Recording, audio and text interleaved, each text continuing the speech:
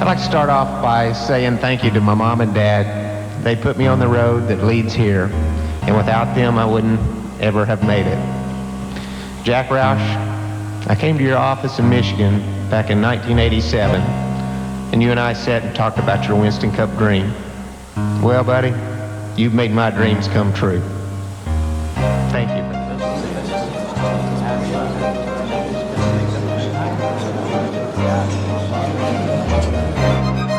Pretty fine shake. About all we can see from here. Okay, and reference here.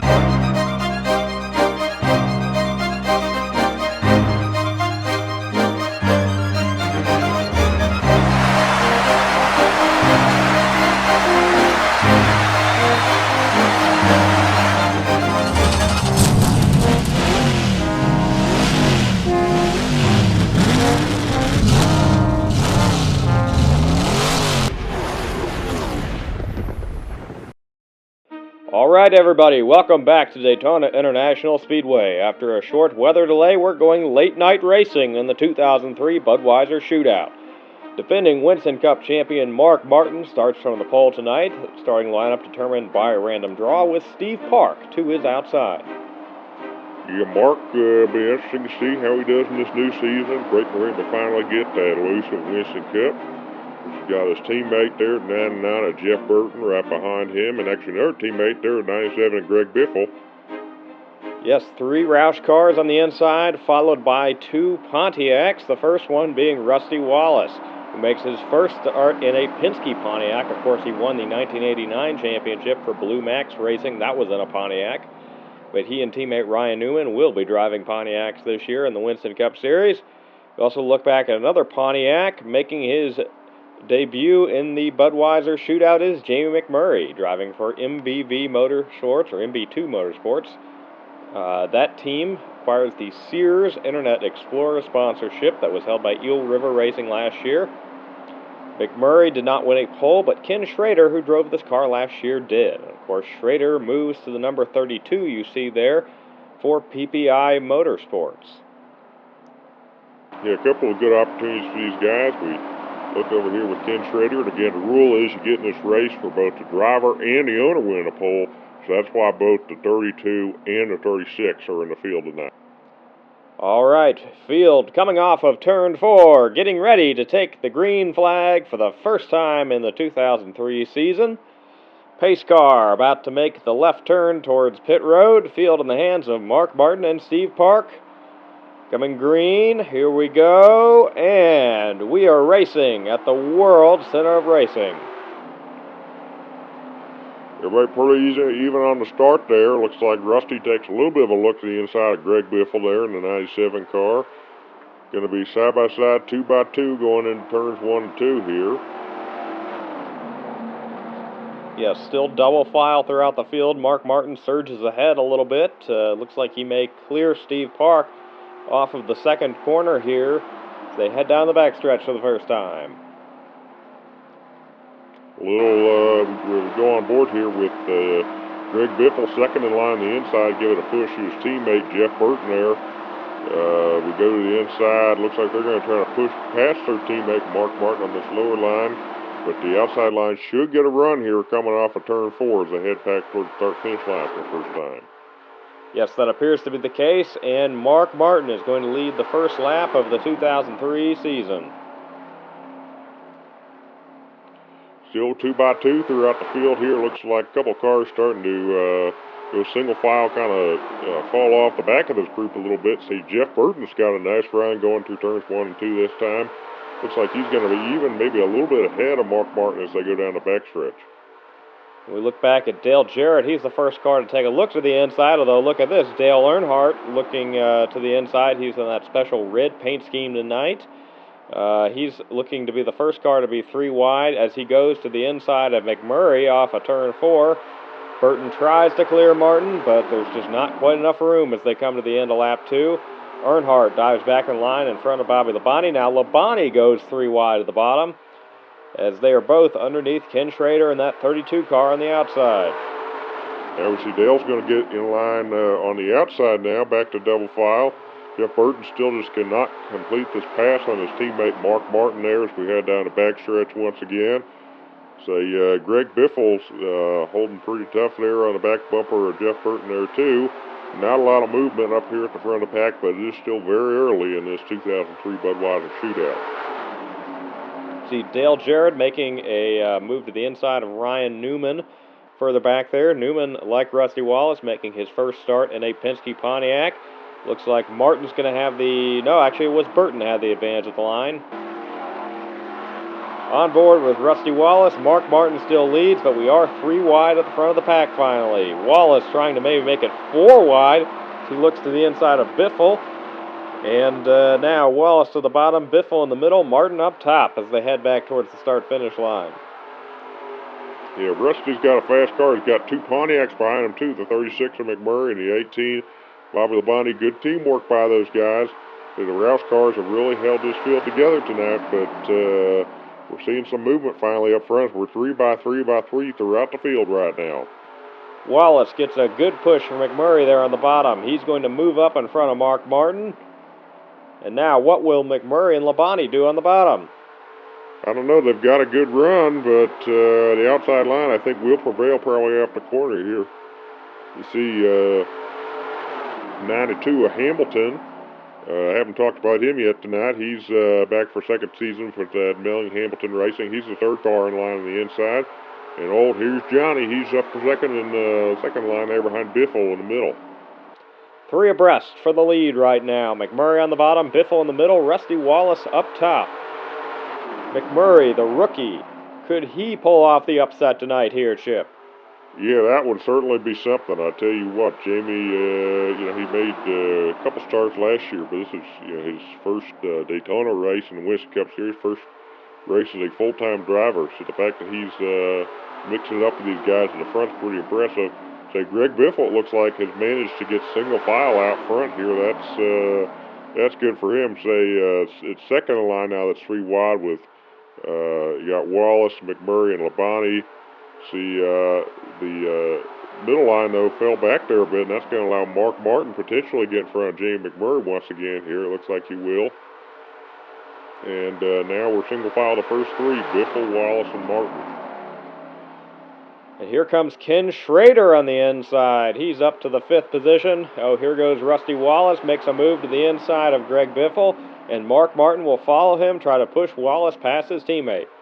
Yeah, there are no teammates, especially in an exhibition race like this. Say, if we were out there, Bill, I'd throw you in the fist by now.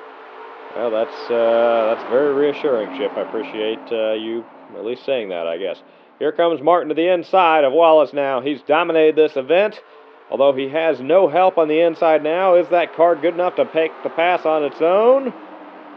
He had the lead as they went through the tri-oval, but will he be able to clear going into turns 1 and 2? Oh, here comes help from Bobby Labonte as he drops down.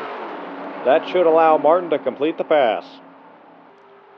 Yeah, good move by Mark Martin. He was patient there. He waited, and now he's got help. He got Bobby Labonte, teammate Greg Biffle once again up there, and don't count out old Ken Schrader there, 3rd line on the inside as well.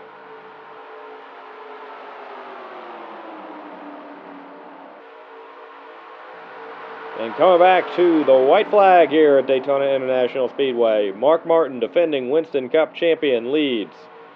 We see Tony Stewart is on the bottom. He's the first one 3 wide, trying to make a last-ditch charge.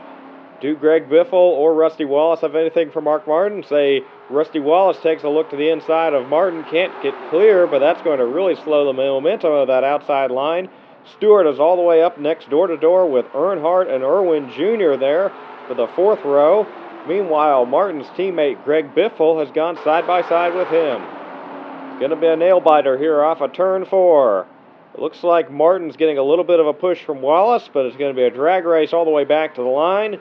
Stewart's going to clear Biffle for second, but the 2003 Budweiser Shootout by a nose goes to defending Winston Cup champion Mark Martin, who wins the event for the 2nd time in his career.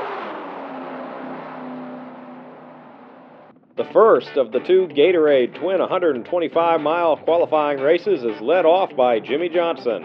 And of course, Jimmy missed last year's Daytona 500. He failed to qualify, so him winning the pole and locking himself into the race is definitely a relief for that team today.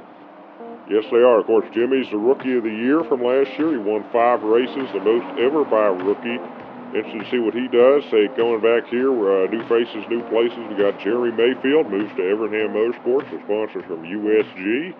And behind him, of course, we got Ron Fellows at full-time now in the 81 car. He has won a race in this car at Watkins Glen last year. But excited to see what he can do full-time in the Winston Cup Series now. And then let's see who else we got further back in this pack here. We go on board Ricky Rudd. Yes, Rudd is driving for the new team, Team Lone Star, Ford operation that took over Andy Petrie Racing. His sponsor, Haviland, follows him. And Kyle Petty is making his first of 5 planned starts in 2003, now in the number 34. Hank Aaron Motorsports requested the 44. And of course, behind Petty, we've got now Casey Kane, one of our rookies this year. Makes his Winston Cup debut if he can make the 500 for Robert Yates Racing in the renumbered 38. Rick Mass moves to 72. He wasn't 71 last year as he's going to run a limited schedule. So Kenny Wallace brought Square D over to the Dave Marcus team, going to run full-time in the 71 car. So they're going to enter 2 cars that select the races with Mast. And here comes the field to set the 500. Field in the hands of Johnson and Labonte. And green flag now in the air, and we're racing in Twin 125, number 1. Yeah, should be interesting to see here. Now remember, folks, the top 15 from this Twin 125 race their way in, and then same with the other one. And the final 12 or final 13 spots are by provisionals. 12 on owner points. And 1 on the past champions. That's some of that new provisional system they introduced last year. Yes, we take a look back at that battle for the provisional starting spot there, right around 15th place. Ken Schrader goes to the inside of Dale Jarrett, Shauna Robinson, and Kyle Petty. Meanwhile, coming off of the corner here, Johnson has a very nice lead, with Mayfield following in second. Mayfield, one of those drivers that has to race his way in, as that's a new team. Johnson still leading, Mayfield back to third, although he's got a challenge now from Kurt Busch in that 60 car. Busch looks to the inside.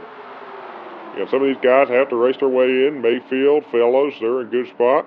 So you also you see that white and red Target car. That's Robbie Gordon is driving the 01, the limited schedule. Of course, he now drives for Chip Ganassi full-time in the kart series. He's going to run a few Winston Cup races, including the double on Memorial Day for him. And say, look at this on the outside there, speaking of racing their way in, Adam Petty, he raced in Daytona 5 last year in the 44 car, but looks to maybe racing his way in for the first time. And Shauna Robinson, she's currently in the show right now. She's now with Eel River Racing. Michael Cranfus racing the 84 shut down, but Eel River needed a driver and a sponsor, and we'll see what they can do this year. Yeah, so she is currently in the 500. Casey Kane behind her, single file further back here, as they continue to battle ahead of them. Yeah, she's just got to stay in line. I think that's the key. Don't get ganged up on by these guys that are single file behind her. Say, look at this, Kurt Busch really up next to Johnson now. And look at this, Jason Leffler now goes 3 wide there. And meanwhile, looks like the boys are going to hold Shauna Robinson out to dry back there. Casey Kane, with help from Ward Burton going to the inside, that potentially could cost her her spot in the Daytona 500. Yes, that's for that transfer spot right there, the pass that Kane and Burton are making. It'll be important to watch. Of course, Kane and Burton have better owner points, although actually it's important to point out that Kane does not have owner points because Ricky Rudd took the 28 car's owner points with him. Dale Jarrett here in the, the 88 owner points went to the 38. Dale Jarrett is using the past champions provisional. Meanwhile, white flag in the air for Johnson. Further back, no hope of making the 500 for Ted Musgrave and I believe Jimmy Spencer there, although Spencer has pretty good owner points from last year, so we'll have to see. Johnson still out front, 3 wide. It looks like Kyle Petty's going to race his way in, second in line on the inside, as is his son Adam, as is Jeremy Mayfield, and as is Robbie Gordon. But out front, it's been no contest all day. Meanwhile, Casey Kane in the transfer spot, so Shauna Robinson will be going home. Let's see what happens there with the owner point situation as Jimmy Johnson wins the first 125-mile qualifier and was already set to start on the pole for the Daytona 500.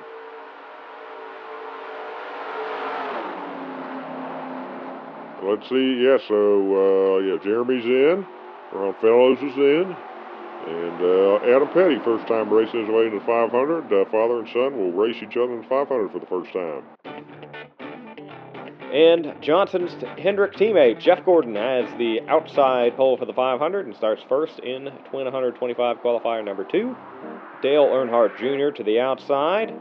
And behind Earnhardt Jr. there, you see Ryan Newman in a Pontiac.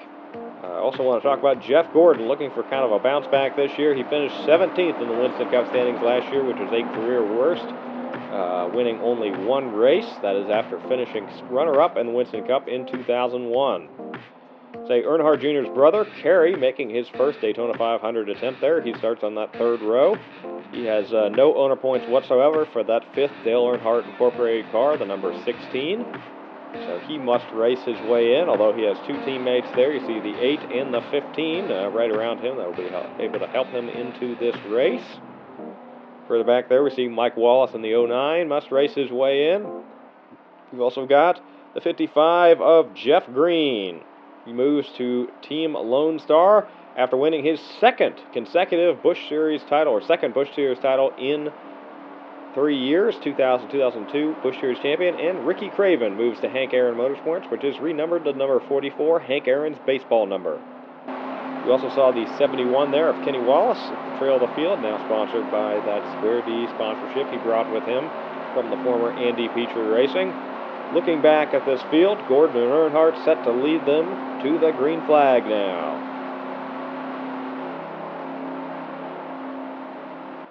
And here we go. For the second time today, we are racing at Daytona. And good start for both Gordon and Earnhardt Jr. Yes, they had 2 gears here. We'll have to see what happens. Look back there. A lot of cars have to race their way in today. Saw the 0 Jack Sprague back there, too. He moves up from Busch Series. He's got to race his way in today. Bottom line, not super organized. See Billy Elliott pulls out of line. That probably will get advantage to Earnhardt Jr. here off the corner. We'll have to see what happens. As Elliott stays 3 wide there on the bottom. He's got help from his Dodge teammate there, the 43 of Todd Bodine, for his first full season in that 43 car. That was a mid-year replacement of John Andretti last year. They got a good run coming on the bottom with help from Mark Martin, who won the Bud Shootout on Saturday night. But it looks like Earnhardt Jr. is likely going to lead this first lap of the line, but maybe not for long, as Elliott and Bodine got a good run there. Yes, they do, and the middle line has really kind of evaporated there with Gordon and Biffle hung out to dry. We see the 55 car likely has to race his way in of Jeff Green. He is moving. He's a man on a mission right now, going down the backstretch as he dives to the inside, leaves Sterling Marlin hung out to dry. Meanwhile, speaking of being hung out to dry, the 9 car of Elliott gets passed by Todd Bodine. Bodine now leading this inside line, although Mark Martin wants to say something about that. He's got help from Mike Waltrip and Mike Wallace there. And look who's up to 4th on the inside. That's that 55 car Green. Again, he probably has to race his way in here, as Earnhardt Jr. manages to lead another lap with all the... And Bodine has managed to clear Earnhardt Jr. for the lead now, as Kenseth and the 41 of Stewart come to the inside there. Kenseth's teammate, Kevin Harvick, also coming into the fray here. And much more tightly packed than in that first Twin 125. The transfer spot appears to be within this lead group. Yeah, we'll say 44 Ricky Craven here. He's having a good first outing in that car. Meanwhile, we look on board the 16 of Kerry Earnhardt. I think he's got to gain a couple spots here to get into the 500. as does kind of in the danger zone once again, 55 for Jeff Green. See what happens here. Bodine continues to lead, although here comes Rusty Wallace diving to his inside. Yes, there goes Wallace to the inside. He was strong in the Bud Shootout on Saturday night as well. Meanwhile, up to the third position is Kevin Harvick, the most recent winner of a points race. He won at Homestead in November. And the three-wide battle for third place, let these two get out front, and here comes Bodine with the crossover. He's going to the inside of Rusty through turns 3 and 4. Man, what a night and day difference for Petty Enterprises as they appear to finally maybe be on the cusp of getting all three of their cars in the 500. Plus, could they even take home a win here in this Twin 125? White flag in the air. Meanwhile, Kerry Earnhardt to the inside, battling for his life, trying to get into the 500. That line appears to be moving, but he's still on the razor's edge of missing the show. Rusty Wallace clears Todd Bodine once again off the corner. Here comes Sterling Marlin leading the inside line now. Kevin Harvick in third on the outside now. What will happen as they head into turn 3? Once again, Bodine drives to the inside. What can he do with Wallace? Could he finally get a win, even if it's a non-points event? And off of turn 4. Todd Bodine's not going to clear Rusty Wallace. Who will make it back to the line? He got a little help there from the 30 of Harvick. And Todd Bodine wins Gatorade Twin 125 number 2. He will start 4th in the 500. Kerry Earnhardt made his way in. And now it's time for the Great American Race. Teammates Jeff Gordon and Jimmy Johnson lead the field to green. Again, Johnson, the pole sitter, making his first 500 start. We've got a laundry list of drivers going home. Sprague, Musgrave, Robinson, Schrader, Green, Kenny Wallace, Rick Mast, Joe Nemechek in that 77 car. And then go to the second page. We've got Elliott Sadler and Hermie Sadler for Rock Racing, both going home.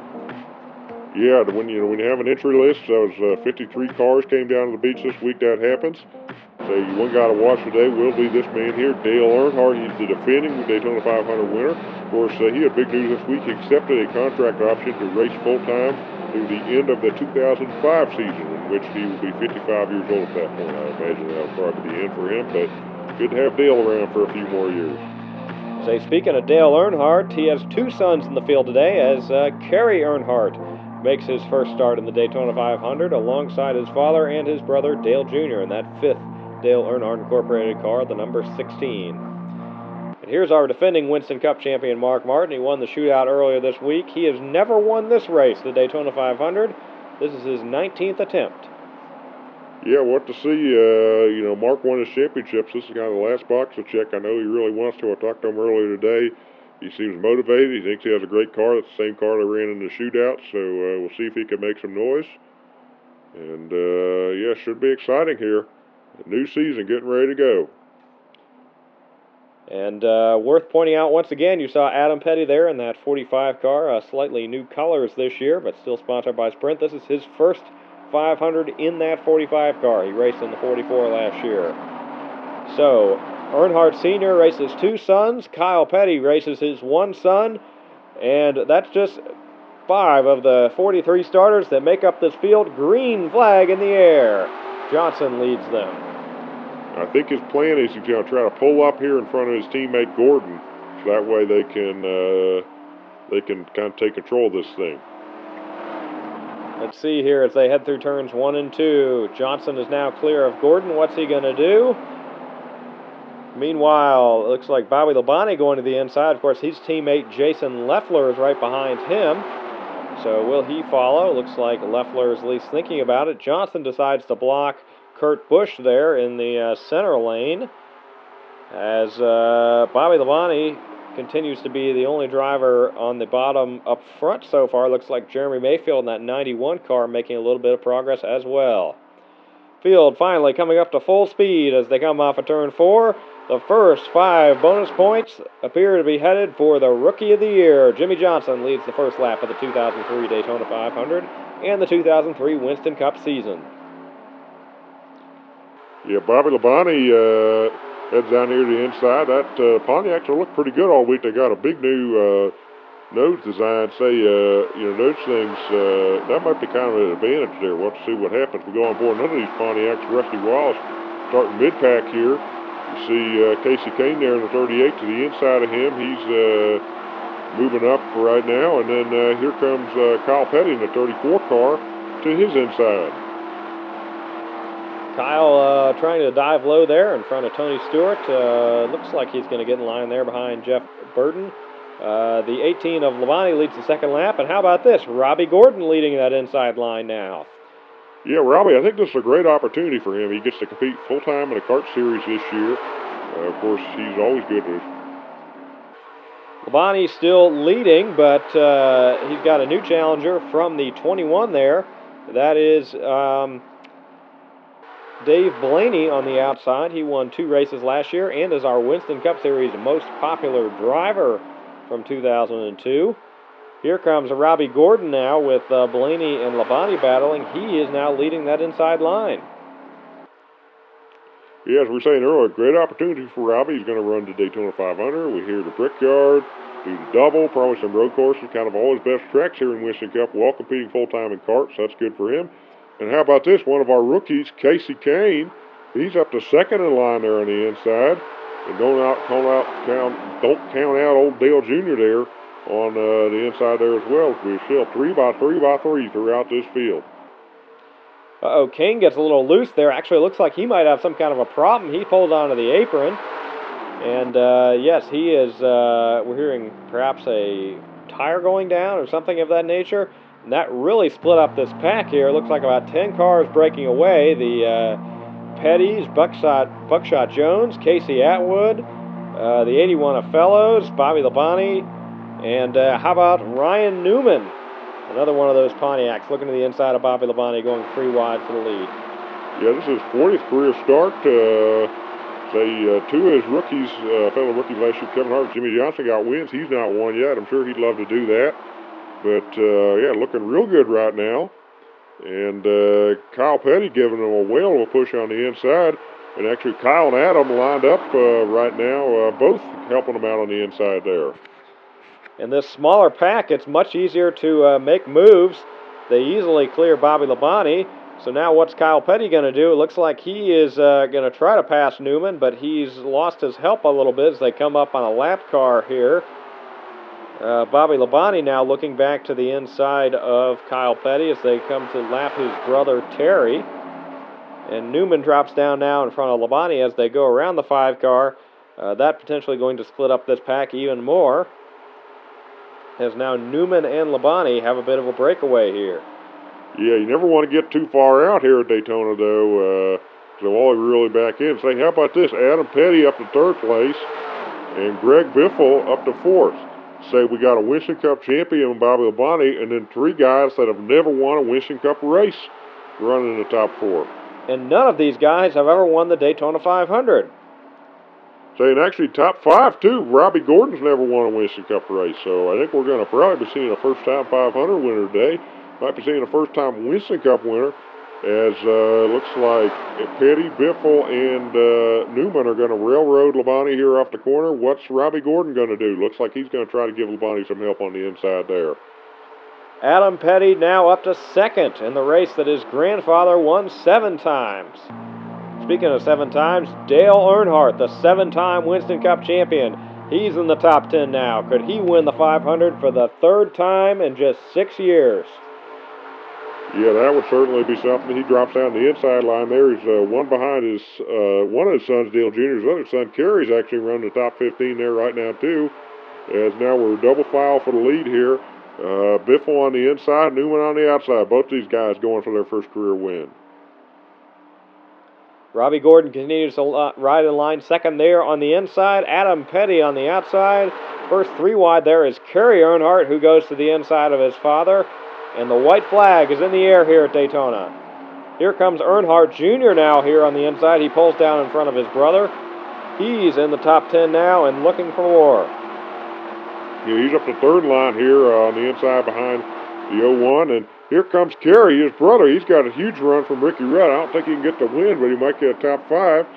Meanwhile, looks like the 2nd lane's really broken up there a bit. That's allowed Newman to pull ahead. He might be smooth sailing here off the corner, although here comes that 16 car. He's coming with the head of steam. Kerry Earnhardt comes to the inside of the 18 of Labonte. Biffle pulls down in front of Kerry Earnhardt. He's going to get a push, but doesn't look like he's going to get there. It's going to be awfully close. But yes, Ryan Newman, the Boilermaker, wins the Daytona 500 in just his second attempt. First time Winston Cup winner in his 40th career start. And that's about as close as it gets. See, I told you that Pontiac knows it was going to make a difference. Well, you might be right about that, Chip. So Ryan Newman leads the Winston Cup standings. North Carolina Speedway, home of the 2003 Subway 400. Teammate to last week's winner, Ryan Newman. Rusty Wallace leads us off on the pole, with reigning most popular driver Dave Blaney to his outside. 5 cars going home today: Jack Sprague, Ted Musgrave, Shauna Robinson, Ken Schrader, and Kenny Wallace. Yeah, for some of those guys, Sprague, Kenny Wallace, they don't really have many owner points, so these first 5 weeks could be pretty rough for them. We'll have to see what happens. We've got over 47 teams trying to attempt this entire Winston Cup schedule. So we'll have to see what happens. Of course, we got Kyle Petty's in the field today again. We go on board with this man here, Ryan Newman, won his first race last week, the Daytona 500. Yes, that was huge for Ryan. We head up front to his teammate. Rusty Wallace leads them to green here at the Rock. So we also got to talk about the man starting third there, Casey Atwood. He got a great launch there. He's going to the inside of the 21 of Dave Blaney off of turn 2. Looks like he's going to take it. A good qualifying run for his teammate there, Bill Elliott, as well. Looks like Elliott's going to get around Blaney as they head off of 4. Rusty Wallace coming back and to get those 5 bonus points, leads the first lap. Yeah, and he's just sailing away here a little bit. Let's see if Casey can do anything with him now they're single file. And yeah, let's talk about this. Casey's in his 3rd year in Cup. Still looking for that first win. Evernham said they really hoping to take a big step forward this year. All the Dodge teams are. So you see Todd Bodine back there going to the inside, or trying to go to the inside. It looks like Greg Biffle got by as well. We're on board with Kurt Busch in that 60 car. He is challenging Rusty Wallace for the lead here at Rockingham. Yeah, Kurt, he had a good year last year. Of course, Kevin Harvick, Jimmy Johnson won races, but Kurt's a guy we feel like could probably break out and win one this year. Also, take a look behind them. Look who's up to 3rd place. That's the 8 car, Dale Earnhardt Jr. He definitely looking to take the next step this year as well. Yeah, Earnhardt Jr. has made a lot of progress through the pack. We also see running in the 4th position behind him is our Daytona 500 winner, Ryan Newman. As Kurt Busch continues to lead here at the Rock, we see Rookie of the Year Jimmy Johnson up to the 5th position as well.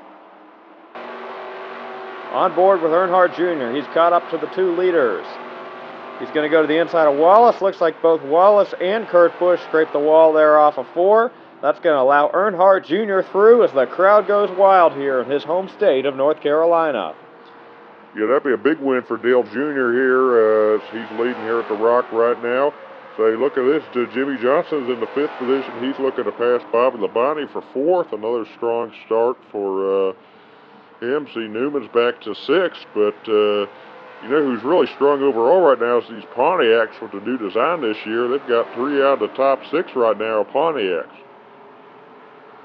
Earnhardt Jr. still leading, but he's in some lap traffic. You see him passing Jimmy Spencer in the 96 there. Oh, and we've got trouble off of 4. The lap car of Elliott Sadler has taken Jimmy Johnson. Oh, and a hard hit there. Jimmy Johnson's teammate, Jeff Gordon, just plows into him. Man, that's a tough break for Jimmy there. Looked like he was going to be able to continue, but yeah, just wrong place, wrong time. And Mr. H is going to have 2 cars on the record. Coming back to the green flag here. Earnhardt Jr. leads them back, but he's in some lap traffic here. You see to the inside of him, Ward Burton, Dave Blaney, Kyle Petty there, and Joe Nemechek trying to get his lap back as well. Yeah, that's a precarious position for Junior to be in right now. He's up on the outside there off of 4. He's got to get down the inside there before Kurt Busch can get to his inside. Well, it looks like he's going to try to pass some of these lap cars back. That's going to be easier said than done. Blaney Blaney slows down a little bit. Nemechek to the inside slows up, and that is going to allow Kurt Busch back to his inside, and actually Junior gets shot up the hill. Rusty Wallace is going to make his way up the middle between him and Spencer as the 21 scrapes the wall and hits Junior in the process. Yeah, meanwhile, look at this. Bobby Labonte in the 18s also passed the 8 of Earnhardt Jr. Junior's finally back to the inside now. And look at this. Speaking of going to the inside, looks like we're going to have a battle for the lead here in a second. And so Rusty Wallace looking there to the inside of the 60. Looks like he's going to be clear off of 4. Still got to get around that lap car, though, of the 22 of Burton. Yeah, Ward certainly causing a lot of chaos in his battle for the lead, though. Looks like Rusty's going to get his nose there to the inside, as Junior has gotten back by the 18 of Labonte for 3rd. Wallace now looks to clear Ward Burton off the corner. It looks like Kurt Busch is going to get through as well. So now we have a clear 2-car battle for the lead. Wallace still leading, but new second-place runner, his teammate Ryan Newman. Newman got his first career Winston Cup victory last weekend. Could he get his second just 1 week later? That would certainly be something. Say, these Penske Pontiacs are certainly making a statement to start the season, that's for sure. Looks like either way, one of them's going to come home a winner. But to see how they can navigate this lap traffic, they're once again coming up on Dave Blaney in that 21 car. Here goes Newman taking a look to the inside of his teammate. Wallace closes the door off of 2. Earnhardt Jr. still in 3rd. We see Kurt Busch back to 4th now. Wallace holding a good line off of 4 once again, although Newman appears to maybe have a run coming. We'll see. Wallace is going to lead at the line this time. What will Newman do as they go into 1 and 2? Rusty did not paint that white line very good off of 2. Looks like Newman may have a run down the backstretch here. The 12 car taking a look to the inside. Can Rusty get there? Oh, not quite. Did not close the door there. Newman drives it in really deep. Off of 4, looks like the 12 may just have the lead here. What a move by Ryan Newman. Can he hold on, win his second race in a row, and retain the Winston Cup points lead? That would be something. Dale Earnhardt Jr. is closing in on these guys a little bit with how they've been battling. It looks like that 12 car is just sailing away. Yes, I definitely say this move to Pontiac is paying off for Penske. Newman takes the white flag here at the Rock. Less than a mile to go. Yeah, that win the Daytona 500, win 2 weeks in a row, that's something. Also, this is something. Jeremy Mayfield having a good top 10 run today in that 91 car. Coming off a turn 4, Ryan Newman is going to go back-to-back in the first 2 events of the season. He wins at Rockingham. Yeah, that's incredible. First time, I believe, since Richard Petty did that back in the day. Let's take a look at the Winston Cup standings here. So Newman continues to lead. Biffle up to second. Junior finished 3rd today. He's in 3rd. We're in Las Vegas for the UAW-DaimlerChrysler 400. Bill Elliott leads from the pole with Jeff Burton to his outside. And today is a Winston Noble $5 million bonus race. We'll get to that in a second. First, we're sending 5 cars home once again, including Ricky Hendrick. That 5th Hendrick Motorsports entry. Once again, Sprague, Robinson, and others struggle with their owner point situation. Well, yes, we got the Noble 5, Newman, Rudd, Stewart, Johnson, and Spencer. And it has been announced the Noble 5 program has been renewed for several years, and it's been confirmed that Winston will continue to sponsor the Noble 5, even if they do not continue to be the series sponsor in 2004. Lots of rumors around that right now. Yes, certainly be good to have them still be a part of the sport one way or the other. Love seeing that day glow on these cars and see if somebody can come home with $1 million today. That man starting their 3rd, Jimmy Johnson could potentially do that.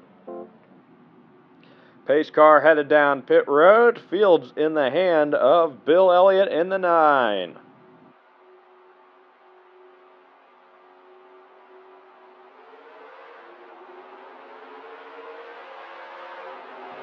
Nine shot out of a cannon there. Looks like top line did not go at all. Jimmy's going to get to the inside of Jeff Burton here as well. And actually, Bill Elliott's going to slide up the racetrack here a little bit. We go on board, Jimmy. It looks like he may get to the inside here of the 9 down the backstretch.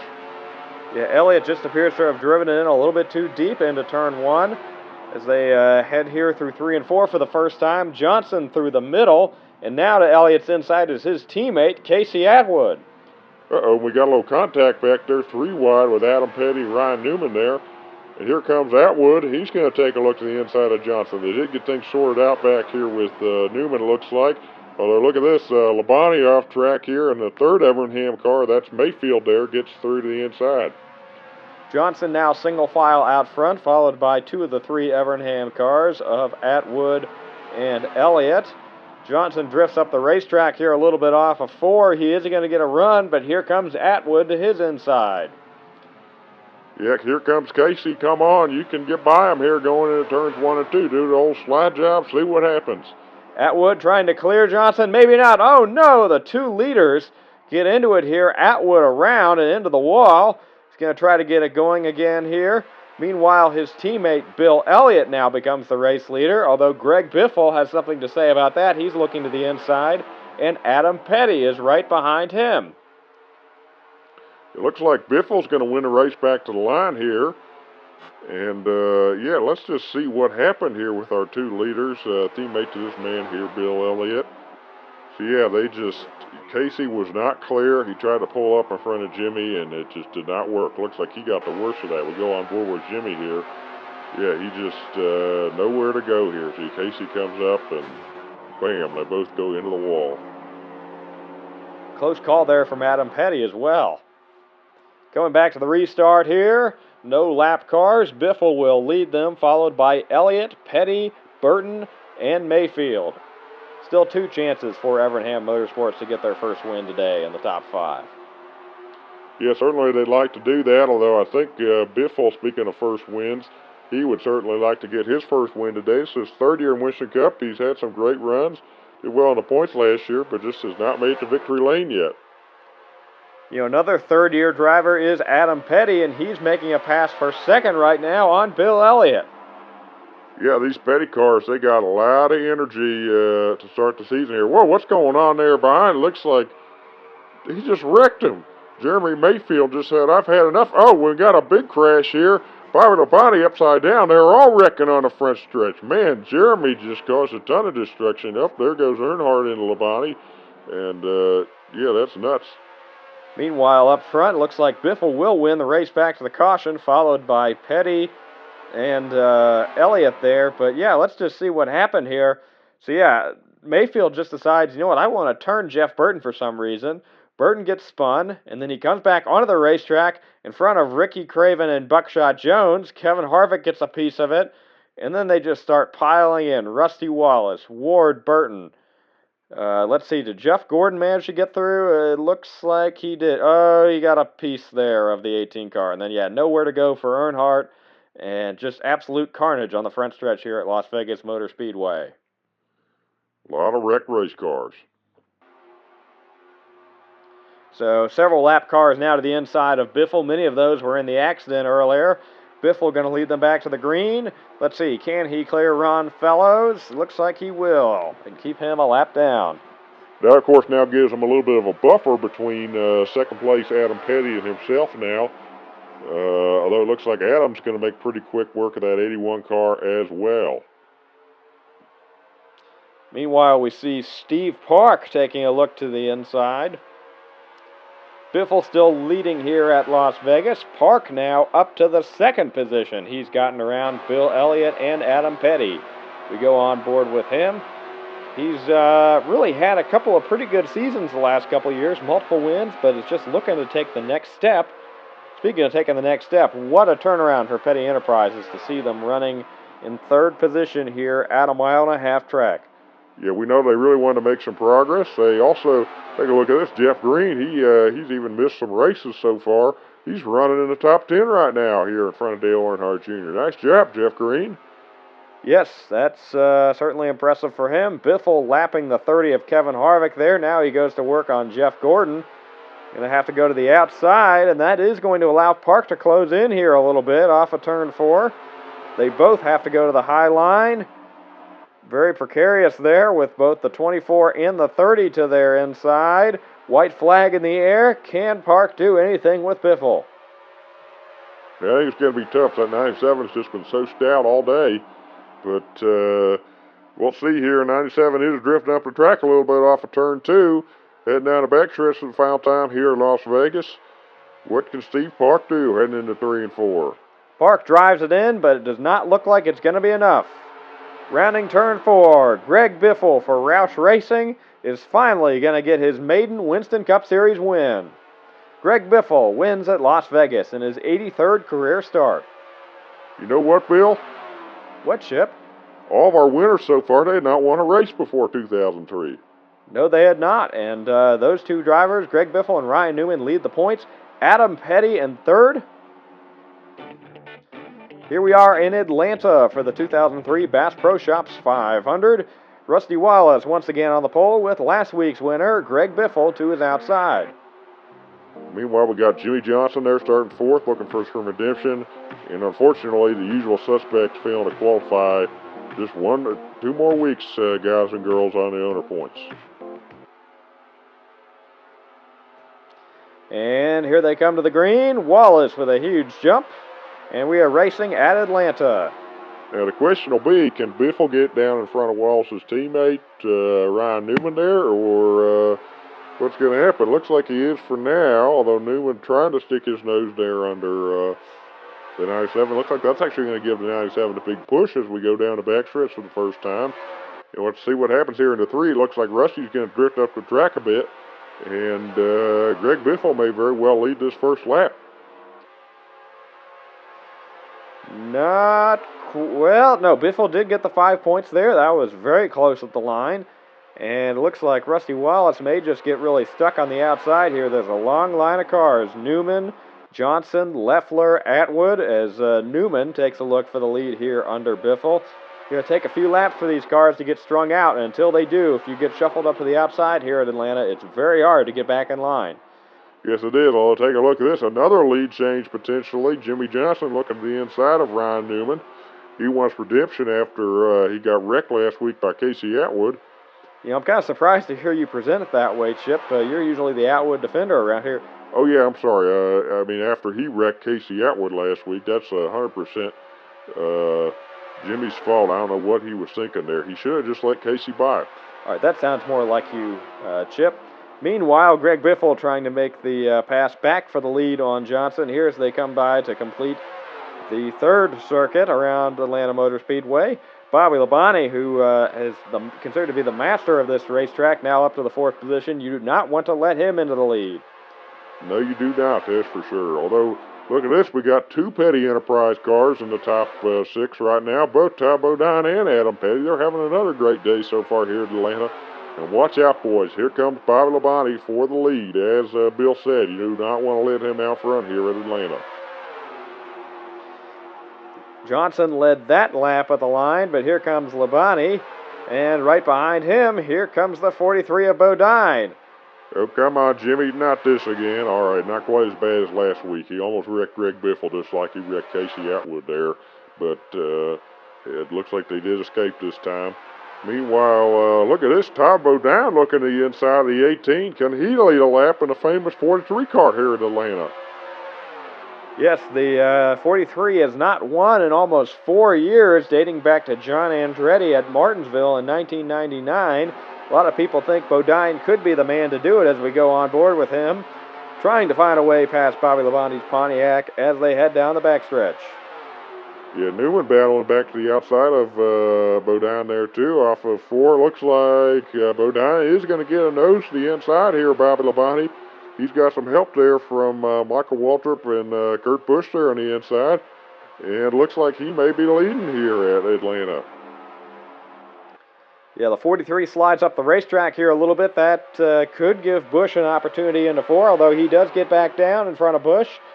And the 43 is now leading here at Atlanta. Yeah, that is something. Now Michael. 43 still leading at Atlanta. Todd Bodine, can he bring it home? Rusty Wallace back up to the 2nd position. Kurt Busch running in 3rd. Yeah, Kurt would certainly love to get his first win at with Todd Bodine. Rusty wants to get his first win back with Pontiac. And how about Jeff Burton? He has not won in almost 2 years. Texas 2001. He wants to get back to victory lane after finishing 4th in the Winston Cup standings last year. Yeah, and Ford Todd Bodine is just going to get railroaded by this long line of cars on the inside as Busch now takes the lead. Meanwhile, it looks like Burton is going to get past Wallace for second. And here comes Blaney, 3 Roush Racing or Roush Racing affiliate cars. The 60, the 99, and the 21 all in the line there on the inside. And don't look now, but here comes 2 of them Chevrolets, Jimmy Johnson and Dale Earnhardt Jr. there. And Jr.'s got his teammate, Michael Waltrip, right behind him. Also, don't count out our defending Winston Cup champion, Mark Martin, as well. All of these Roush cars having a great day today.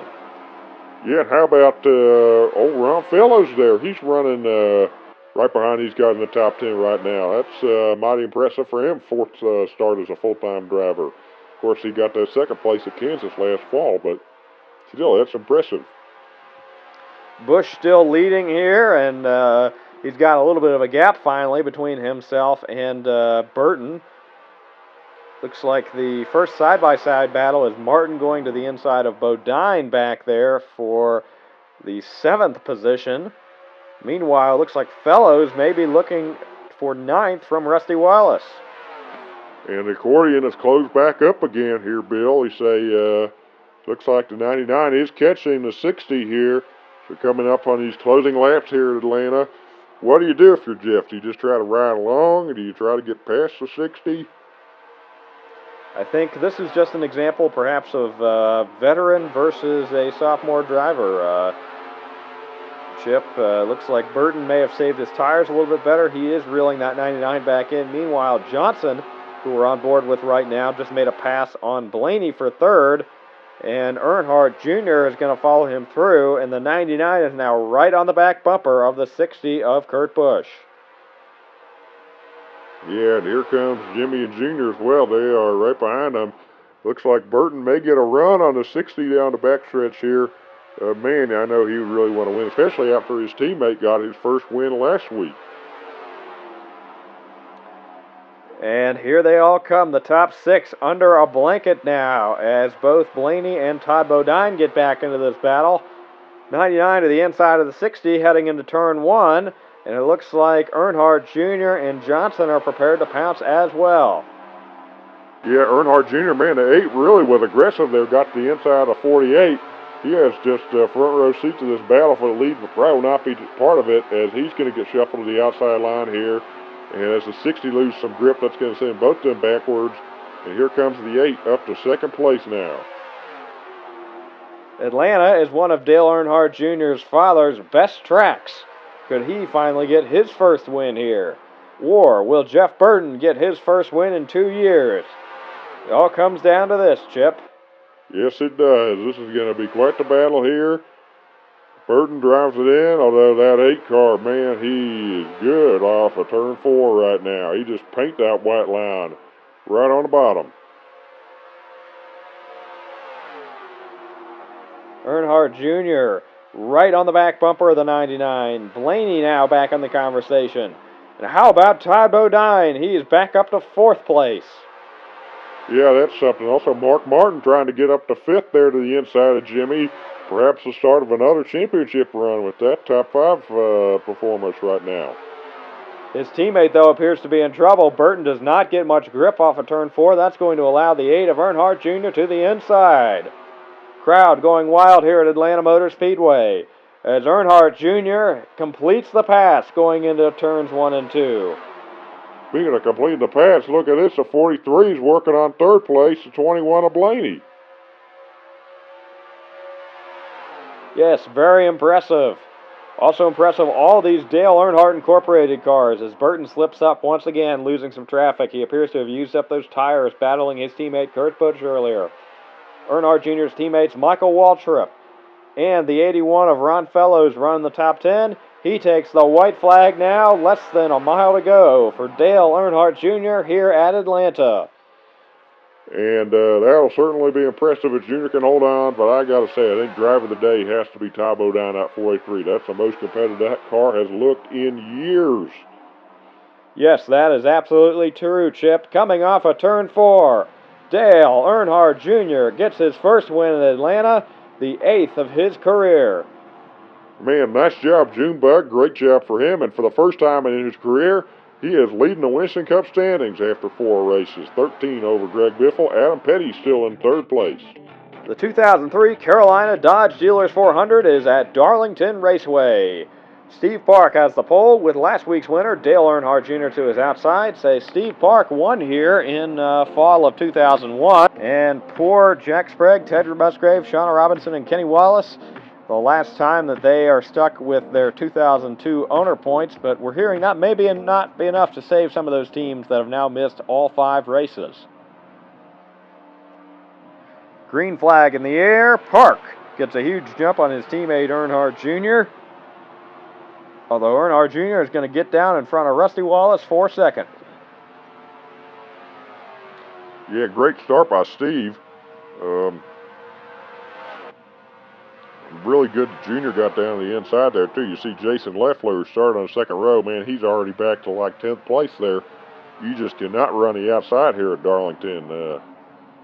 But yeah, Steve Park's really a master of this place. He won a Southern 500, and after a good start, maybe win another one here.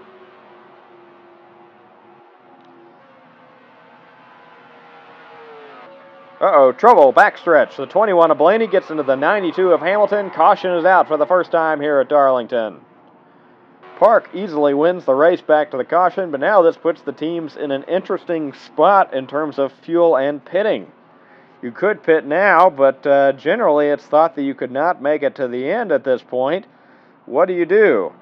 Yeah, I don't know. I think it's going to be kind of a split decision here by the crew chiefs. Looks like Steve Park, Earnhardt Jr., Casey Atwood, Jeremy Mayfield, our top 4 are all headed down pit road. Who's going to be the first one to stay out here? Let's see.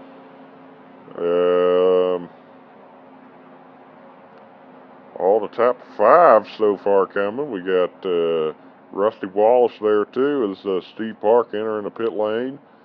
Let's see. Anybody got to follow the pace car?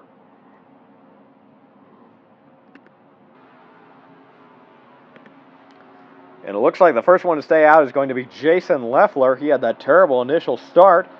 So yeah, it's going to be Leffler, Fellows, and Newman, your top 3, but they will certainly have to pit later. I don't know if the 1, 8, and 19 can make it to the end. So Steve Park, the previous leader, starts deep in the field. You see he's behind the 55 there of Jeff Green. Meanwhile, on the other end of the racetrack here for this single file restart, we find our new leader, Jason Leffler, in the 20 car. Yeah, it's a good opportunity for Jason to just get out in clean air and, see what he can do with it. I mean, you never know where the caution is going to fall. The strategy could pay off. Certainly worth the gamble for him. We've also got rookie Ron Fellows starting second on this restart. Green flag back in the air. And Ryan Newman in third. Yeah, Newman, he's already got a couple wins, so why not roll the dice, see if you can get another one here. Leffler gets a great start. It looks like Newman is looking to the inside of Fellows for that second position there, although he's not going to make the pass this time. All single file down the back straightaway for the first time here. We're on board with Newman. He did get around Fellows, and it looks like he is looking for more. He is on the back bumper of the 20 of Jason Leffler. And Leffler drifts up the racetrack here a little bit off of turn 2. Newman looking to the inside. It's going to be side by side down the back stretch. Newman takes the lead. We got 3 of last year's rookies, 1, 2, 3 right now. Newman, Leffler, and Kurt Busch coming into this battle as well.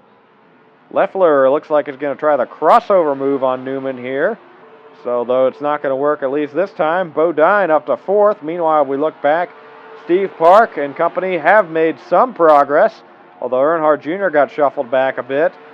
And looks like Labonte is now second out of those cars that pitted earlier. But they've still got a ways to go as Newman continues to lead here at Darlington, and Kurt Busch is up to the second position now. He got by Leffler as well. Newman still leading here at Darlington. Meanwhile, Busch in second, Leffler third, as Mark Martin tries to make a pass on Bodine for fourth. Newman gets the wall, a Darlington stripe there a little bit. That's going to allow Busch to take the lead. And yeah, this is another race that Kurt Busch is leading. I'll tell you what, Bill, I think his first win, even if it doesn't come today, it is coming soon. This kid has been on fire lately. Busch now starting to pull away from those two Pontiacs behind him. Leffler, you know, he really looked like for a while they were driving away from him, but looks like he may get back past Newman here pretty shortly if Ryan can't pick up the pace here a little bit. That car's... Uh-oh, trouble off of turn two. Mayfield gets into Wallace. He's going to take, oh no, not again, Bobby Hamilton. Meanwhile, here come the leaders. Newman and Leffler here. And Mark Martin there as well to the outside.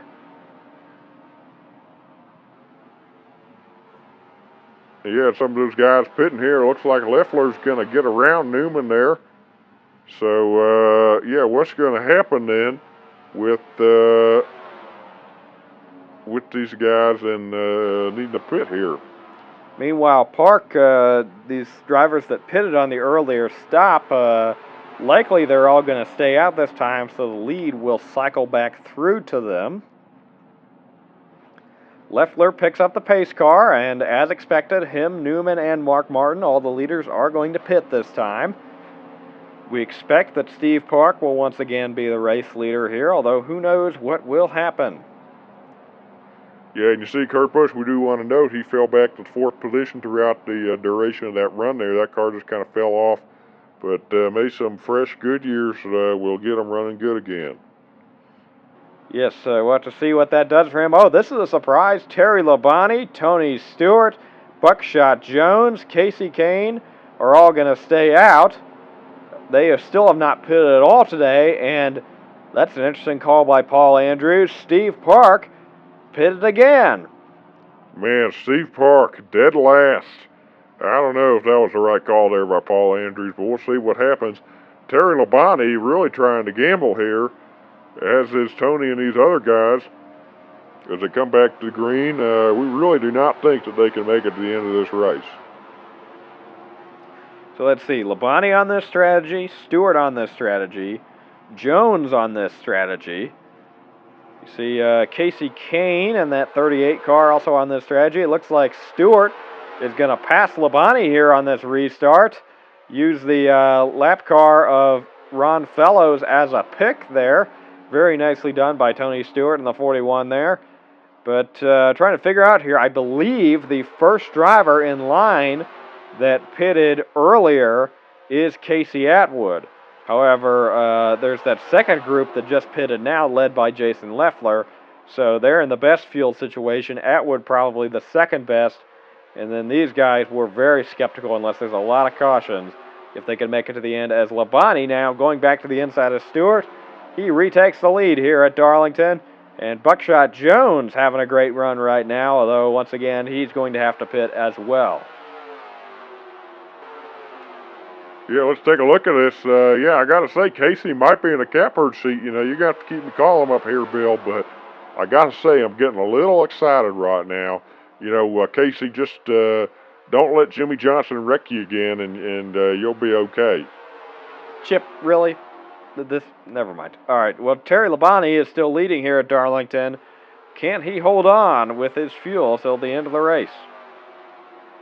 Labonte has nobody behind him now. Most of the other drivers on this long-run strategy have already bailed. But he is trying to hold it out here at Darlington. Yeah, that's certainly a gutsy call right now, that's for sure. Meanwhile, we look back at Casey Atwood. He's up to the second position. He's actually passed Stewart, Jones, and Kane just by having better tires, so their fuel gamble did not pay off at all. I don't think he can run down the 5 car, but we do expect the 5 to pit. Well, of course, that puts him in a great spot. He's got those slower cars as a buffer there between the others. Meanwhile, Steve Park is back in the top 20, but still, that might be thrown away. He could have been ahead of Casey Atwood if they did not pit that second time, so I don't think that was the right call. Although, who knows, maybe this was the right call here. Terry's still leading, although look at this. He is headed to pit road this time. Yes, they've called Labonte to pit road here under green. We expect it'll be just a splash of fuel to make it to the end, but they were really hoping to get another caution. So yes, that makes Atwood the leader now. These other drivers on the same strategy as Labonte, so they are not seen as real competitors to the lead as Labonte finally makes it to his pit here. And, yep, here they come peeling off, Jones, Stewart, and Kane. And that leaves Atwood and a zip code all by himself. Come on, Casey. I can't believe it. You might just do it here. We'll see. Just a couple laps to go. You can do it, Casey. You can do it. I'm so happy. I might just cry, Bill, if he holds on. Well, don't grab your tissues yet, Chip, but it is looking good for him. So you take a look at this. One of the drivers that has just been pedaling it very slowly here, stayed out in that earlier strategy, is Mike Skinner in the 14 car here. So he is having a great day ahead of Earnhardt Jr. here. Meanwhile, Steve Park manages to get another one there. Kenny Irwin headed to pit road, and the white flag is in the air for Atwood now. Oh, man, this might just be the greatest day of my life. Just hold on, Casey. You can do it. I'm so happy right now. Hold on to me, Bill. This is amazing. Chip, this, you know what, I'm just going to let you be for a minute. Casey Atwood in his third season. Coming around turn 4, it looks like he is going to get Evernham Motorsports' first victory. Casey Atwood won! Yeah! I can't believe it. I'm so happy. This is awesome. It's the best day ever. Bill, he did it. Well, hey, hold on. Calm down, Chip. We got to talk about the standings. No, we don't need to do that. Casey won. He's the champion. He's going to win the championship. It's the best day ever. Bristol Motor Speedway is the home to the 2003 Food City 500. Jeff Gordon leads from the pole, and Kurt Busch is to his outside. Yeah, and of course, Jeff, he's really trying to kind of dig out of an early season hole here. Beginning to pull, that's a good sign. See, the last cars going home this week. The 27 and the 17 shut down in the past week. Yes, that is significant. Also, the 0 of Jack Sprague makes his first start of the season, although that is through a owner points situation. They swapped the owner points of their affiliate, the Hendrick Motorsports 5 car, to get him in the show. As Terry Labonte, that car's driver, has the past champions provision to fall back on. And here we go, coming to the green flag. Jeff Gordon gets a good jump. Yes, great start for Gordon. You see Newman really drives it in there, gets beneath his teammate Rusty Wallace, and he looks to be passing Kurt Busch off of turn 2. Yeah, Newman got a great start. Of course, he already has 2 wins this year. Although, talk about great starts, Jeff already has about 3 car lengths on Newman, and he is driving away. We go on board with Newman's teammate, Rusty Wallace. He's up to the 3rd position now as he gets around Busch as well. And here comes Dale Earnhardt Jr. passing Busch for 4th. Meanwhile, it looks like Ryan Newman's caught up to the back bumper here of the 24 car of Jeff Gordon. Let's see what he can do with him heading into... Uh-oh, trouble. And Adam Petty stuck in the wall. Oh, and more contact there. Craven, Sprague, the 36 of McMurray, and the 23 of Jones goes up in the air. Caution's out for the first time here in Thunder Valley. The lead cars trying to make their way through these lap cars. Uh-oh, Jeff Gordon almost gets into the 77 of Dave Blaney there. Yeah, that was bad. The leaders were coming through there, getting ready to lap those guys. They just all started wrecking, but luckily they seem to be okay. No contact as Jeff Gordon continues to lead the Food City 500 here. And we expect there's going to be a lot of pit stops this time. Gordon leads them down to the apron onto this long double pit road here at Bristol. Yeah, we'll have to see. Looks like first one on the racetrack there, that's Matt Kenseth. Of course, he's staying out to take the wave around as they head down the back stretch. Of course, a lot of these guys you're seeing here are going to be pitting on the front stretch. See, 0 Jack Sprague has retired from the race after making his first start of the season here. That ends early for him.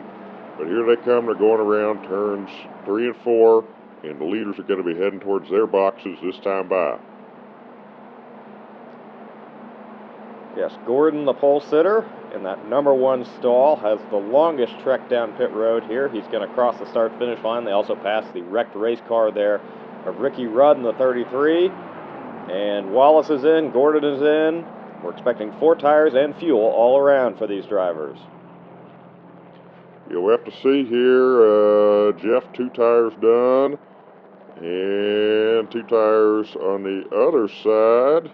Let's see who's going to be the first way here. Looks like it's Rusty Wallace. And actually a bit of a slow stop on that 24 car. We're hearing some kind of a problem. Yeah, that's not good for him at all.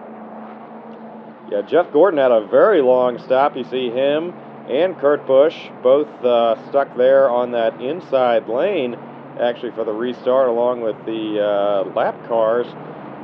So yeah, a long stop and really just a missed opportunity there for that 24 team, as the new leader now is Rusty Wallace, who leads us back to green here at Bristol.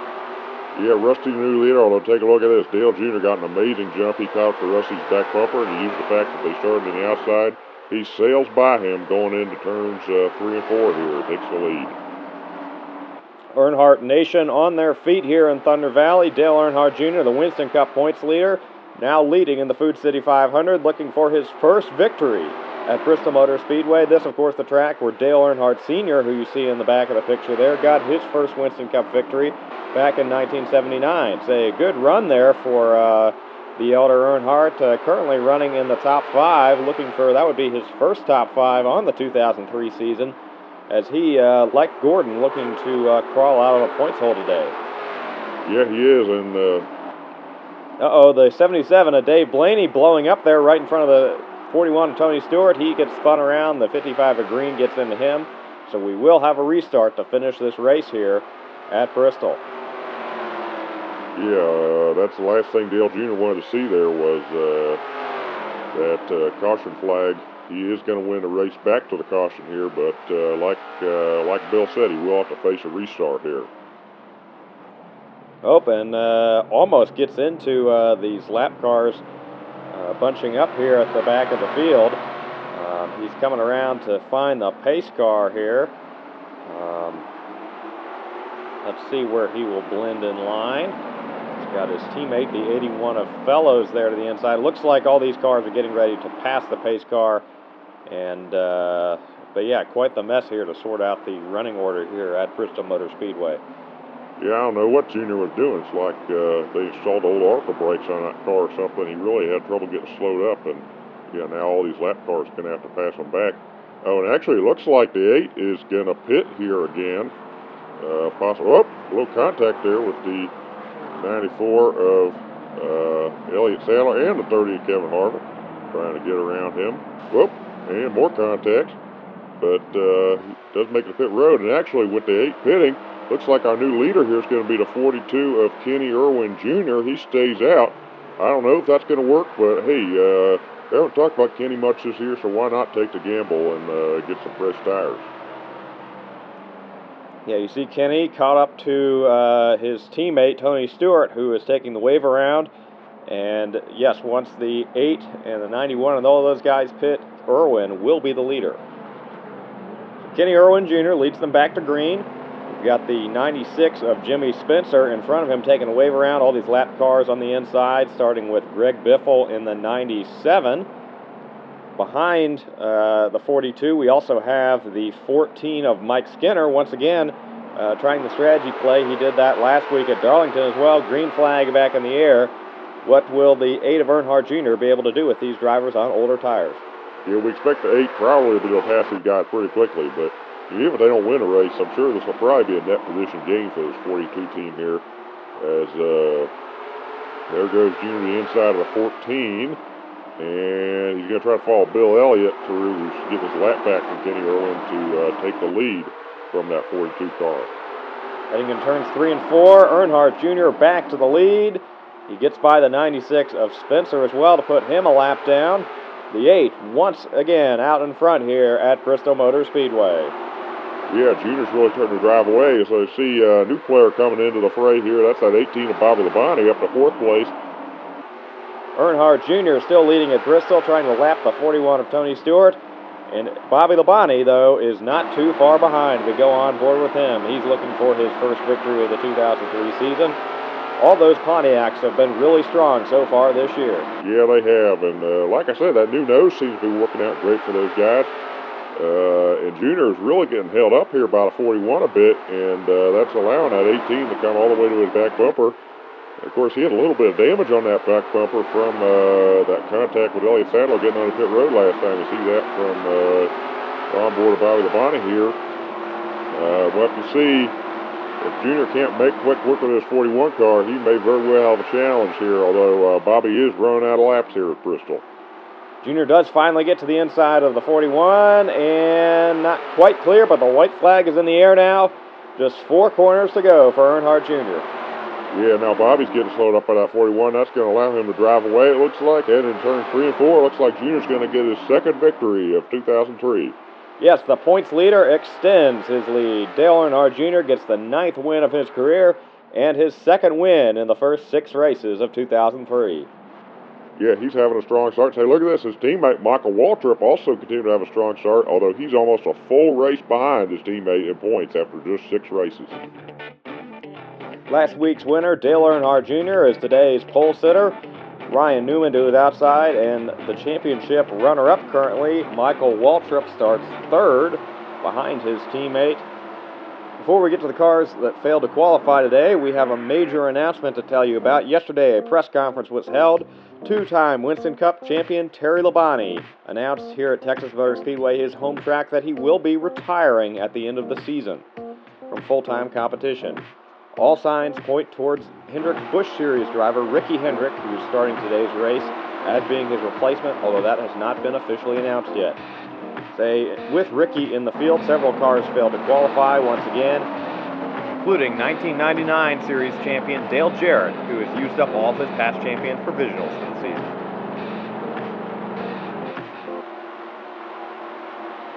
Meanwhile, Earnhardt Jr. and Newman lead them off of turn 4. Coming to the green flag here at Texas, the track where Earnhardt Jr. got his first career win 3 years ago. Green flag in the air, and we're racing in the Samsung RadioShack 500. Steve Park trying to go 3 wide there on the outside. Can't do anything with it. Dale Jr. gets out in front of Newman. It looks like Michael Waltrip, his teammate's going to try to follow him through. Great start for all these Dale Earnhardt Incorporated cars. You see Park, Waltrip, Kerry Earnhardt, and the 81 fellows there, all in the top 15, all 5 of those cars today. Yeah, Dale Earnhardt Incorporated has been really strong so far this year. Looks like Greg Biffle, though, is going to get a run to the inside of Michael Waltrip at the end of his first lap. Dale Earnhardt Jr. gets those 5 bonus points, extends his Winston Cup championship lead a little bit. As here comes his teammate Park to the inside of the 97 of Biffle. Yeah, Park, a name that we've not talked about a whole lot this year, but he's had a strong start. Although, take a look at this. The defending Winston Cup champion, Mark Martin, goes to the inside of Park. Looks like he's going to get to the inside of Earnhardt Jr. here off of turn 4. Yeah, Mark having a quietly good season. Still looking for that first win. He does lead that lap there. It looks like Jeremy Mayfield in the 91 going to try to follow him through. And Newman as well on the inside. Mark gets shuffled up the racetrack this time. Newman going to look 3 wide there on the 91 as Park gets the wall there a little bit. That slows up him in the 8, creates a separation between these first 4 cars and the rest of the field. Martin trying to regroup here as his teammate Biffle goes to the inside now of Newman and Mayfield. Mayfield going to lead the 3rd circuit here at Texas Motor Speedway, but not for long. Here comes Biffle, the winner at Las Vegas.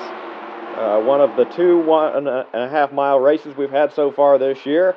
He's now leading at Texas as Mark Martin, his teammate, battles back into the picture as well. Meanwhile, the 81 fellows now the highest run in Dale Earnhardt. Oh, we got a big crash here. Speaking of Dale Earnhardt and his cars, man, he is right in the eye of the storm there. Johnny Benson, everybody crashing. Looks like Biffle wins the race back to the caution barely, but we got to take a look at some replays here. We had a big one here at Texas. Yeah, they tried to go 4 wide down the backstretch there right in front of Jeff Gordon. That just is not going to work. You see there Ward Burton piles into Casey Kane.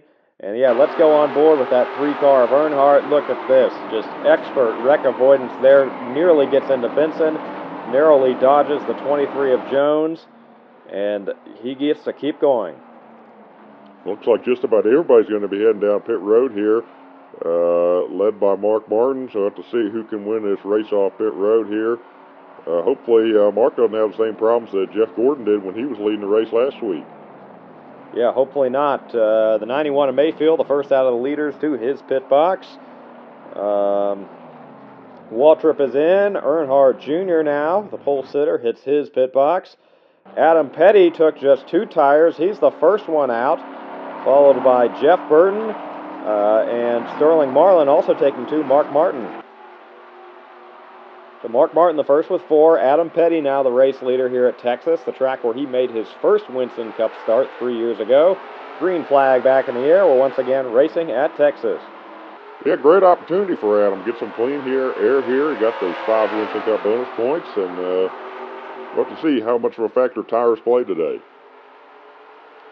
Jeff Burton in that second position, staying with him pretty well. Of course, this is the site of Burton's last Winston Cup win to date 2 years ago in this race. And the 96 appears to have just lost it there in front of the, he was very slow in front of the 38 of Casey Kane. Going to bring the caution out once again. And Adam Petty is still leading here at Texas. He's going to win the race back to the caution. Yeah, we're hearing that they may have just finally lost the motor there in that 96 car. So let's see here. Who's going to pit this time? Looks like the 45 is going to lead them down pit road. Who will be the first to stay out?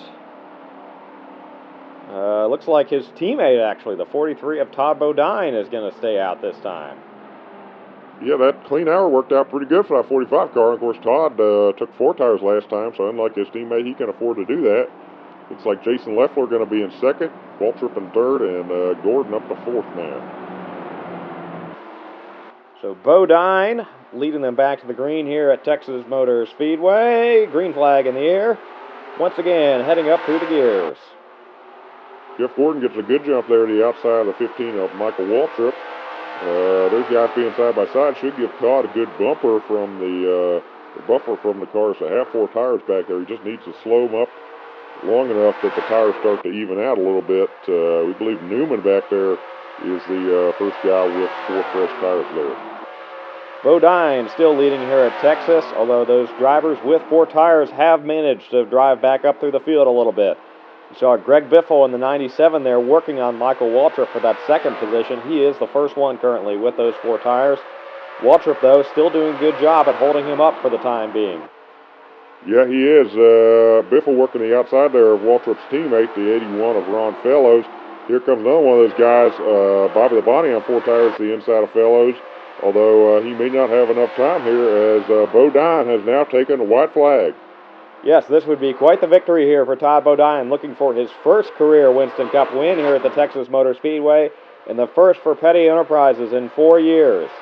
As they head through turns 3 and 4, it's been a long struggle the last couple years for Petty Enterprises, but this season they really seem to have hit on something.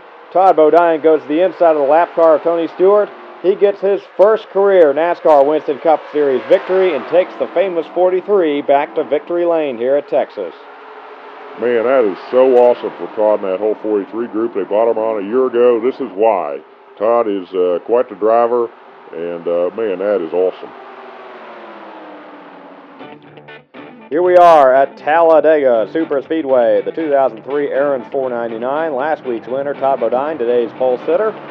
He's got Steve Park to his outside and the 2 of Rusty Wallace behind him. As we look at the list of cars that failed to qualify, we're hearing this will be the end of that 71 team of Kenny Wallace as he fails to qualify for this race. The 71 may continue part-time, although probably with Rick Mast, not Kenny Wallace in the helm. Square D is looking for a new team to sponsor. If we look here at the 16 from Dale Earnhardt Incorporated, that's John Andretti today making his first start of the year. He will also be in this car next weekend at Martinsville Speedway, where one of his 2 Winston Cup victories is as well. Yeah, good to have old John back. I'd say a big announcement this week. This car will be in the Coca-Cola 600 with Sam Hornish Jr. of the IndyCar Series doing the double. So he joins Robbie Gordon and Kenny Irwin Jr. in the double effort. Bodine leads them to the green here at Talladega. We are racing in the Aaron's 499. Pretty even for everybody here on the start. No big movers here. A little bit of a gap there between Rusty and Ron Fellows there. Fellows probably backing up a little bit, trying to get his teammate there, the 8 of Earnhardt Jr., to give him a push. Who will make the first move here to the 3rd line? Looks like that's all the way back in the 20s there. That's once again, no surprise, their usual suspect, the 40 of Sterling Marlin, to do that.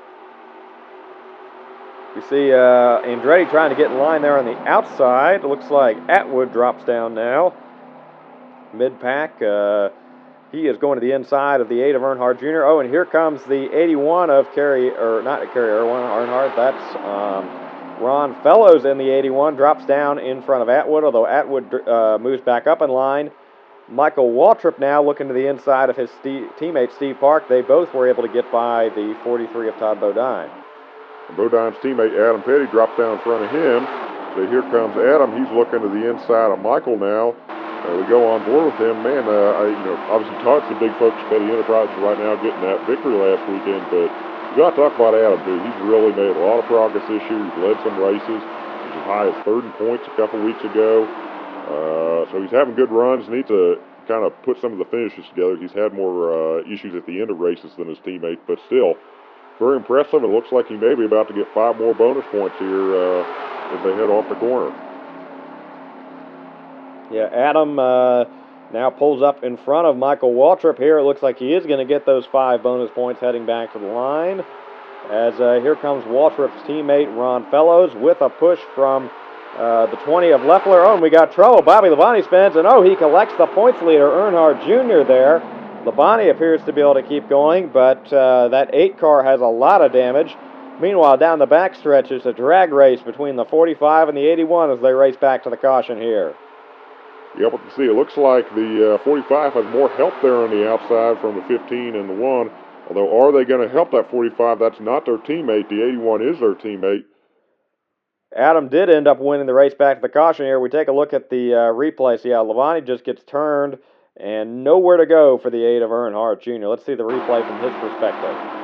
Yeah, that's just a helpless feeling there being on the outside. And, yeah, tough luck for that 18, but they do have enough of a points cushion. I think they'll still exit today with the lead. So as we mentioned, Adam Petty did win that race back to the caution. He is followed by the 3. And the 45 is blowing up. Man, what a heartbreaker for that 45 team, especially after their teammate had such a strong run last weekend. Yeah, that's tough, that 45 blowing up while leading the race. So that will make the race leader, those trio of Dale Earnhardt Incorporated cars. Michael Waltrip going to lead them back to the green now, followed by the 81 of Fellows and the 1 of Steve Park, his 2 full-time teammates. Of course, the part-time car of John Andretti in the field today as well. Waltrip takes the green and gets a good jump there on the 81, perhaps too much of a jump. Park, meanwhile, is not able to get in line. The 21 of Dave Blaney gets to his inside and is pushing his teammate Fellows past him. Yeah, Blaney's a guy we haven't talked a whole lot about this season, but not having a bad season. Of course, he's the reigning most popular driver, won 2 races last year, the first time the Wood brothers have done that back since old Morgan Shepherd was on the team last year, but, or not last year. That was many years ago. Morgan Shepherd drove for the Wood brothers, but yeah, last year was the year they got the 2 wins. But yeah, he's really doing good. And look at this, he's going to the inside of Michael Waltrip. He may just come away with the lead here off of turns 3 and 4. And we got another motor going. That's that 20 of Jason Leffler. Yeah, I don't know what it is today. We hear there are some. It's pretty warm here at Talladega. Perhaps that's a factor. That's the second motor near the front we've had expire today. We had Adam Petty and now the 20 of Jason Leffler. That really splits up the pack here into just a few cars battling for the lead, led by that 21 of Blaney. But here comes Park back to his inside. Yeah, it's... Lead pack has gotten even smaller after some encounters with lap cars here. The 21 and the 1 drafting off the back of this group of 4 lap cars. The 16 of Andretti also in view as well. And what will Andretti do? Is he going to work with his teammate there, Park, or is he going to try to go on his own, help the 21? Yeah, I don't know. See, their third teammate here, Michael Waltrip, he is currently in the 4th position, but he's a little ways back from this group. Meanwhile, behind Michael here is 5th through 10th. 5th through 11th, led by Rusty Wallace and Ricky Rudd there. But I think they're a little too far back to challenge. Michael may come into view here, but yeah, these lap cars really could settle up here. Park getting a toe off his boss there, Dale Earnhardt. Meanwhile, Blaney's behind Jared Nadeau and Elliott Sadler there on the outside line. Yeah, and that outside seems to have a better draft. We have the white flag here now at Talladega. Blaney with a slight lead over Park as they go into turns 1 and 2, although Park now getting a good tow on the inside from his boss Dale Earnhardt and Buckshot Jones. But we believe that outside line is going to get a good run here off of turn 2. Yeah, I'm really not sure there's a lot that the 16 of Andretti could do for Park there on the inside, because I think that 23 car is just slowing up that whole line there a little bit. So Park doesn't have a lot of good options, really. It's just try to follow his boss and hope that maybe the outside gets a little disorganized here off of 4, although they get a good run. And I think the 21 of Blaney may just have this here. As they head through the tri-oval here at Talladega, Dave Blaney, NASCAR's most popular driver, is going to go back to victory lane here for the first time in 2003. Dave Blaney wins, and oh no, we got another car blowing up, the 2 of Rusty Wallace, and contact there between Kevin Harvick and Ron Fellows.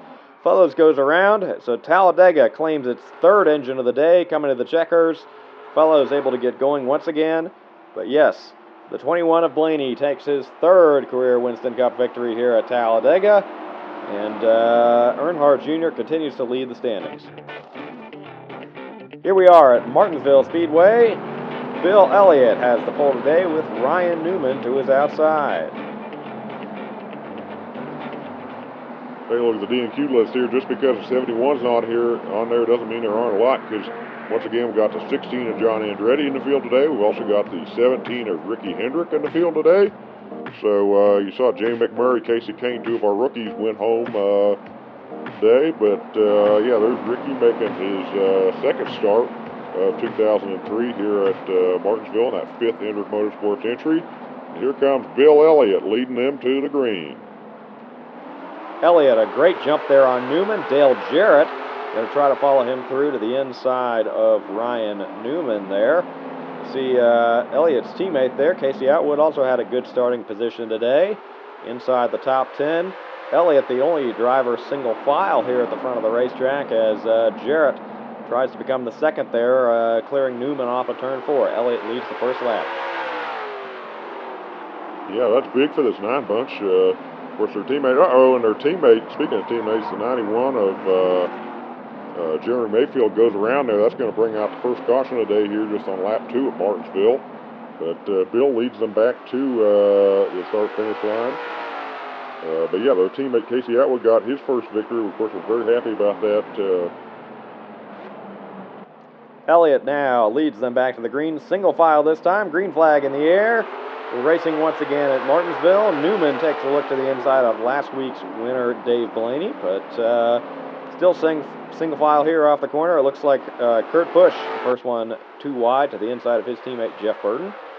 Yeah, Elliott, of course, running a long winless streak, dating back all the way to 1994, 9 years. Same in his car number, but that's been a struggle for him. Speaking of struggles, you got to talk about Jeff Gordon. Really all of Hendrick Motorsports, especially Jeff Gordon, a 3-time Winston Cup champion, finds himself in the 30s in points after 8 races. And I think there's a lot of factors to attribute to that. Hendrick Motorsports, the strain of 5 cars. You've also got Dale Earnhardt Incorporated's expansion, Chevrolet not giving them as much support. But we're hearing there could be some frustration brewing with Gordon's crew chief, Robbie Loomis, because of that performance. Elliott still leading here at Martinsville, really starting to pull away here a little bit. Although Jeff Burton now up to the 2nd position.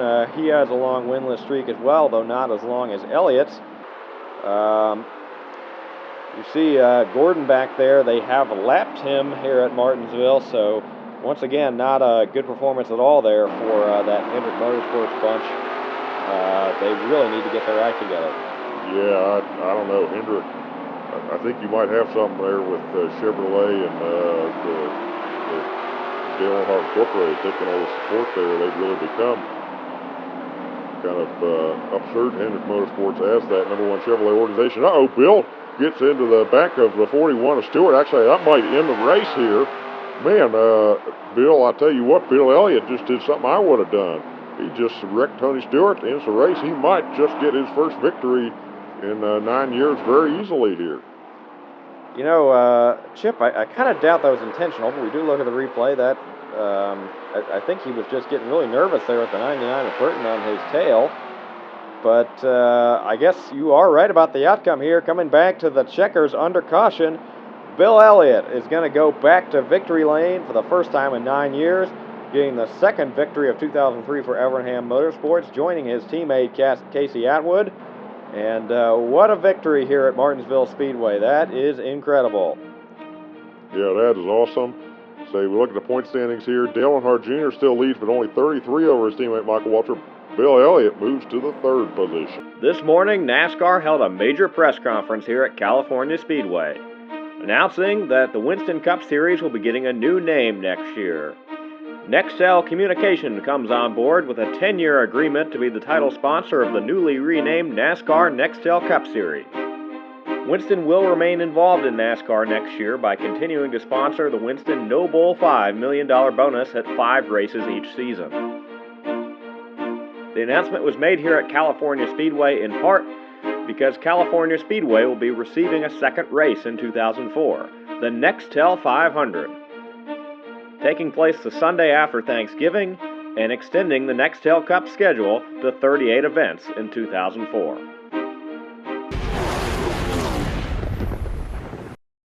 We're out in sunny California for the 2003 Auto Club 500.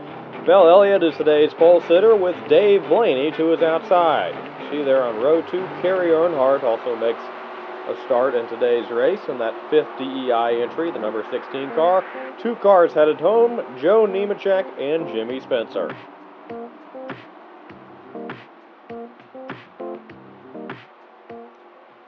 Pace car headed towards pit road, field in the hands of Bill Elliott and Dave Blaney. Coming to the green here, green flag is waving in the Auto Club 500. Good jump there for Bill. So also a good jump here for the third place starter, Casey Kane there. Now M&M's car is making a run to the inside of Blaney there. Looks like he may be clear for second off the corner. Yes, an impressive start for the young rookie there as they head down the back straightaway for the first time. Definitely going to be somebody to watch, Casey Kane is, in this coming Winston Cup season and next year as it becomes the Nextel Cup Series. Yeah, Casey's having a good run today for sure. You see Bobby Labonte moving up right now. He's up to the third position, gets to the inside of Blaney, who seems to be struggling a little bit on the outside there. And another Pontiac there, Ryan Newman, is also coming into the frame as well. On board with Newman, he's up to second and looking for more as he heads to the inside of Elliott off of turn 4 here. Ryan Newman going for his third victory of the season. And at the line here, he barely gets Elliott, but it looks like heading into turns 1 and 2. Oh, a little bit of almost contact there, both of them up the hill a little bit. That is going to allow Blaney through to the second position there. And here comes our defending Winston Cup champion, Mark Martin, into the picture as well. Yeah, I haven't talked about Mark a whole lot this year, but he's having a great run today. Blaney, of course, got a victory on a big track a couple weeks ago at Talladega, looking to get his second of the year. And how about Ricky Rudd for Team Lone Star coming in the top 5? Yeah, Rudd seems to be having a little bit of a rebound this season after struggling last year with Robert Yates Racing. He passes Bill Elliott, gets up to the 4th position, as Blaney now heads to the inside of Newman for the lead. How about old Kerry Earnhardt here, too? He's having a good top 10 run all day. Leads all 5 of his teammates out of them DEI cars right now. And how about Rudd's teammate, too, Jeff Green, having a good time in the top 10 right now. Yeah, all the Fords showing great speed today, as here comes one of those Fords, Mark Martin, to the inside of Ryan Newman for second. And now with Rudd going to the inside of Newman as well, we're going to have 1, 2, 3 Fords here in a moment. Martin looking to the inside of Blaney right now. Yeah, Mark's got a good run. Let's see how deep he drives into turns 1 and 2. Pretty deep, actually. They both go up the hill a little bit. That's going to bring Rudd into the picture to the inside of 21 car off the corner. But yeah, Mark is going to clear him, and he's hoping that Rudd and Blaney stay side by side for a minute. He can drive away from these guys a little bit. 4 out of the top 7, all Fords right now. 5 out of the top 7 with Green. Martin still leading here over Blaney. Steve Park up to the third position, crashing the Ford party at the front of the field. Here they come down for some green flag pit stops. Almost everybody at the front of the field coming in for tires this lap. You have to see, it looks like first cars staying out there are in the back half of the top 10. They're just going to lose a lot of time on those old tires right now. Mark leads these guys down here to the far end of the pit road. Here comes Bill Elliott, the pole sitter, into the number 1 stall here in a second. He's falling back a little bit. Mark Martin finishing up his service right now. Jack going up on the left side. He is down and away here as he passes by Jeff Green, Ryan Newman, and Steve Park there. And looks like Blaney's going to be the second one off pit road there. Mark has a massive lead. Question is going to be, where will he blend here? Nobody in sight here as Mark Martin heads off of turn 2. Easily going to have the race lead here. Let's see, who is this coming into view right now? That is Sterling Marlin. He is still on the racetrack right now. Sterling is actually our race leader currently, has not pitted yet. We expect he will come by this time. Actually, looks like they're going to keep him out there one more lap. Let's see what happens here. Yeah, Sterling, the 2001 champion, guy we've not talked about a whole lot yet at all this year. Meanwhile, Sterling's got Mark Martin almost a full lap down. Mark Martin is the first of the drivers that pitted to be on the lead lap. We look back here on board Dave Blaney. You see he is behind Sterling right now. Not only is he way behind Mark Martin for the provisional lead once the second lap, but he is currently a lap down. Sterling is hoping for a caution, so maybe he can trap Blaney and Kane, some of these guys, run the lap down. Yeah, you might as well roll the dice if you're running back there, as Marlin was not in the top 10 before the stops. So he's just hoping that there'll be a caution somewhere on the racetrack as Kane goes to the inside of Blaney for what could potentially be second position here. Yeah, that kid continues to impress me all day long. He's just having a great run, that Robert Yates 38. Mark Martin continues to pull away from Sterling Marlin here a little bit on them fresh tires. And Sterling just, it's kind of a race against time. What will happen first? He'll run out of gas or the caution comes out. Yeah, we don't think he can run too many more laps here as he comes off of turn 4. And Kane and Rudd are gaining on him to try to get themselves back on the lead lap. And that just shows how much time Marlin is losing staying out on those old tires right now. Yeah, looking at getting a little loose there through turns 1 and 2. Although, of course, loose race cars, he likes loose race cars right now. That could be a crash, but just does not want that to be him. As you see behind him, that pack continues to close in of Kane, Rudd, Labonte, and Blaney. Marlin going low off of turns 3 and 4. Is he going to come down pit road this time? Not yet, it looks like. As Rudd now leads that group behind him and is just a few car lengths back at this point. So Rudd potentially in position to take second place once Marlin pits. Bobby Labonte now passes Casey Kane for that third position. It looks like Kane is also going to get passed by Blaney, which would put him back to 5th. Here they come on Marlin to get their laps back. It looks like they may do that here in this corner. Rudd dives down to the bottom of the racetrack. Is now right on the back bumper of Sterling Marlin off of 4. So here he comes to get his lap back. Uh-oh, we do have trouble. This is what Sterling Marlin wanted. It's the 12 and the 88 there. So there we go. Sterling Marlin is going to get his caution, and Ricky Rudd crucially did not get his lap back. Man, that is huge for Sterling Marlin. What a shake-up to this race. Yeah, we'll have to see here what the running order is. So look at all those cars taking the wave around. Mark Martin now the race leader with Sterling Marlin, and it looks like Jerry Nadeau also got the wave around there. Racing back. Or sorry, Jerry Nadeau's a lap down. Actually, it's Jack Sprague in that 0 car. Potentially is going to steal a top 5 here. We are back under green here. Mark Martin leads. You expect he probably will be able to drive away with the win, but what a steal a second-place finish potentially could be for Sterling Marlin. Yeah, it is. He played that perfectly. Jarrett Newman lost it at just the right time. He's got to be very happy that they crashed, as am I. We love the wrecks around here. But Mark Martin is just going to drive away, so he passes the 94 car, Elliott Sadler there. Here he comes on the 36 car, Jamie McMurray. And yeah, we got to talk about Jack Sprague back here running in the top 5 for his first time doing that, albeit on strategy. But that team has struggled even to make some of the races this year, so they got to be happy to be in this position right now. Yeah, he is. Well, yeah, he's a Hendrick Alliance, but Hendrick Alliance hasn't been too good of a thing to have this year with how much of them cars have been struggling a little bit. Meanwhile, all these guys in front of Mark Martin just trying to get as far as they can. They'd love to see another caution to have a chance to be at his back bumper. But Ricky Rudd say good news for you in the top 5, but the bad news is the leader is probably 9/10 of a lap ahead of you. Yeah, not good at all for Rudd and Blaney and these guys. Mark Martin continues to work his way through some of these cars, took the wave around and takes the white flag here now. Sterling Marlin still in the second position.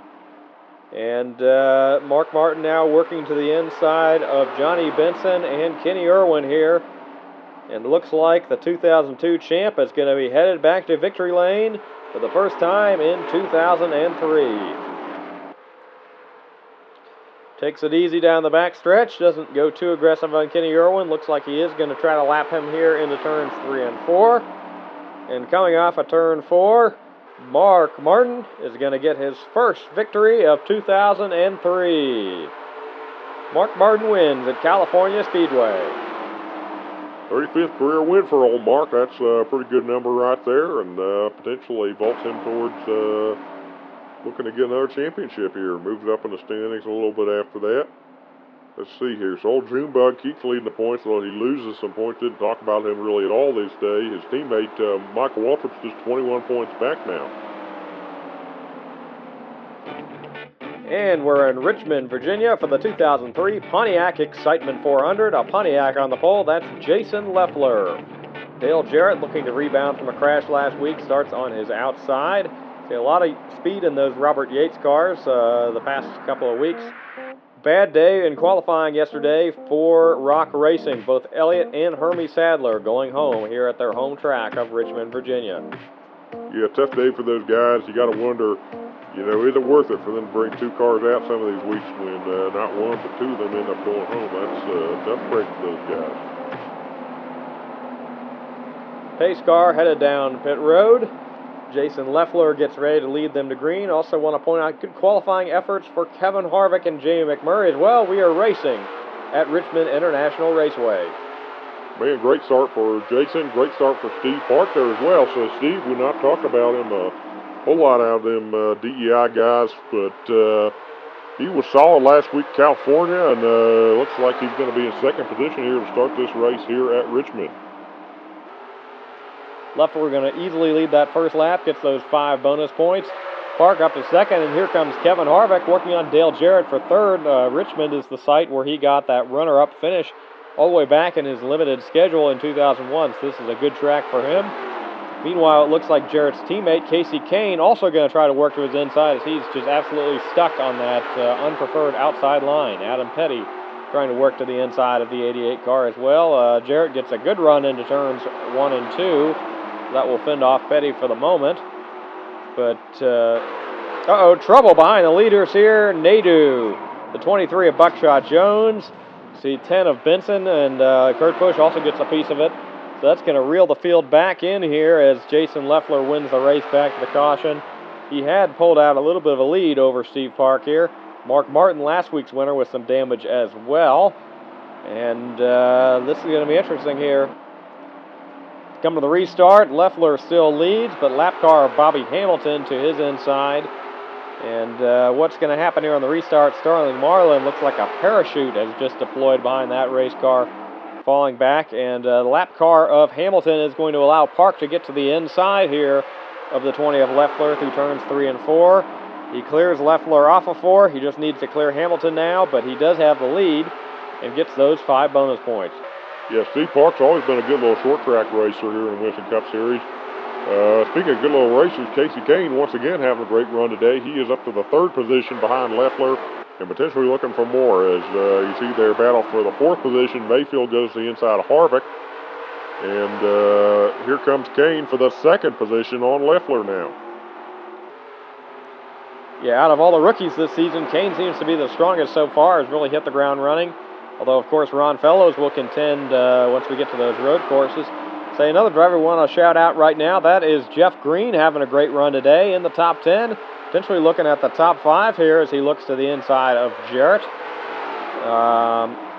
Meanwhile, Park is still stuck behind the 92 of Hamilton, although he has pulled away from Kane a little bit, so it doesn't look like Hamilton is that slow. And how about this?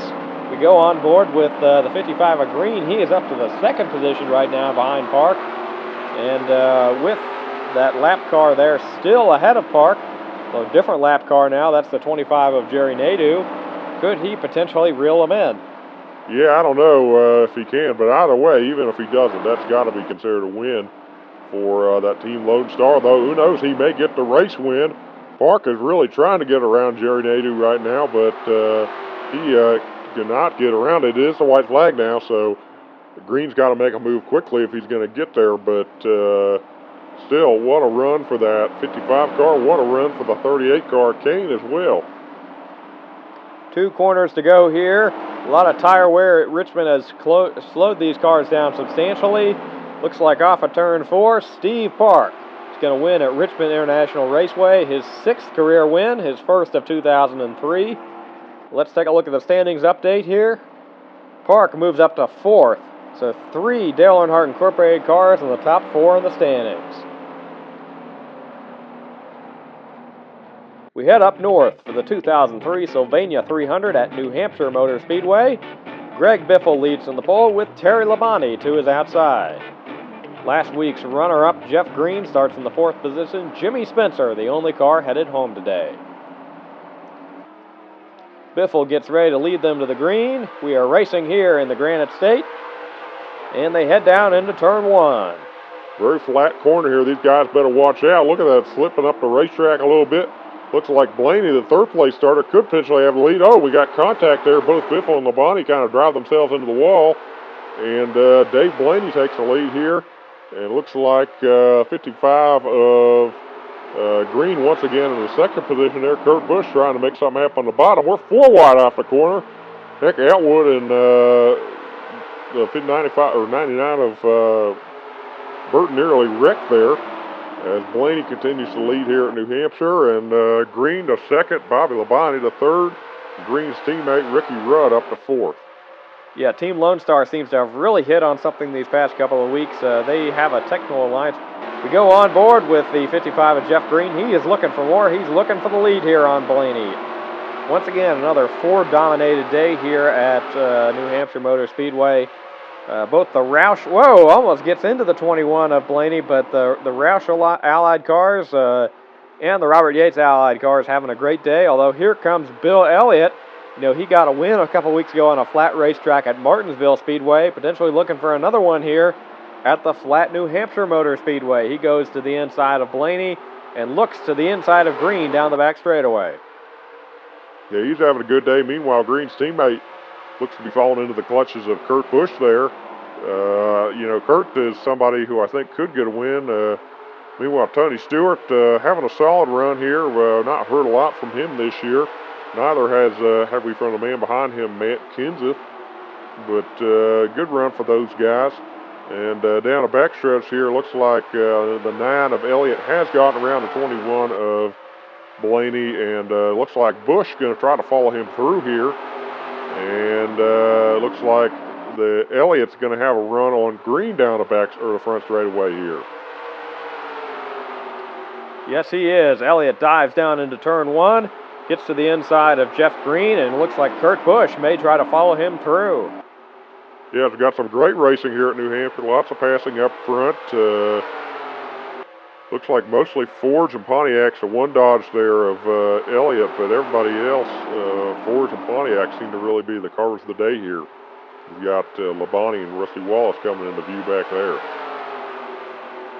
Looks like Elliott is going to complete the pass here into turns 1 and 2. And Busch is going to follow him through the 55 of green, falls back to the 3rd position here down the back straightaway. And his teammate, Elliott, still leads here. Busch in 2nd, but he is looking for that lead, absolutely hounding him. You know, we got to Winston next week as Busch goes to the inside. He would really love to get that first career win and punch his ticket into that race. Yes, he would, Chip. Busch barely leading at the line this time. Elliott putting up a good fight on the outside, but we expect that Busch may be able to take the lead in turns 1 and 2 here. Although they stay pretty even, that's allowing Jeff Green to come back into this battle as well. Yeah, good run for all these guys. Meanwhile, Labonte is caught up to Green here a little bit. Busch gets a better run in 3 and 4. Is he going to clear Elliott? Not quite, it looks like. Yeah, he's clear. Elliott very close to the wall there off the corner, but yes, Busch is going to clear him. Can Elliott get down in front of Green? Not quite. Green is going to go to the inside there, looking for potentially a 2nd consecutive runner-up finish for that 55 team. They had a points hole earlier in the season, but they're definitely starting to claw their way out of it. Yes, they are, Bill. 55 going to the inside. He may have a shot at Busch here, actually. So they come off of turn 4. Elliott does hold him up. He's not able to get to the outside. Busch has pulled away here a little bit at New Hampshire. Jeff Green still runs in the 2nd position. Another strong run for him. As we mentioned earlier, the Winston is next week. Kurt Busch potentially looking to punch his ticket. And that would leave, if he holds on here, the only Roush car not in the Winston is the 99 of Burton. Meanwhile, Dale Jr. having another top 10 solid run today, looking to potentially extend his points lead. And Green's gained a little bit here off of 4, but I don't think it's going to be enough. White flag in the air right now for Kurt Busch at New Hampshire. This is Kurt Busch's 2nd year in the NASCAR Winston Cup Series. He was the 2001 NASCAR Busch Series champion. Had a great run last year in the 60 car, but has not won a race until today. Heading through turns 3 and 4, the lap car of Bobby Hamilton's not going to be a factor. And coming off the corner, Las Vegas, Nevada's Kurt Busch gets his maiden NASCAR Winston Cup Series win in his 49th career start. What a win for Kurt Busch. That's awesome for that kid.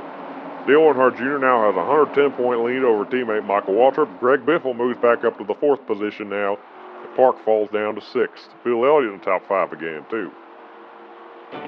And here we are for the Winston Open at Lowe's Motor Speedway. Almost everyone who's ever won is in the Winston tonight. There will be a record 28 cars in that event after there were 20 winners last year, and we've had several drivers that did not win races last year win races this year. Jeremy Mayfield and Jason Leffler lead them to the green here at Lowe's Motor Speedway. We are racing in the Winston Open. Yeah, there's 2 segments tonight. The winner of the first segment advances, winner of the second segment advances, and of course we got that fan vote.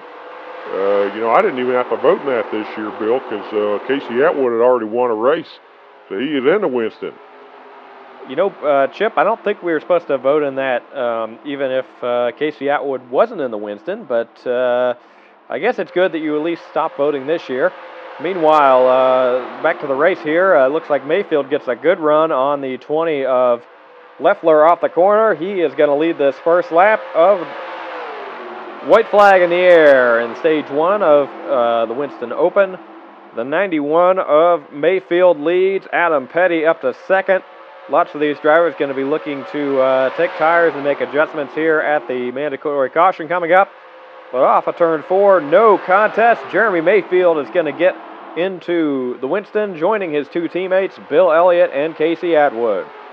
Man, that's awesome for him. We'll have to see what here happens in segment number 2. Field re-rack for segment number 2. Very fast pit stop on this number 34 of Kyle Petty. He gets to lead them to the green. Could Kyle, a part-time driver, race his way into the Winston? That certainly would be something, wouldn't it? Although we also got to watch out. Look at this. Casey Kane almost takes the lead to his outside here off of turns 1 and 2. Although Kyle's battling back the inside. We go on board with the 99 of Jeff Burton. He is the only Roush car or Roush-affiliated car not in the Winston. He would really like to get in there. He's driving it very deep into turns 3 and 4. Going to get to the inside of Kane. But he's got to take the fight to that 34 car, Kyle Petty. Kyle takes a white flag. This would be awesome. Yes, it would be. Kyle is still leading here in the Winston Open. Jeff Burton making a hard charge down the back straightaway, but will it be enough as they head down here, turns 3 and 4? His son, Adam, moving into the third position on Casey Kane. Burton drives in deep, but off of turn 4. Kyle Petty is going to race his way into the Winston. Man, that is awesome to see that 34 car in the show. And here comes the news about the fan vote. We're going to have 2 Pettys. Adam Petty has won his way into the Winston. That is awesome. Yes, it is. 2 sets of father-son duos in the Winston, the Earnhardts and the Pettys. So, as we mentioned earlier, the largest field ever for the Winston. Ricky Rudd, 2001 winner of the Winston, starts on the pole tonight. Greg Biffle, who won earlier this season at Las Vegas, to his outside. Dale Earnhardt, third there. We see the race format. Segment 1, the top 20 cars advance. They must make a green flag pit stop. After segment number 2, the top 14 cars will advance, the running order of which will be inverted to start segment number 3. Yes, and we take a look at the 3 cars that transferred in here, Adam and Kyle Petty and the 91 of Mayfield. See there, Jerry Nadeau starts in front of them. He won at Infineon last year. Well, here in NASCAR is potentially considering some eligibility changes to the Winston if we continue to have a high number of winners, try to cut down the field size a little bit. Currently, all the winners of the races in 2002 and 2003 again, and we've heard a proposal that maybe it could just change to be the winners since the last running of the Winston, which would potentially cut down the field size. Also, currently, the last 5 winners of the Winston are guaranteed, and we're hearing them maybe talk about changing to just the last winner of the Winston. Regardless, though, we've got a huge field tonight. Coming to the green, we are racing in NASCAR's All-Star event. Good start there for Ricky Rudd. Bobby Labonte gets a great jump on the outside of Dale Earnhardt there. He jumps up to the 3rd position, looking for more off of 2. He's going to the inside of Biffle as Rudd is clear for the lead here, heading down the back straightaway. Earnhardt now gets down to the inside. He goes to the inside of Biffle here off of turn 4. Newman working to the inside of Atwood there. Here comes Bobby Labonte challenging Ricky Rudd for the lead here at Lowe's Motor Speedway. He goes to the inside. It looks like the 2000 Winston Cup champion will be the leader heading here into turns 1 and 2. Greg Biffle continues to have a good night. The 33 of Rudd gets in the wall a little bit. He needs to get out of it there. He's losing a ton of spots. Still is pretty safely in the top 20, but he is losing spots fast. Looks like he's going to maybe be able to blend here. Actually, no, not in front of Johnny Benson or Bobby Hamilton. And he falls back big time. Meanwhile, cars scattering up front here. They're going to have to make that pit stop soon. So we'll have to see. Here comes Labonte down pit road to make his green flag pit stop. We expect most of the field will come in this time. Looks like the 43 of Bodine there are going to be the first one to stay out this time. Kyle Petty got into the wall there, unfortunately. He is out of this race. The 81 there of Ron Fellows has completed his service, as has Matt Kenseth. And there goes the 40 of Marlin as well. It'll be interesting to see how those guys that pitted earlier blend. Here comes Dale Earnhardt Jr. back onto the racetrack. He's going to be coming with a head of steam as the leader, Labonte, tries to merge back onto the racetrack. Yeah, Earnhardt Jr.'s in turn 4 right now. There goes Bodine finally making his pit stop. That's probably going to be a big time loss for him. White flag, actually, although that was for Bodine. Jr. is getting a lap back there. Jr. easily blows by Labonte and Blaney as he comes around here. So yeah, here's Bodine in his pit. He's going to get his 4 tires. Meanwhile, Hamilton and Harvick both, they pitted the earliest, and they blew by a lot of these guys. They took the white flag. So yes, it is Bobby Hamilton and Kevin Harvick that are leading this race right now. Great strategy by their crew chiefs to pit early. It looks like Dale Earnhardt Jr. is up to the 3rd position. We'll have to see where everybody blends to the back of the pack now. Yes, and once again, the top 20 advance to segment number 2. Harvick takes the lead from Hamilton off of 4. Here comes the 43 blending in front of Jeff Gordon, although I think that's too far back right now. Let's see, where is the battle for the final position? Harvick has won the first stage here of the Winston, but behind him here, it looks like Adam Petty going to take that final spot there. Matt Kenseth, Casey Atwood, all transferring in as well. So just 20 cars now left in segment number 2 of the Winston. Kevin Harvick leads them to green, and Bobby Hamilton to his outside. Here again, remember, they're going to invert the field after this, so you want to be in exactly 14th place. You don't want to be any further back than that because you get eliminated, but at the same time, you also may not really want to be in the lead right now. Yeah, Harvick probably going to fall back a little bit once that invert happens.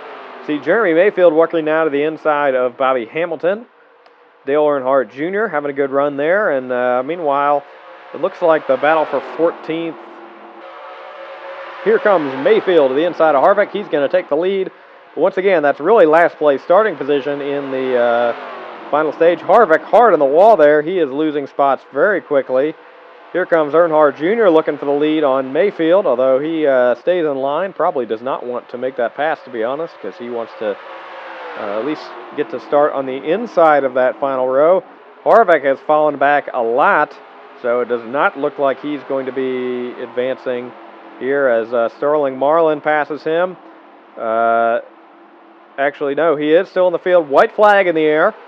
Mayfield still leads. He will transfer, but will start dead last in the final segment. Casey Atwood currently has the final spot. He would start on pole. Here comes Jeremy Mayfield to win segment number 2. He'll start 14th. And coming back here to the line, what is going to happen? Casey Atwood, Dale Jarrett actually is going to start on pole in that final segment. All right, here we go. This is where all the money comes in. Racing for $1 million. Dale Jarrett leads them back to the green flag. Jarrett, good start there for him. Say, the 42 of Irwin is blown up. Man, that's a heartbreaker for him. And that's really going to spread out the pack a little bit. We see he did get to the apron here, so he will not be a factor in this finish. But really, I think that's made it come down to just 3 guys here. Dale Jarrett, Casey Atwood, and Matt Kenseth, and say, you know who I'm rooting for right now. Although, unfortunately, looks like he's back to the 3rd position. Yes, Jarrett pulling away a little bit on Kenseth and Atwood. Matt Kenseth has not been a factor in many races this season, but he is looking to potentially be a factor in one of NASCAR's biggest races of the year, the Winston, which this is the final running under that name, the Winston. Presumably a new name with Nextel in it next year. Dale Jarrett, the 1999 NASCAR Winston Cup champion, leads them off of turn 4. Battle for the 4th position back there, Bobby Labonte and Jimmy Johnson. Kenseth still holding off Atwood for the 2nd spot right now. Yeah, I think Dale Jarrett's in a pretty good spot here as they head down the back straightaway. We got to talk about Adam Petty, won the fan vote. He's in the top 5 right now. Good for him, going all the way from last to the top 5. Meanwhile, Jarrett off of 4 here. He's getting a little wide. Everybody's coming into view here. Here comes Kenseth. Got to run. White flag in the air. Looks like Matt Kenseth may take it here. $1 million. Don't count out Casey Atwood either, though, Chip. Yeah, come on, Casey. You got it. Casey Atwood goes to the inside of Kenseth. He's got a head of steam. We go on board with him. Could he steal it here on one of NASCAR's All-Star Night? He drives in deep in turns 3 and 4. Kenseth driving in deep too. Too deep, gets the wall. So does Atwood. Jarrett nearly wrecks off the corner. But yes, Casey Atwood, he won the Winston. Yeah! I can't believe it, Casey! Casey Atwood, Winston winner. Tonight in Charlotte, North Carolina, the focus is going to be on the drivers starting at the back of the field just as much as those up front. 3 drivers, Robbie Gordon, Kenny Irwin Jr., and Sam Hornish Jr., are about to start their 2nd race of the day. Though Hornish crashed at Indianapolis, Gordon and Irwin are still alive to try to complete 1,100 miles on this Memorial Day Sunday. Tonight's pole sitter for the Coca-Cola 600 at Lowe's Motor Speedway is Casey Atwood.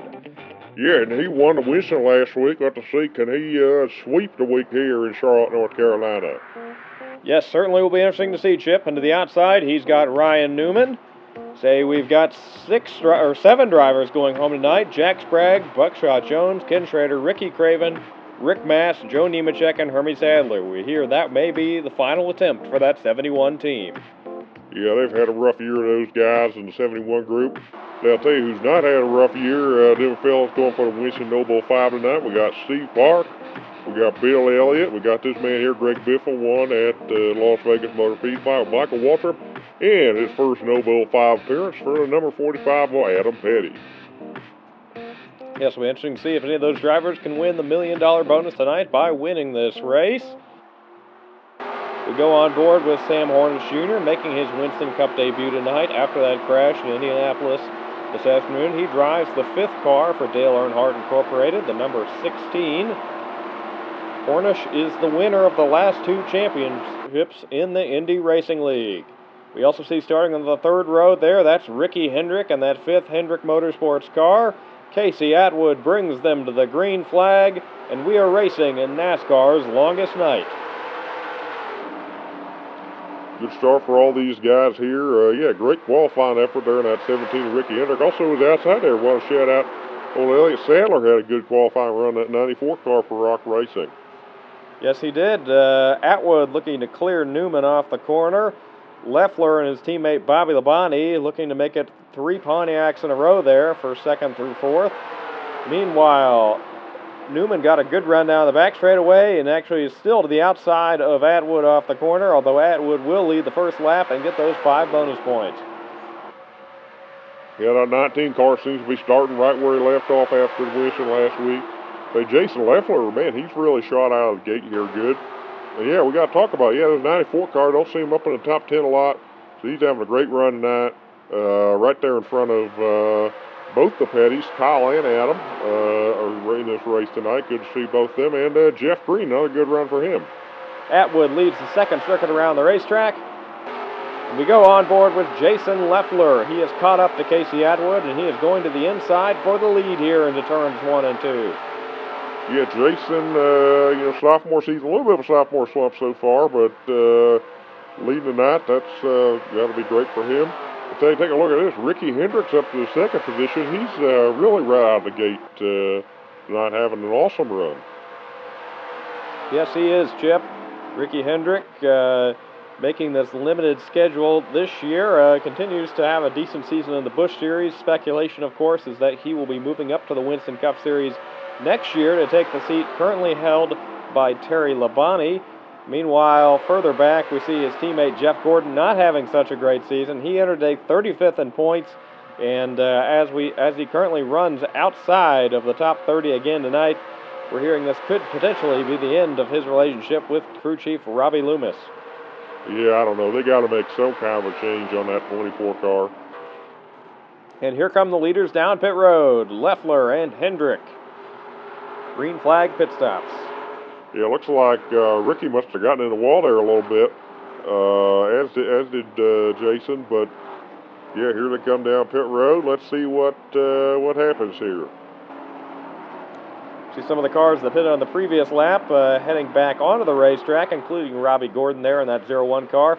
Current race leader is Rusty Wallace, although it looks like he will be pitting this time by as well. Here comes Casey Atwood behind him as well. Casey still having a decent run in the top 5 tonight. Yes, he is, and that leaves our defending Winston Cup champion Mark Martin out as the race leader right now, with Ricky Rudd behind him. So all them Fords really have been on a roll the last few weeks. Kurt Busch, Mark Martin's teammate, won the last points race we had at New Hampshire. Meanwhile, it looks like Leffler has beat number 17, Ricky Hendrick, off of pit road. Just have to see where he is going to blend here now. Here comes Martin down to make his green flag pit stop. Yeah, let's see. Pit road, pretty busy place right now. Guys coming in and out. You got to watch out. Yeah, Ricky Rudd, see his teammate Jeff Green behind him too. They're coming down to make their pit stops. For Mr. Feelgoods and some 76 racing fuel there. And here comes Leffler. He is back on the racetrack. And how is he going to blend? It looks like as the race leader. Gets out in front of Atwood there. Yeah, great job by 20 crew there. Oh, we got a caution on the racetrack mid-pit cycle. 21 Dave Blaney goes around. That's really going to say, oh, Ricky Hendrick gets into him.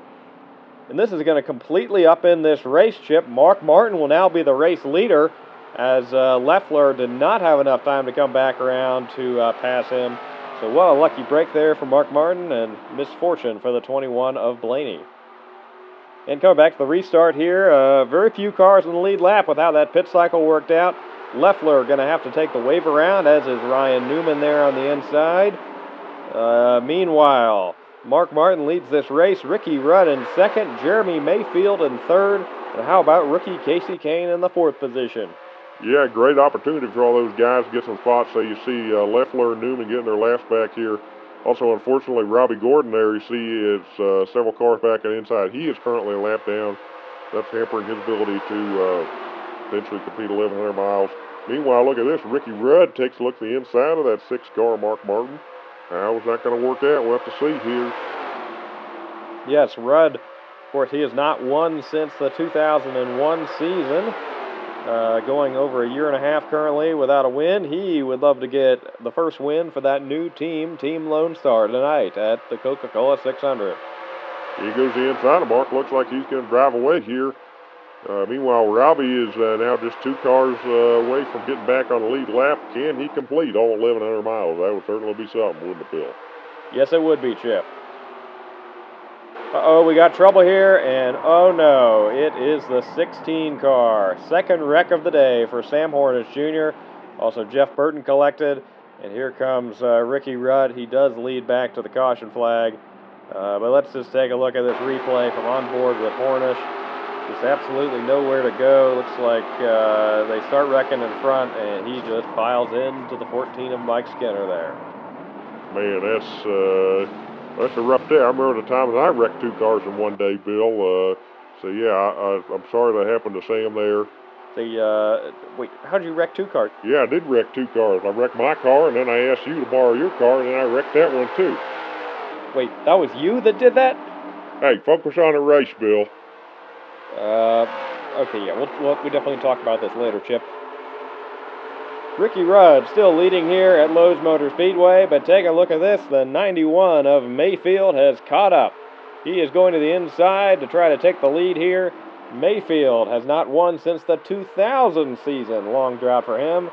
He, like Rudd, with a new race team this year, Evernham Motorsports for him. He goes to the inside and he takes the race lead. Yeah, great job there for Jeremy.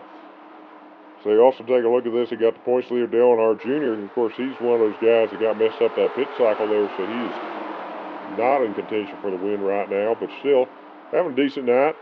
And take a look at this. Our previous leader, Mark Martin, is on the verge of going a lap down here. Man, it's crazy what can happen in such a long race like this. Yes, it is, Chip. Robbie Gordon still is just so close to being on the lead lap in this race, although he has made his way up into the top 15. See Michael Waltrip, one of those Noble 5 contenders back there with the red roof number. Would like to win his $1 million tonight. Currently not in position to do so. Kenny Irwin Jr. also still on the racetrack right now. He, like Robbie Gordon, is 1 lap down, but still, just the fact that he's still going after.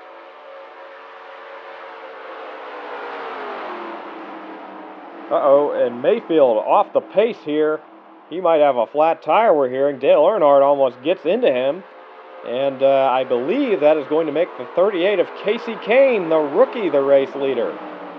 Man, that is incredible for Casey Kane as Mayfield continues to lose spots.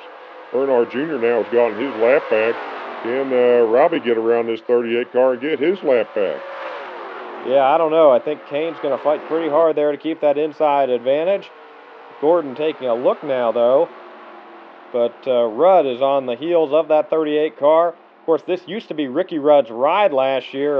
It was the 28 at that point for Robert Yates Racing, but this is the second Yates team, and Kane is making the most of it. Casey Kane, the rookie, still leads here in NASCAR's longest night. Kevin Harvick is right in front of him, one of those lap cars, as is Dale Earnhardt Jr. and Dale Earnhardt Sr. Meanwhile, behind him, Robbie Gordon is inside the top 15, but still not on the lead lap. So unfortunately, I think he's going to become just short of finishing 1,100 miles as the white flag is now in the air. Can rookie Casey Kane hold on? Yeah, that'll be exciting. And look at this.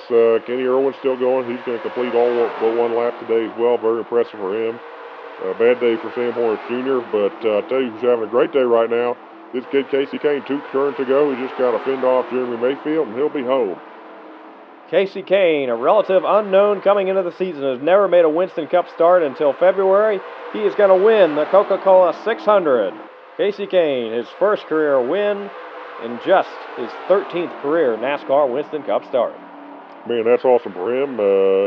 Dale Earnhardt Jr. gets the top 5 tonight. That brings him up in the points a little bit. Teammate Michael Waltrip still in the 2nd position. Here we are at Dover International Speedway for the 2003 MBNA Platinum 400. Greg Biffle leads with the pole, and last week's winner, Casey Kane, starts outside pole today. On the front row. Yeah, that 38 team is doing great. 2 cars going home today, Ricky Craven and Hermie Sadler. Also, we do have some news out of Hendrick Motorsports today. You want to tell about it, Bill? Yes, so Jeff Gordon had yet another terrible run last week at Lowe's Motor Speedway. So they have decided to replace Robbie Loomis with interim crew chief Brian Whitesall. Whitesall was previously the interim for Gordon after Ray Evernham left to start his team in 1999. We're hearing they will likely search for another long-term crew chief when the season is out. Yeah, let's see if that change in 2014 makes any difference here. Meanwhile, teams that need no changes, that'll be that 97, that 38. They're running awesome right now. They come around turn 4 here. Let's get ready for some action here at the Dover International Speedway. Yes, here we go, Chip. Coming to the green flag. And we are racing in the MBNA Platinum 400 at Dover.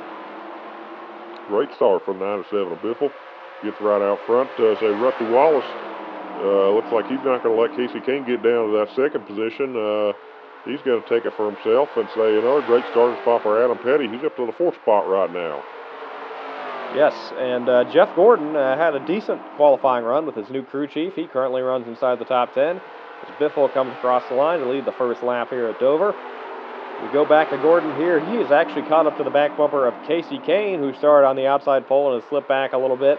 Gordon battling for the 4th position right now as Biffle continues to lead here at Dover. Yeah, 97 car is running on a rail right now. Trouble here. Teammates Michael Waltrip and the 81 of Ron Fellows. 2001 champion Sterling Marlin collected. Marlin's teammate Kevin Harvick. Lots of drivers collected here at Dover. Big crash. Here comes the race leader, Greg Biffle, to this mess. Oh no, Biffle, Rusty Wallace. Race leaders are all caught. What a terrible mess down here in turn 4. So that will make Dale Earnhardt Jr. the Winston Cup points leader, the new race leader here as the top 2 cars get taken out in the carnage there. Let's see what happened. Yeah, that is an absolute... So, yeah, Rusty gets in there, and then, yeah, there's nowhere to go. Dale actually got into Adam a little bit there. You go on board with Adam here. Yeah, just Rusty comes down into him and gets spun around, and nowhere to go. Man, that's good cars junk there. So they have kept Earnhardt Jr. and Petty out on the racetrack. They will lead us back here at Dover International Speedway. But the first car without damage there is actually Petty's teammate, the 43 of Todd Bodine. Yeah, Bodine continues to really impress in his 43 car. As Earnhardt Jr. starts to drive away here a little bit. Can't he just drive away for his 3rd win of the season? Of course, he won on another concrete track. Here comes Ryan Newman to the inside, another driver with 2 victories in 2003. Newman, of course, won the Daytona 500. He also won the 2nd race of the year at Rockingham, and now is potentially looking for his 3rd win of the year here at Dover.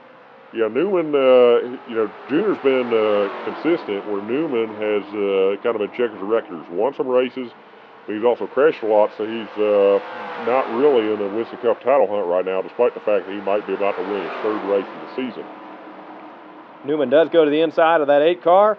Off the corner, he will be clear for the lead. You see Todd Bodine and Bobby Labonte coming into view there as well. They'd like to get in the action here for the race lead at Dover International Speedway. Meanwhile, down the back straightaway, you see here we go back to this battle between Bodine and Labonte. Bodine, as we said earlier, continues to impress here in that Petty 43. Got his maiden career win back at Texas a few weeks ago. Yeah, Petty Enterprise as a whole been a lot better this year, not been struggling to make races, and both the 43 and the 45 having some great runs. You know, they really wanted to do a rebuild of that program when Kyle moved into management, and they seem to be doing that right now. As Newman, another team that's rebuilt, switched from Pontiac.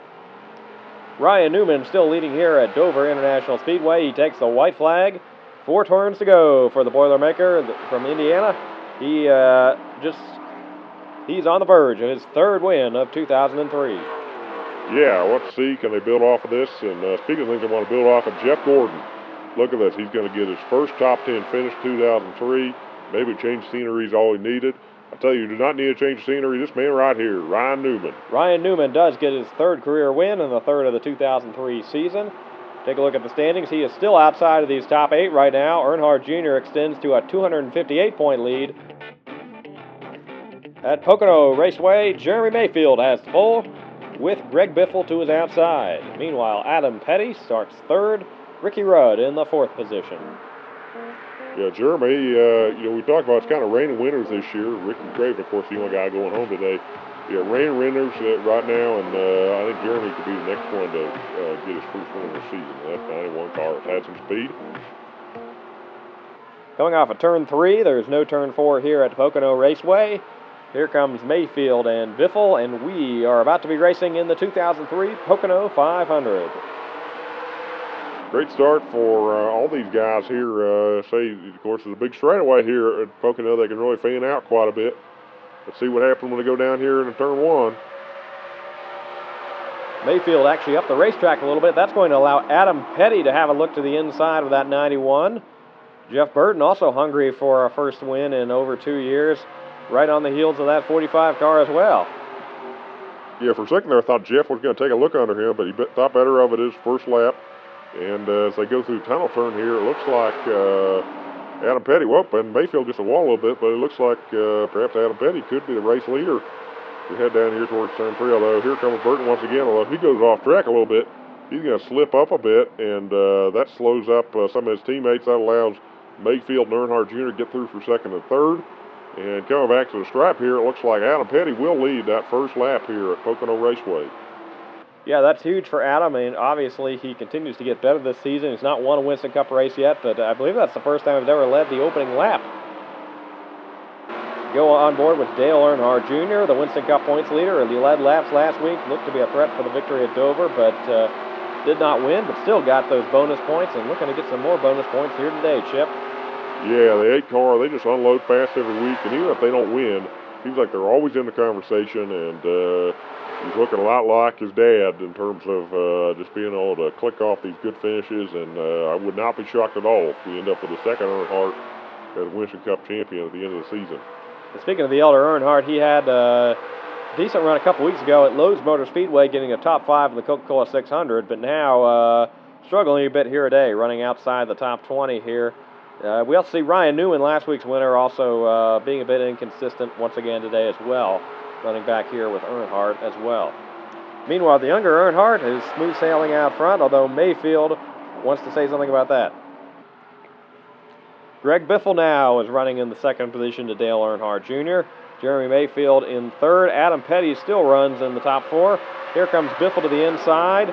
And also, don't count out there, actually running in the 3rd position is Ricky Rudd. He was kind of hiding behind that 97 car down the Long Pond straightaway, but he now moves into the 2nd position. Earnhardt Jr. is going to get railroaded on the outside there. Biffle now leading, but here comes Rudd. Yeah, Pocono's been a great track for Ricky Rudd in the past, and he had great speed at Lowe's the other week, and that Team Lone Star seems to be right on the verge of doing something special. Dale Jarrett, you'll see Rudd's former teammate, is having a good run here at Pocono as well. Although Biffle gets a good run there off of turn 1, he's got a gap between him now and Rudd, as Earnhardt Jr. is still struggling a bit on the outside there. Yes, the battle continues to close in up here. Adam Petty's been in the top 4 all day. We go on board with Rudd here through the tunnel turn. He's got a good run down the short chute here. Can he get to Biffle here as they head towards turn 3? Yeah, this is a good passing zone down here. Of course, this track kind of races like a road course, very flat, 3 different corners. Biffle gets a good run through turn 3 there, but Rudd now still on his back bumper. Mayfield also staying in this right now as well. Yes, all single file now. Earnhardt Jr. looks to tuck in there behind Jarrett. That puts a single file all the way through Kurt Busch there. Rudd once again with a run off of turn 1. This time it looks like he may make something out of it. He goes to the inside of the 97 of Kurt Busch down the Long Pond straightaway towards the tunnel turn here. Yes, here he goes, Ricky Rudd. About to be leading at Pocono. Texaco Javelin 33 car is out front. Jared Jones has got to be pretty excited right now. Yes, that would be something to win in his first year as a Winston Cup owner. Although this was not a completely new operation, they did take over the former Andy Petrie Racing, but the Ford Alliance is new. They've got great support from Robert Yates Racing right now. And down the front stretch, Rudd is going to get a draft from Mayfield and is narrowly going to beat Biffle back to the line. He is now leading here at Pocono Raceway. Yeah, and now Biffle's going to be like Earnhardt Jr., the one in the sucker lane there, and have to go all the way to the back. Mayfield to the inside there, and here comes Adam Petty to the inside of Mayfield. He's looking for second place. They're 3 wide for second place off the corner, in fact. Rudd continues to lead down his back straightaway. White flag in the air at Pocono Raceway. Ricky Rudd leads, but Adam Petty is now in the second position as they come up on the lap car of Joe Nemechek. Man, Adam had a great look there at the inside off of 2. So you also got Dale Jarrett, the guy who knows his way around Pocono, running there in the third position. It's all going to come down to where do they hit the 77 of Joe Nemechek here. 77 is currently in front of the 33. Can Adam capitalize on that? There's also the 15 of Michael Waltrip coming up there. Lap car as well. So that's good for Junior in the point standings. Michael's one of his closest competitors, so he's going to gain more points today. But here we come off turn 4. Looks like Rudd might have it. There's no turn 4 at Pocono, Chip. But yes, off of turn 3, Ricky Rudd wins the Pocono 500, his 26th career win, snapping a 42-race winless streak. He also gets team owner Jerry Jones his first win, as Dale Earnhardt Jr. is up to a monster 290-point lead in the Winston Cup standings. We're in Michigan for the 2003 Sirius Satellite Radio 400. Today's pole center is Casey Atwood. Yahoo, Casey! And we got Dale Earnhardt Jr. to his outside. Earnhardt Jr.'s teammate and the driver who swept both Michigan races last year, Steve Park, starts third. The only driver to fail to qualify today is Joe Nemechek in that 77 car.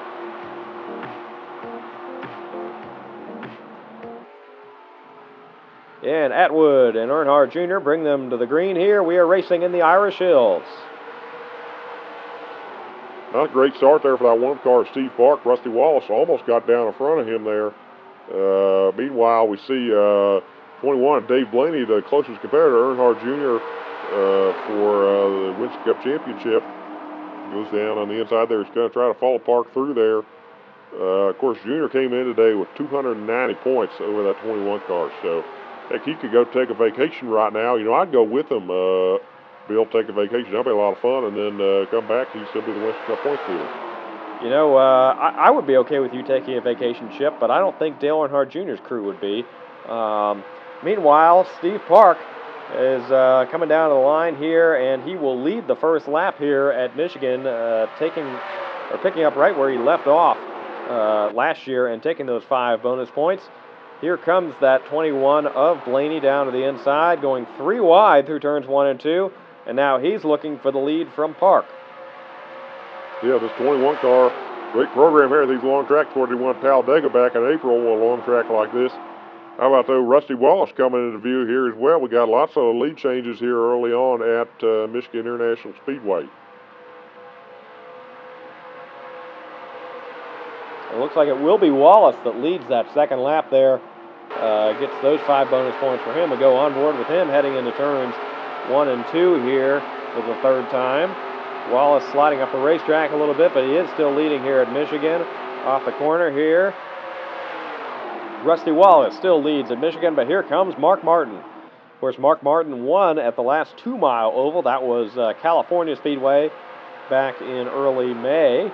But looking to make it 2 in a row here on these 2-mile tracks for the 2002 champion. Speaking of 2 in a row here, what about Ricky Rudd looking to go 2 wins in a row? He won his first race in a year and a half last weekend at Pocono Raceway. He takes the lead here at the stripe. Though Steve Park, winner of the last 2 races here in Michigan, he is staying in this fight right now. That he is, Chip. Rudd slips up the racetrack a little bit. Here comes Park back. Oh, and we got trouble. Earnhardt Jr. hard on the wall. The 91, the 43. Oh, Johnson gets a piece of it. Lots of cars crashing. And that's going to be huge for the Winston Cup Championship, as Earnhardt Jr. is going to fail to finish, as his closest competitors, including Steve Park and Dave Blaney, continue to run in the top 5. Yeah, that's a hard hit for all those guys. I want to see a replay of that, see what happened here, as Rudd wins the race back to caution. So let's see here. So Tom Bodine gets a little too hot. He gets on the side of the 8. They slide up, and then they collect the 91 and the 2. They're all on the wall there, hard, and then they slide down a racetrack a little bit here, and then, yeah, Jimmy gets a piece of the 43 there. So Rudd will lead them back to green here on this single file restart. Park in the second position right now, still going for 3 in a row here at Michigan.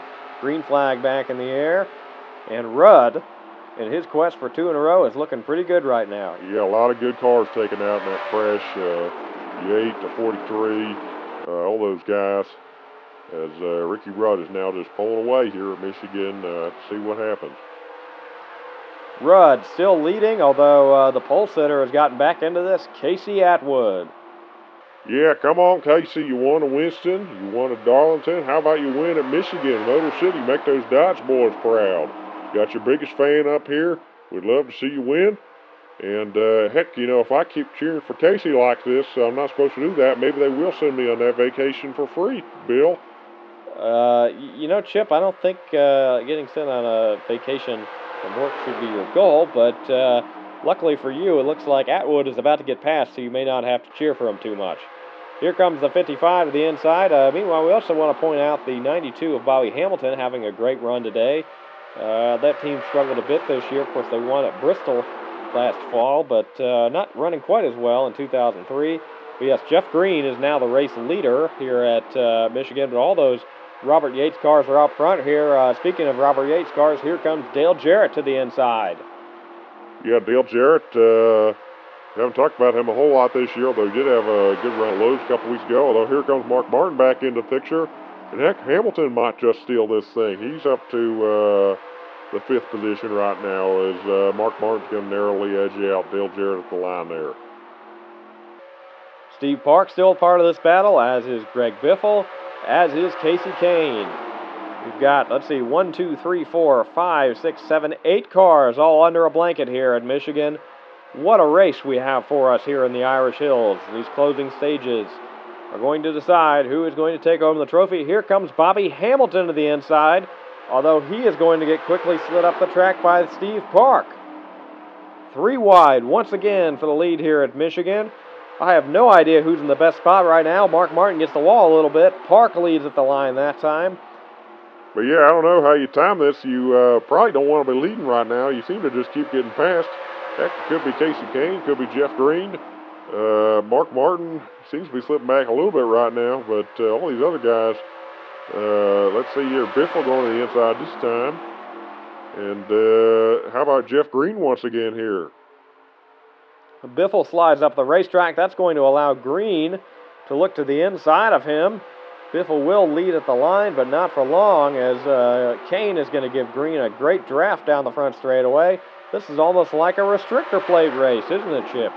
Yeah, this is incredibly exciting. So maybe they'll just all crash, and then Casey will win, and then I'll go and make the vacation. That'll be like my dream ending right there.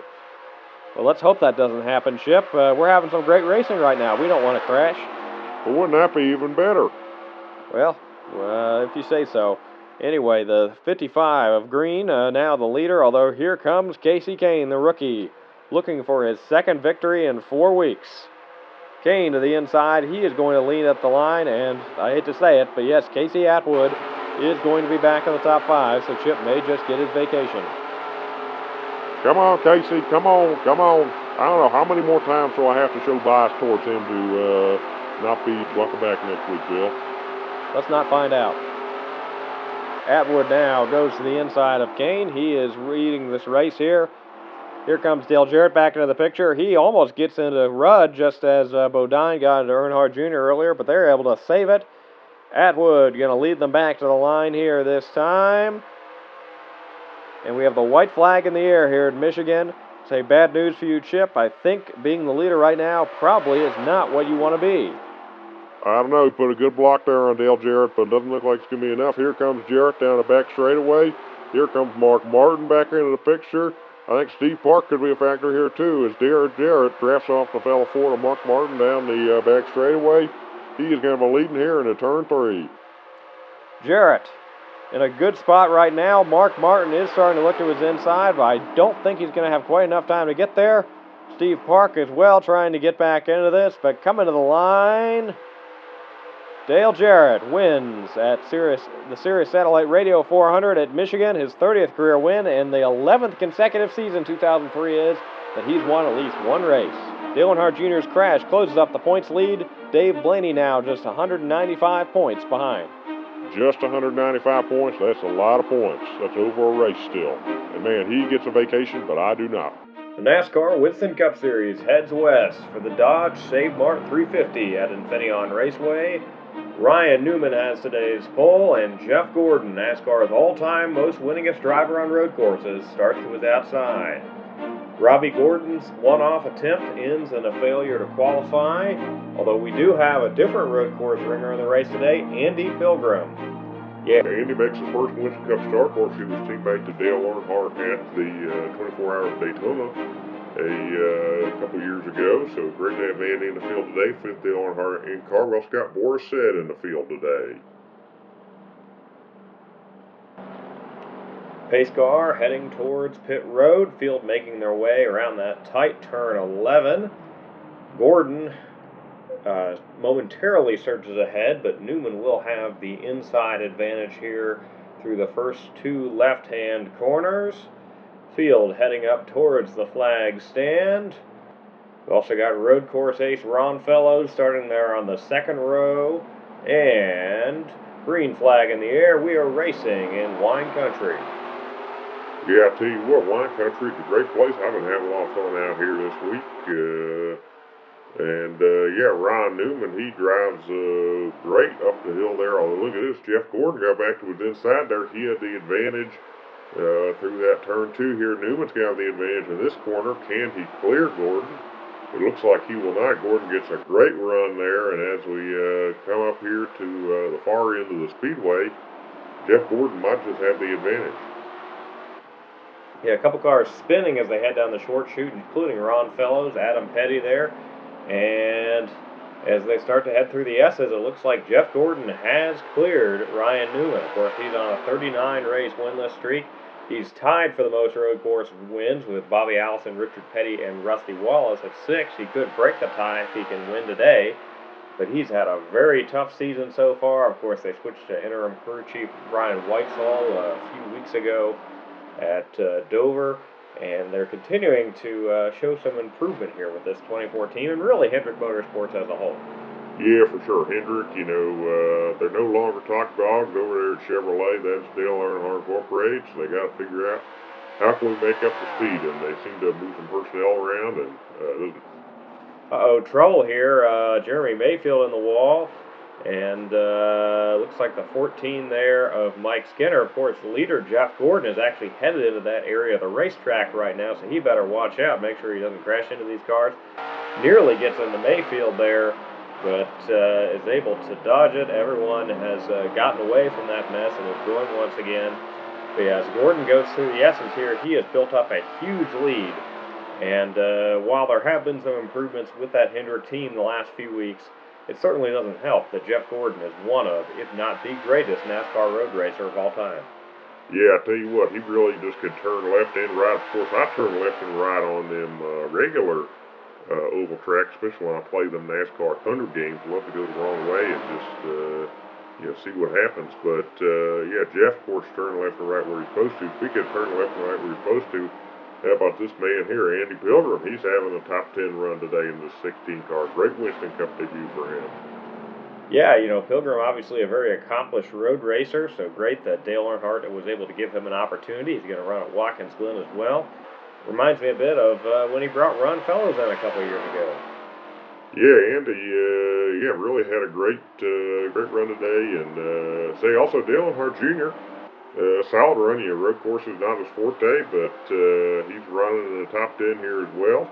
And that should allow him to continue to lead the Winston Cup points after today. That's great for him.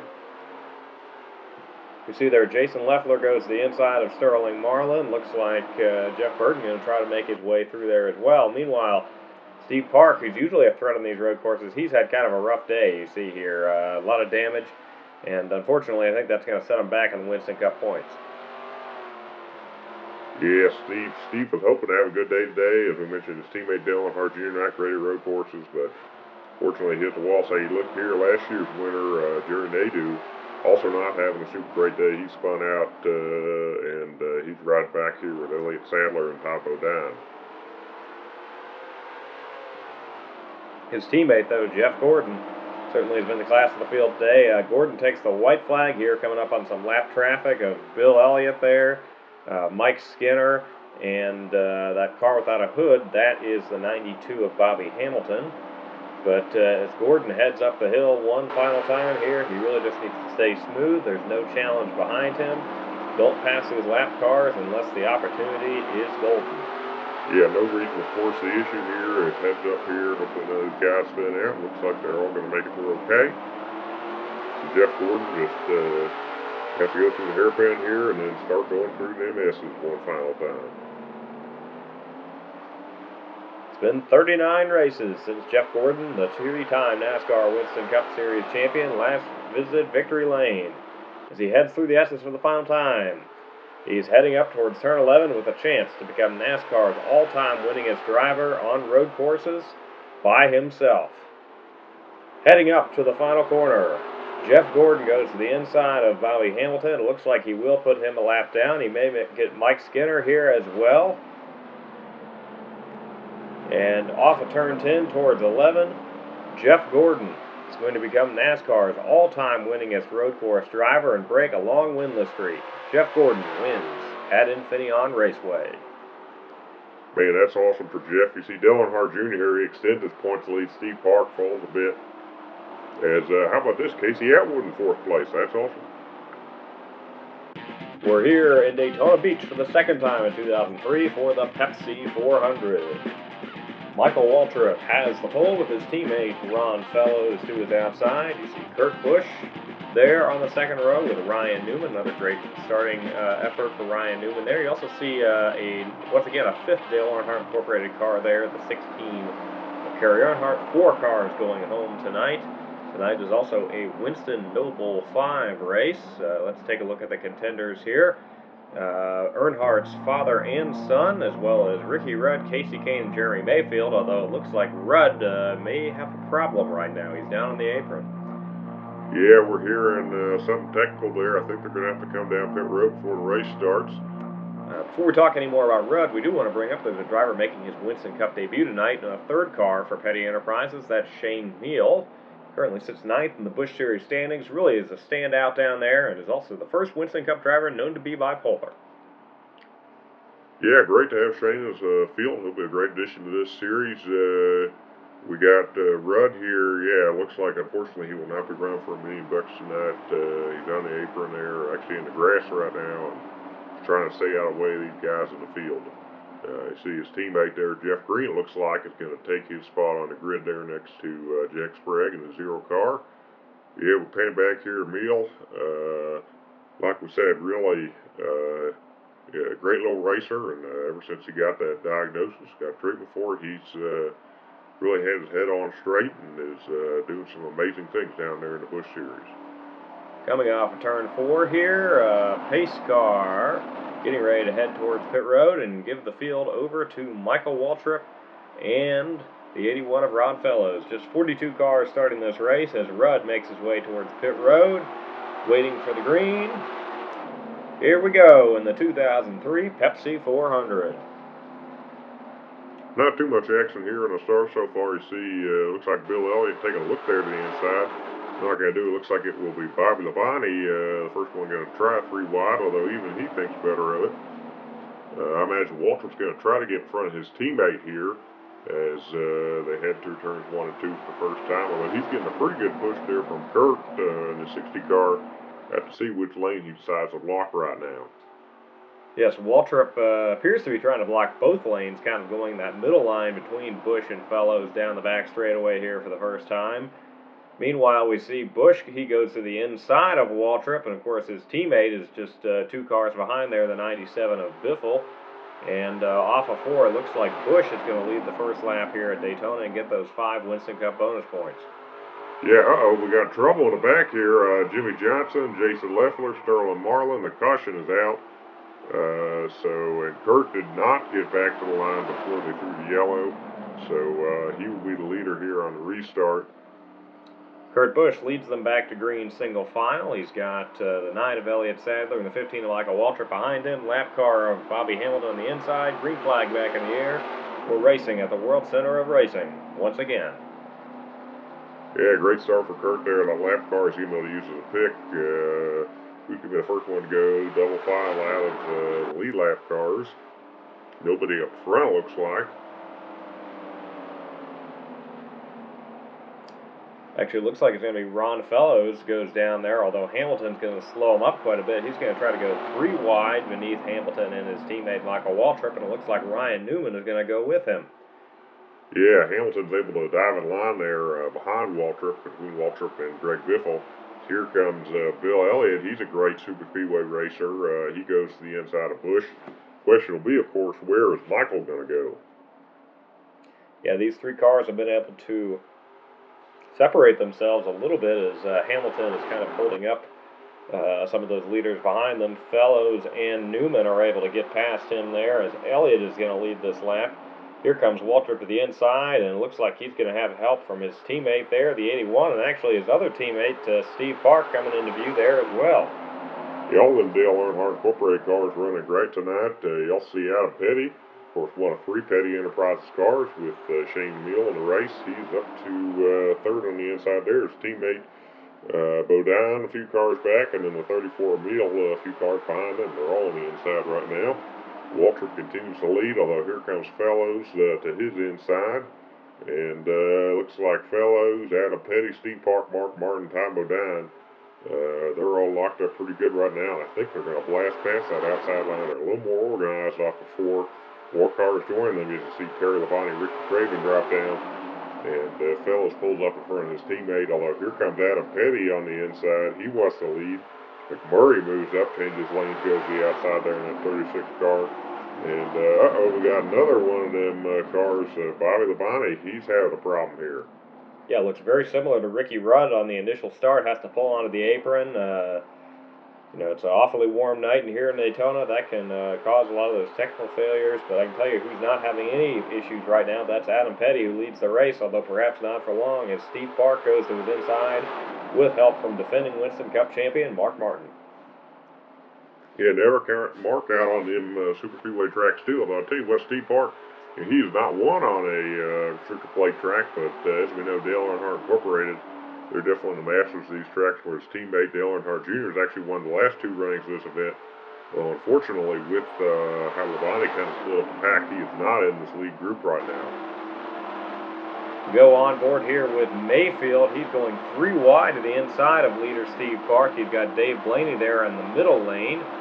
And looks like Mayfield is really going to paint that yellow line, and he might just have the lead coming off of turn 2 here. Yeah, that would certainly be something. Say they're still 3 wide. You see, you got Biffle and Martin giving a good push there to Steve Park. But, yeah, and it's really kind of everybody under blinker right now.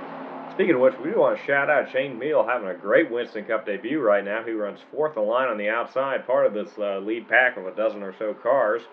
As coming back to the line here, it looks like it's going to be Blaney narrowly edging out Park, as Park's drafting help on that outside line has really deteriorated.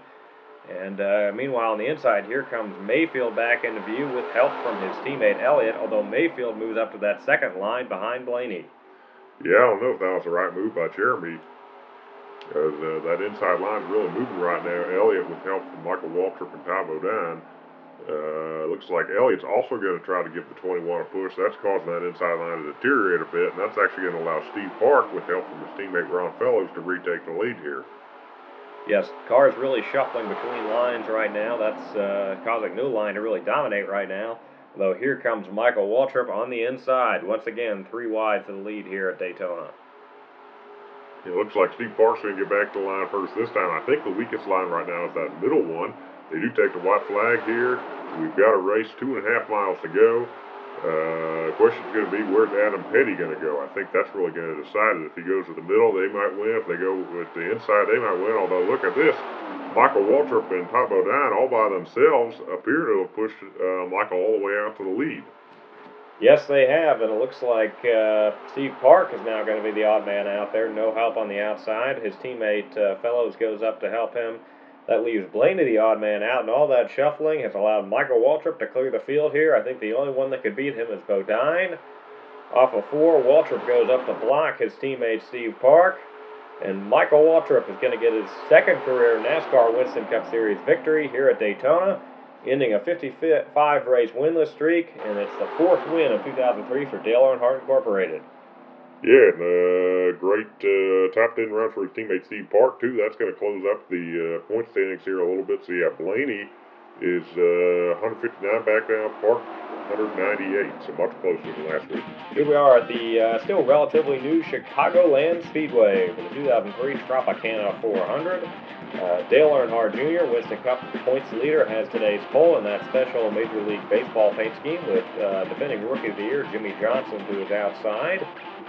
2 drivers failed to qualify, including Terry Labonte, say he is out of past champions provisionals, and that owner point swap with the Zero team earlier this season appears to be biting him a little bit.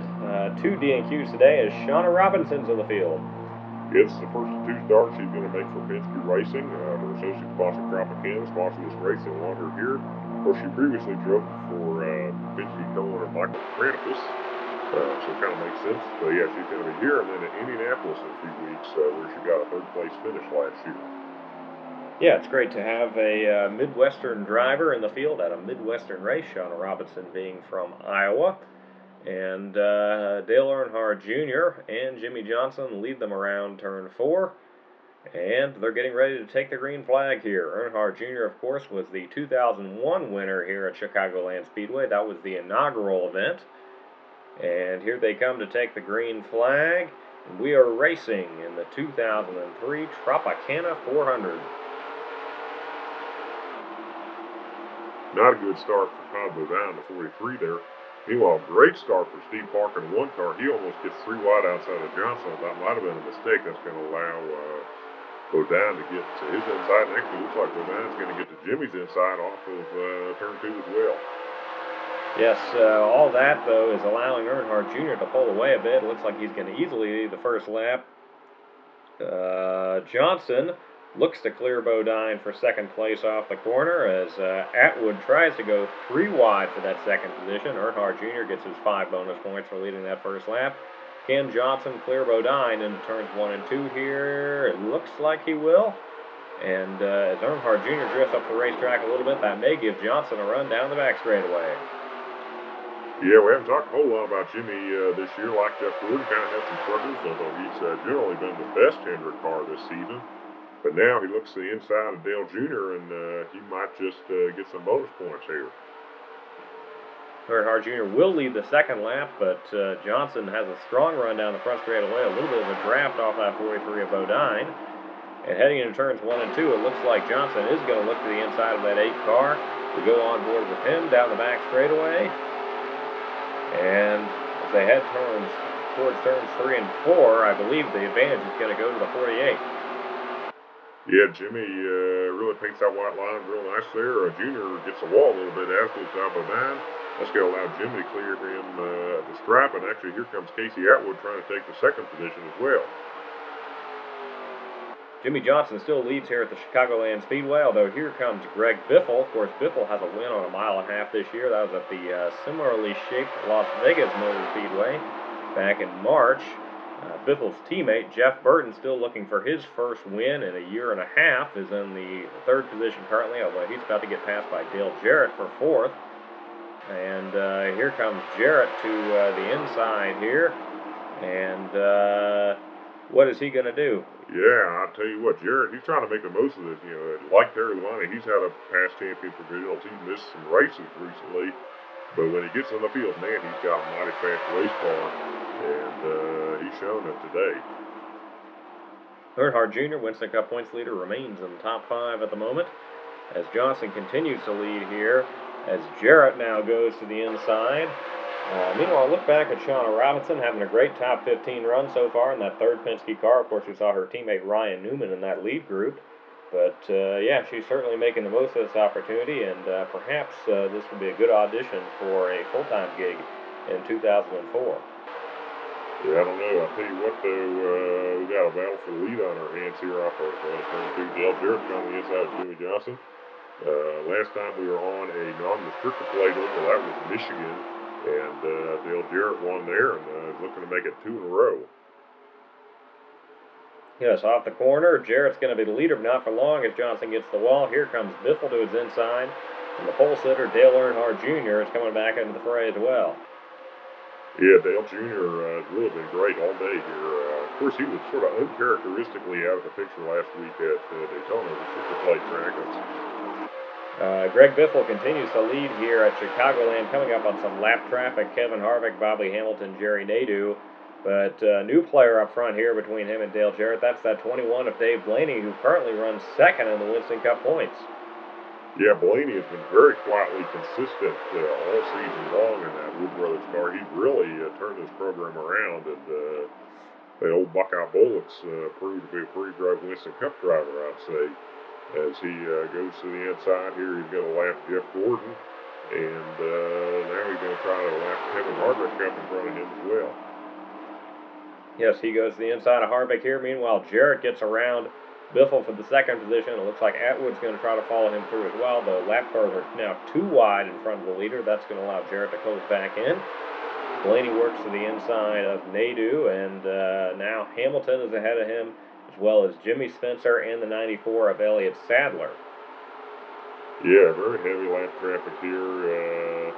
Looks like Spencer's going to kind of slow them all up there now. We're back to single file, and that's exactly what Blaine wants to see as he takes a look at the inside to put the 92 lap down. And meanwhile, it looks like Atwood's taking a look at the inside of Jarrett here. Further back, we see Dale Earnhardt Jr. He still runs in the top 10, but seeing the man second in points leading the race is the last thing he wants to see as Blaney takes the white flag. Really, he just has to get around this 94 of Elliott Sadler, and I think he's got it. Yeah, Elliott, of course, Elliott used to drive this 21 car, so, man, that's got to sting a little bit seeing it about to lap him. But I'd say the Wood Brothers made the right choice here as Blaney's going to go to the inside of Sadler, and if he can keep on the bottom of the racetrack, he's going to come back for his 4th victory in 2 seasons. Yes, off of turn 4, Dave Blaney appears to be on track to be the Wood Brothers' most successful driver in decades. He wins at Chicagoland for his 2nd career win of 2003, and he closes in on Dale Earnhardt Jr. for the Winston Cup points lead. Earnhardt Jr. finishes 6th, and Steve Park 8th, so they remain in the title fight. But Park now 206 points back, Blaney 134 behind Earnhardt Jr. We head up to the New Hampshire Motor Speedway for the 2nd time in 2003 for the New England 300. Jason Leffler has the pole with last week's winner Dave Blaney to his outside. We see Adam Petty starting 3rd. Ricky Hendrick tried to qualify for this race, but ended up going home yesterday, as did Ricky Craven. And here they come to the green. Leffler gets a great jump on Blaney. It looks like he's going to be clear headed into turn 1. Yes, he did. Blaney drifting up the racetrack a little bit, struggling for grip there. That's going to allow Adam Petty to get to his inside. Of course, this is the location where Adam Petty had that horrible season-ending crash a few years ago at New Hampshire. We're so thankful for all the safety innovations that came out of that. Yes, we are, Chip, as Leffler comes around turn 4. He's going to get his 5 bonus points to lead the first lap here. He's done a great job leading the first lap of several races this year. He's just not been able to lead the last lap yet. as Petty works his way up to third now as Michael Waltrip passes Bill Elliott for the fourth position. But as they head towards turn 3 and 4, the 20 is still leading, although the 21 is not far behind. Yeah, although take a look at this. Michael Waltrip going to the inside of Adam Petty. I think not winning Daytona a couple weeks ago, really. And we're still on board with the 21 here of Dave Blaney. He is staying in second, but he wants more, potentially going for his second victory in a row here. He works to the inside of Jason Leffler down the front straightaway and is in the optimal position heading into turns 1 and 2. Yeah, great run by Blaney there to the inside. Say, how about this, though? Casey Atwood, he works to the inside of Newman. It looks like he's going to try to get Leffler as well. As in turn 3 and 4 here, looks like it will be Atwood getting that second position. Yeah, Atwood has been very consistent this year. Ray Evernham seemed to think it would take about 3 years for Casey to get up to speed when he hired him at the young age of 19, and that appears to be the case, as he, of course, got his first win earlier this season and is now in the top 5 in points. Speaking of being in the top 5, how about this? Ron Fellows having a great run here. Of course, this place is very flat, kind of like a road course. That's his forte, but still, he's the highest running Dale Earnhardt Incorporated car right now. So that's pretty impressive, especially knowing how good Atwood still runs in the second position, although he wants more here. Off of 4, he looks to the inside here of Blaney. Meanwhile, Fellows is all the way up to the second position. Very impressive run for him. He continues to get better and better on these ovals.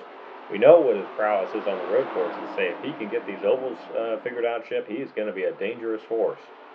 Yeah, he is. Although, frankly, he's had a pretty solid season. He's actually currently leading the rookie points over Casey Kane by a little bit. Casey does have the win in the Coca-Cola 600, but Ron's just been a little more consistent, and of course Casey missed a couple races too, so that will even out once they only counted those 19 starts. But still, Ron is very consistent, and we see that today. Ron in the third position. Atwood still leading here, although Blaney is trying to fight his way back into this. Meanwhile, Ryan Newman, you saw, runs in the fourth position. And off of 4 here, Blaney's going to have a look to the inside of Atwood. What is going to happen here? Yeah, looks like Casey still got him down the front straightaway, but Blaney's going to try to back it up. Oh no, we got trouble here. Leffler into the wall. Caution is out. And what a heartbreak after having such a fast car. He won the pole today, led the first few laps. And that's also the last thing Casey Atwood wanted to see, as he had established a decent-sized lead over second-place runner Dave Blaney. Yeah, and then, of course, the question is going to be, do you pit here, or do you stay out? There's not a whole lot of laps left, so I don't know if fresh tires will be enough to get back up through the field. But we'll see. Say coming off of 4 here, it looks like Atwood's coming, as is the 21, the 81, the 12. Oh, it's going to be Jimmy Johnson in the 5th position. He's going to be the first one to stay out. That's a risky move, but they don't have a win yet this year, so why not roll the dice a little bit? One thing that will help Johnson is there's a few cars staying out with him. It looks like Jeff Burton there. It looks like Greg Biffle, who won here in May, Terry Labonte, Kevin Harvick. So Johnson will have a buffer between those cars with fresh tires. Yeah, so Casey Atwood here restarts at the back half of the top 10.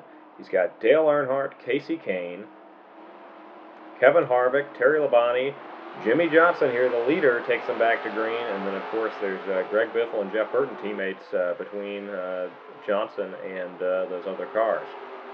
Yeah, Jeff Burton here, he really wants to get a win. Still on that long winless streak. Of course, he led every lap here when they experimented with restrictor plates back in 2000 after the Petty and Irwin crashes. Glad they did not stick to that. That was a pretty boring race. But Jeff Burton proving that he may not need a restrictor plate to win at New Hampshire. He takes a look at the inside of Johnson as the laps continue to wind down here. Go on board with Rusty Wallace. He is now the highest running driver with those fresh Goodyear Eagles. He goes to the inside of Kevin Harvick. That puts him into the top 5 here. He now goes to battle with Terry Labonte. Yeah, Jimmy, he just needs his teammate Terry to really be a good teammate here and hold up Rusty. I think Jimmy might be able to hold on if if there's enough time, to say you see Dave Blaney here, if he's making passes on the outside, no, Matt Kenseth crashes. And I think that's good news for Jimmy. It's going to reduce the number of laps he has to run here. So, but there will be another restart here in New Hampshire, so watch out. Coming back to the restart here, Johnson leads, Burton second, Biffle third. Yeah, we haven't talked about Biffle, or not Biffle, sorry, that's Kurt Busch. Yeah, get it right, Bill. Yeah, it's Kurt in the 60 car. He won here in May at New Hampshire. So that's, his potential, even if he doesn't win, he'd have an average finish of 2 here in 2003, but certainly he'd love to sweep this racetrack here. Go on board with Burton. He takes a look at the clean air at the inside of Johnson, but is not able to make anything happen as they head down the front stretch here. What can he do into turn one? It looks like he's actually going to slip up the racetrack a little bit, although he is going to get to look to the inside down the back straightaway. Yeah, Jimmy's doing a good job just holding him off, just running the line, do good. Meanwhile, Rusty taking another look to the inside and Terry Labonte there, trying to get up to 4th place. Again, he's the first car on the fresh tires. Although also don't count out Dave Blaney. He led a lot of laps earlier, and he's up to 6th behind Harvick. What can Rusty do here down the back straightaway? Oh, how about this? Bill Elliott is about to pass Blaney. He's also on them fresh tires. Of course, he had a win on a flat track Martinsville earlier this year, so that team is well set up for this.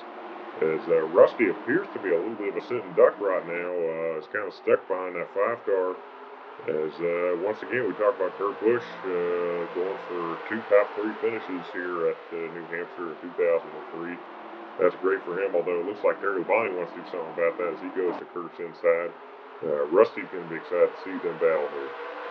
Yeah, although I think 2 wide may actually end up slowing Rusty's progress compared to the 2 leaders, Burton and Johnson, as he does get to the inside of Busch off of 4, but still stuck behind that 5 car Labonte. Meanwhile, Labonte's teammate Jimmy Johnson takes the white flag. I think he may just have this. Yeah, of course, he got New Hampshire last year, actually in this race, the summer race, so he's going for 2 in a row here, and would also be Hendrick Motorsports' 2nd win in 4 weeks after his teammate Jeff Gordon won at Infineon a few weeks ago. So quite a rebound for the Hendrick team. Looks like his teammate Terry Labonte is going to hold on for 3rd as Blaney goes to the inside of Rusty for 4th. And off of 4 here, it is going to be Jimmy Johnson. He gets his 6th career win, his 1st of 2003, and his 2nd straight in the July New Hampshire race. May winner Kurt Busch finishes 6th. Blaney once again closing up that points lead. It's down to just 99. We're back at the Tricky Triangle for the 2003 Pennsylvania 500. Adam Petty gets his first career NASCAR Winston Cup Series pole with Ron Fellows to his outside. Yeah, I expect Ron to run pretty well today. This track kind of drives like a road course a little bit. It's very flat, got 3 different corners, so no surprise to see him up there. And yeah, what a great effort for Adam there to get his first pole. Petty and Fellows lead them to the green flag. We are racing in the Pocono Mountains. Great start there for that 88 of Dale Jarrett. Of course, he won at Michigan back in June. Another big track kind of like this will be heading back there next week. See, Adam's teammate, the 43 there, Ty Bodine, gets down behind Jarrett. And he's taking a look actually the inside there off the corner. Although here comes Jarrett as well, so head down the Long Pond straightaway. Adam is able to fend them off, though, as they head towards the tunnel turn. You see 4th in line there on the inside is Bill Elliott. He gets to the inside of Ron Fellows as well. Fellows and his teammate Dale Earnhardt Jr. falling backwards at the start right now. Meanwhile, you see Ryan Newman is currently 5th on the inside there, followed by Kurt Busch. But off of turn 3 here for the first time, it looks like Adam Petty is going to lead the first lap here at Pocono, though perhaps not for long as Dale Jarrett takes a look to the inside. Yeah, Dale seems to have a really good car today. Head down the front straightaway for his first time, or second time rather. Yeah, Adam gets those 5 bonus points. Meanwhile, you see Rusty diving in the line there in front of Bobby Labonte. And here comes Jarrett. I think he's got a much better run off of turn 1 this time. And he is going to the inside of that 45 down the Long Pond straightaway, although Adam's teammate Ty Bodine is right in this fight as well. Looks like Jarrett does have the optimal position going into the tunnel turn here. He takes the lead here at Pocono Raceway. Meanwhile, Bodine gets a look to the inside. Adam Petty gets the wall a little bit, and that's going to allow Jarrett to pull away a little bit. Here comes Bill Elliott looking to the inside of the 43. He's actually off track, as is Kurt Busch. So that's going to allow Jarrett to get a much larger lead here. Earnhardt Jr. going to the outside there around Busch as Jarrett leads lap 2. We've got Bodine up to second and Newman up to the third position. Yeah, they started double file now. They've kind of all sorted out the single file here. You see Newman going to the inside. And new second place runner here at Pocono, it's Bobby Labonte, the 2000 Winston Cup Series champion, is caught up to the 1999 champion. Yeah, both these guys are great at these big long tracks like this. See Bobby take a look at the inside of Jarrett here now.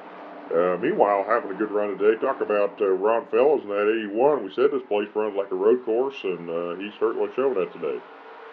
Yes, that is Chip. Labonte takes the lead from Jarrett down the Long Pond straightaway. And yes, as we were talking about, what a run here for Ron Fellows. He's about to fall back to the 4th position, getting passed by Mark Martin. So you see Bill Elliott there as well. But yeah, he's really running up with an elite group right here. Top 5 are Ron Fellows and 4 former Winston Cup champions. Elliott, Martin, Jarrett, and Labonte. Yeah, that's certainly some impressive company to be in right now. You see the 18 is going to lead this lap here. Jarrett, though, staying pretty good with him as Mark also getting into this fray. Really, all top 5 of these cars are all under a blanket right now.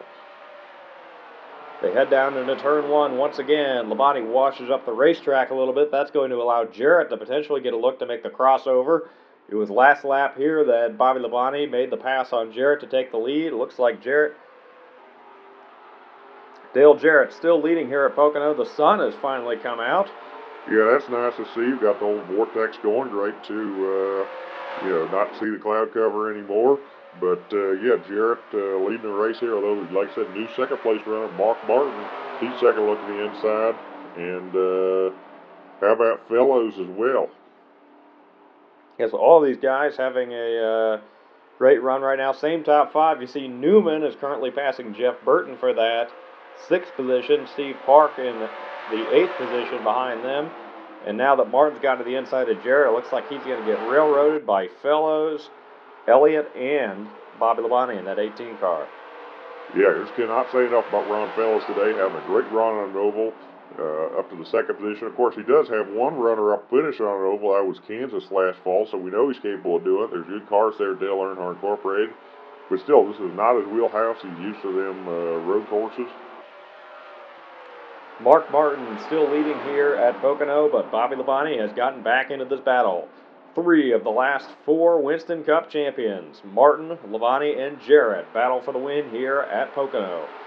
Yes, great to see 3 of the best in the business is battling out here. It looks like Bobby's got the advantage right now as Mark goes to the outside there. Jarrett going to try to follow him through. Looks like he will. Meanwhile, Fellows still in the top 4. Great run for him. We saw Newman back there. He's up to the 6th position. Martin now getting a run back on Jarrett. Can he get back up to 2nd place here down the straightaway? Yeah, I don't know. Meanwhile, behind Newman, we want to talk about Steve Park running in the 7th position. He is currently the highest of our championship contenders. So that's important to watch. See his teammate Dale Earnhardt Jr. all the way back there in 9th. So Park will gain a few points on his teammate in the Winston Cup standings this week, assuming he holds this position. Meanwhile, we take a look back at Earnhardt Jr. here. As we said, he runs in the 9th position. Still continuing to have a consistent good year, although he has not won since Bristol all the way back in March. See behind him is Casey Atwood, Kurt Busch, and Rusty Wallace.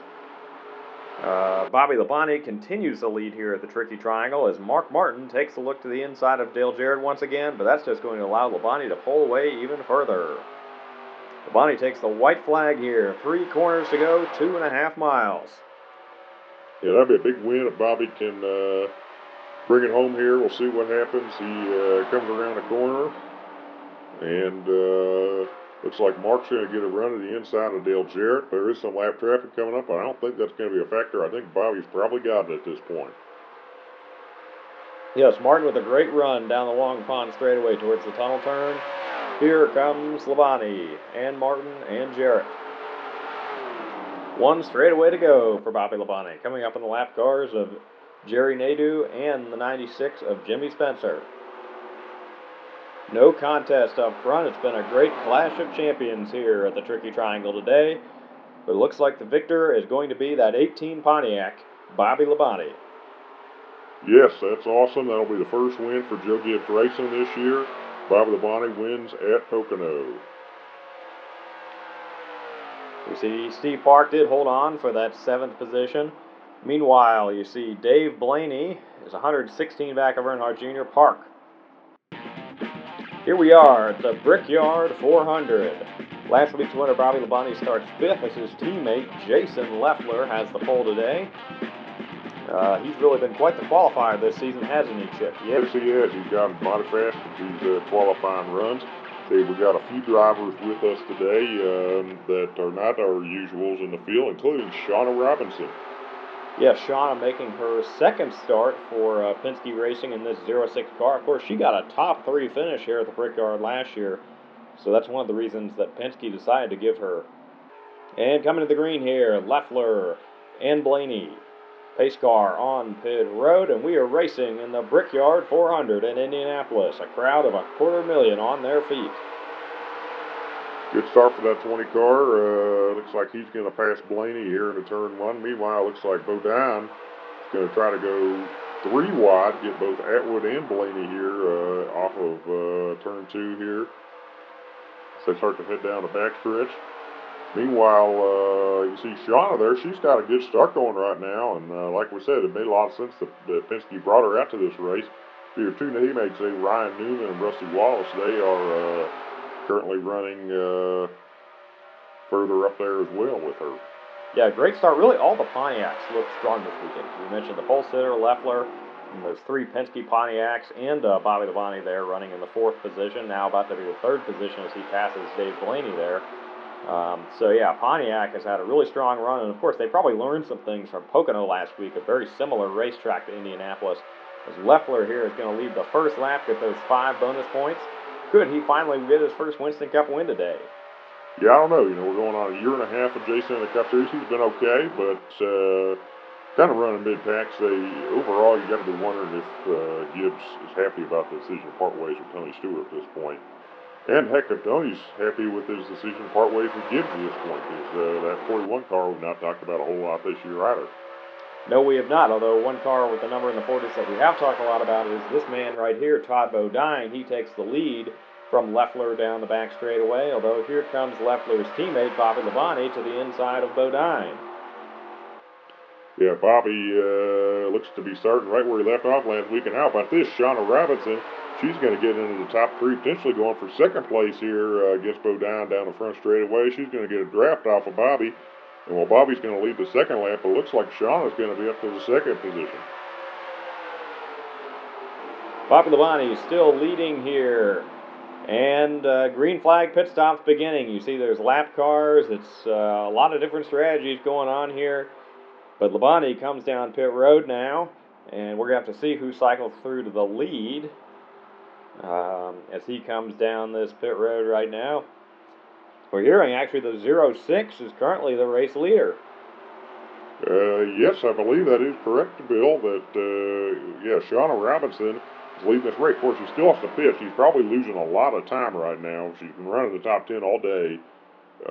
But those tires have got to be old, so she's probably losing time unless she gets a caution. But yes, Bobby Labonte comes down pit road, heading towards his stall. He's in. They're going to be 4 tires and fuel for all these guys. Ryan Newman completing his service, although he is a lap behind. So yes, Robinson, the race leader, and she comes around here. Still leading here at the Brickyard, and even if she doesn't finish here, still impressive just to see her leading laps in a Winston Cup race. Yeah, it is. You see her teammate Newman there coming out of the pits. Of course, that's a lap behind her right now, and she'll have to pit here coming up. Robinson rounding turn 3. But yeah, we cannot say enough about her, and I don't know if Penske has any plans to start a third team, but certainly she would have to be on the short list if they did, because she's had some great runs here. Yeah, well, of course, last year she got a top 3 here, but that was not in as good of equipment. That was not Michael Cranfith's car, which had a sort of alliance with Penske, but not a full-on alliance. But yeah, Penske's been, really strong this year, obviously with Newman, good cars. You saw their Tabo Danpole off the track. Here's Bobby Labonte. He's starting to make up time here, and he's on those fresh tires now. So we think once everything cycles out, once Shauna pits, he should easily be the race leader here, but we'll see what happens. Robinson still on the racetrack right now. You see several cars getting their laps back, including Mike Skinner, Matt Kenseth, and Casey Atwood there. That just shows how old the tires are on that 06 Pontiac right now. Here comes Earnhardt and Johnson looking to do that. And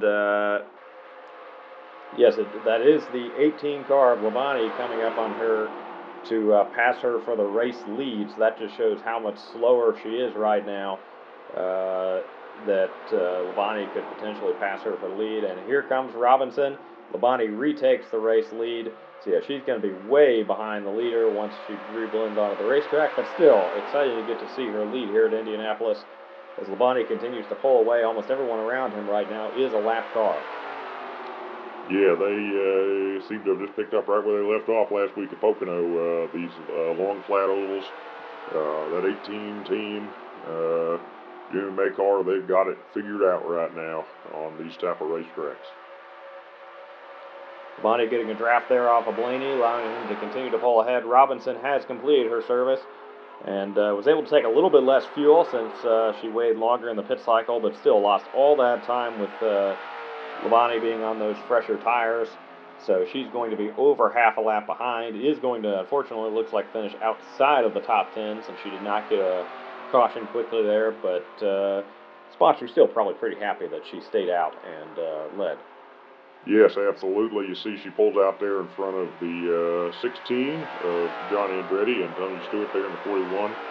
Labonte leading here. He's coming up to lap Jeff Gordon. Say that team, of course, they got the win a few weeks ago at Infineon, but still haven't got a rough year. Here comes Labonte on Blaney and Dale Earnhardt Sr. Continue to draft off inbound the back straightaway. Meanwhile, Dale Earnhardt Jr. here, he's ways behind the leader, but having a good, another top 10 run today as he runs there right behind Bill Elliott ahead of Kenny Irwin, and he's having a good day. Of course, Kenny Irwin competing at the Indianapolis Motor Speedway for the second time this year. He competed in the Indianapolis 500 where he got a 4th place finish. So perhaps giving him some help today as he runs in the top 10. Labonte laps Earnhardt here as he takes the white flag. He's just been absolutely on cruise control today here in the Brickyard 400. Yes, he has. Of course, he won this race back in 2000, his championship season. And we got to say, though, probably one of the biggest winners today is Shauna Robinson here.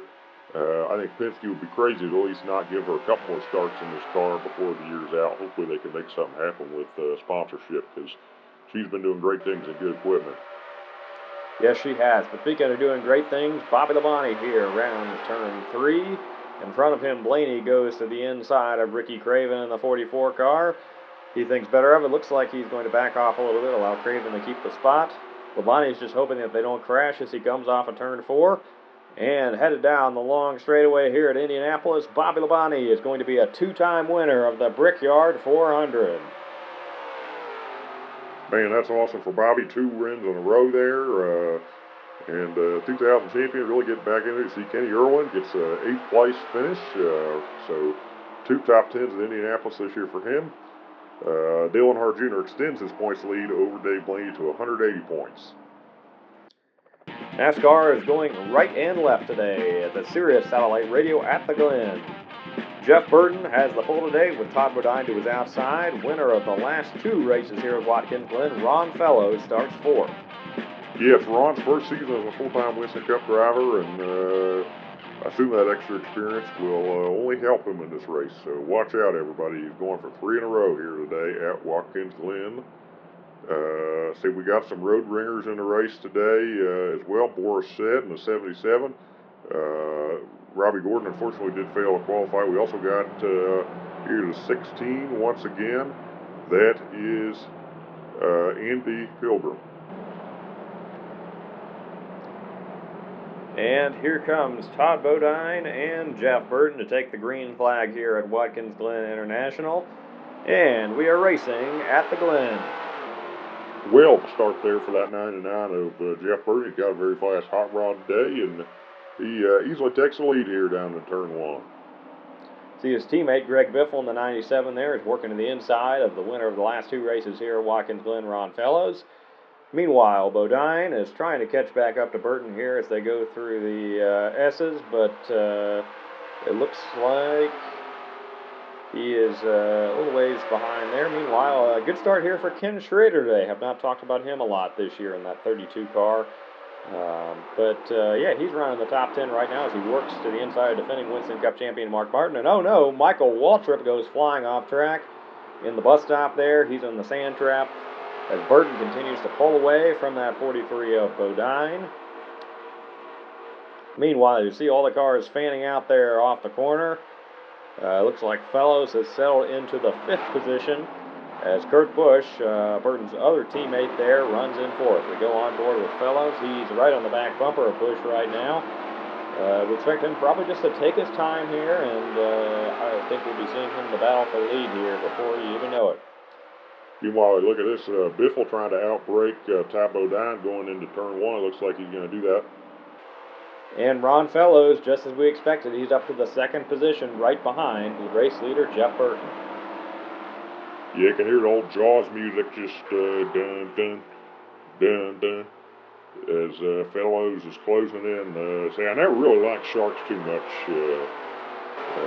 Bill, but that always was a catchy music tone. But yeah, Ron's up to the 2nd position, and Burton's still leading here. You see some damage there in that 94. Elliott Sadler, he got into the sand trap here at some point earlier as well. Fellows goes over the curbs there a little bit, kind of slides a little bit as they go into the carousel corner here, but off the corner you see that 94 is really holding up Burton right now. And, well, Fellows almost gets the inside, but things better up. I think if it was later in this race, he probably would have driven it in there, but it didn't work too well. Now he's unfortunately going to be in a bad spot with that lap traffic here going into the final corner here. He's not able to pass Sadler that time. Meanwhile, further back, having a great top 10 run today. It's a 16 car here. Andy Pilgrim, you know, it's exciting that Dale was able to give him a ride here in the Winston Cup Series. Much as he did with the man running 2nd, Ron Fellows. Yes, it's very cool that Dale Earnhardt Incorporated is bringing in some great road racers to try out the Winston Cup Series. And as you mentioned, yeah, they've had great success with Ron Fellows so far. Fellows running 2nd, although it looks like Kurt Busch is looking to change that right now. Busch taking a look around the back bumper there as Dale Jarrett, the 4th place runner, gets around Elliott Sadler, that lap car as well. Jeremy Mayfield currently runs in the 5th position as off the corner, Fellows goes a little wide there and continues to have to fend off Busch as they head down here towards turn 10. Yes, you know, that 81 car, he just doesn't seem to quite have the same feel for it today that they've had the last couple of years, but definitely do not count him out by any means off the corner here, although you see he slides a little bit. Meanwhile, take a look at this. 16 cars looking at the inside of Bodine as you see 32 there. Continues to have a great run today as well. See, the 16 is running in 7th, and the 32 here, Ken Schrader's in 8th, followed by Kenny Irwin in 9th, looking for potentially 2 top 10s in a row after that top 10 at the Brickyard last week.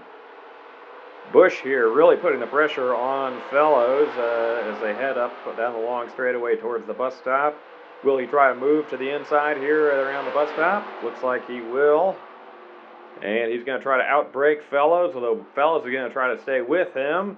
And oh no, Fellows slides off the racetrack into the sand trap. And unfortunately, his bid for 3 in a row here at the Glen probably just ended. Jeff Burton continues to pull away. His teammate Kurt Busch up to the 2nd position. And of course, Burton trying to snap a long winless streak here, dating all the way back to Texas. White flag in the air. Jeff Burton last won in April of 2001. He's never won on a road course. He's looking to change that today. They head down towards turn 10. 2 corners to go for Jeff Burton. Number 99 heading down towards the final corner. His teammate Kurt Busch is falling back a little bit off the final turn.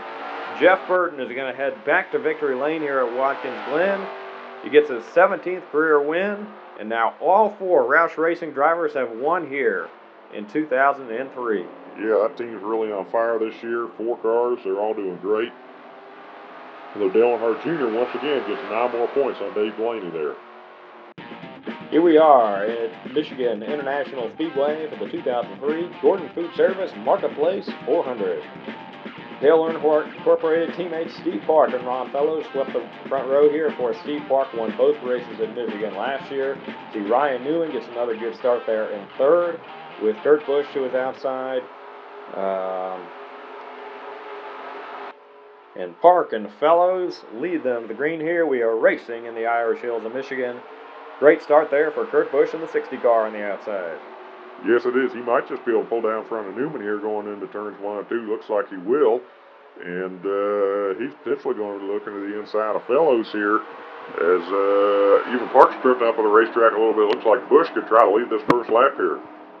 Busch has really been on a roll lately the past few weeks. Had a great top 5 run last week at Watkins Glen. As his teammate Jeff Burton won. Meanwhile, Park leads them down into turns 3 and 4. But as he slips up the racetrack here and that 60 car gets a good bite on the inside, looks like that may not be the case for long. Yes, looks like Kurt going to try to run it back here to the line. I think he will lead the first lap, get those 5 Winston Cup bonus points. And meanwhile, looks like mostly double file throughout the field. A couple cars strung out in the back there, but Kurt Busch leading here, and here comes Ryan Newman for second on Park now. Yes, Newman to the second position. You see Blaney up to third.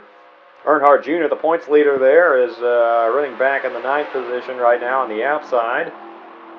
Meanwhile, the 60 car continues to pull away here as the 21 of Blaney takes a look to the inside of Newman.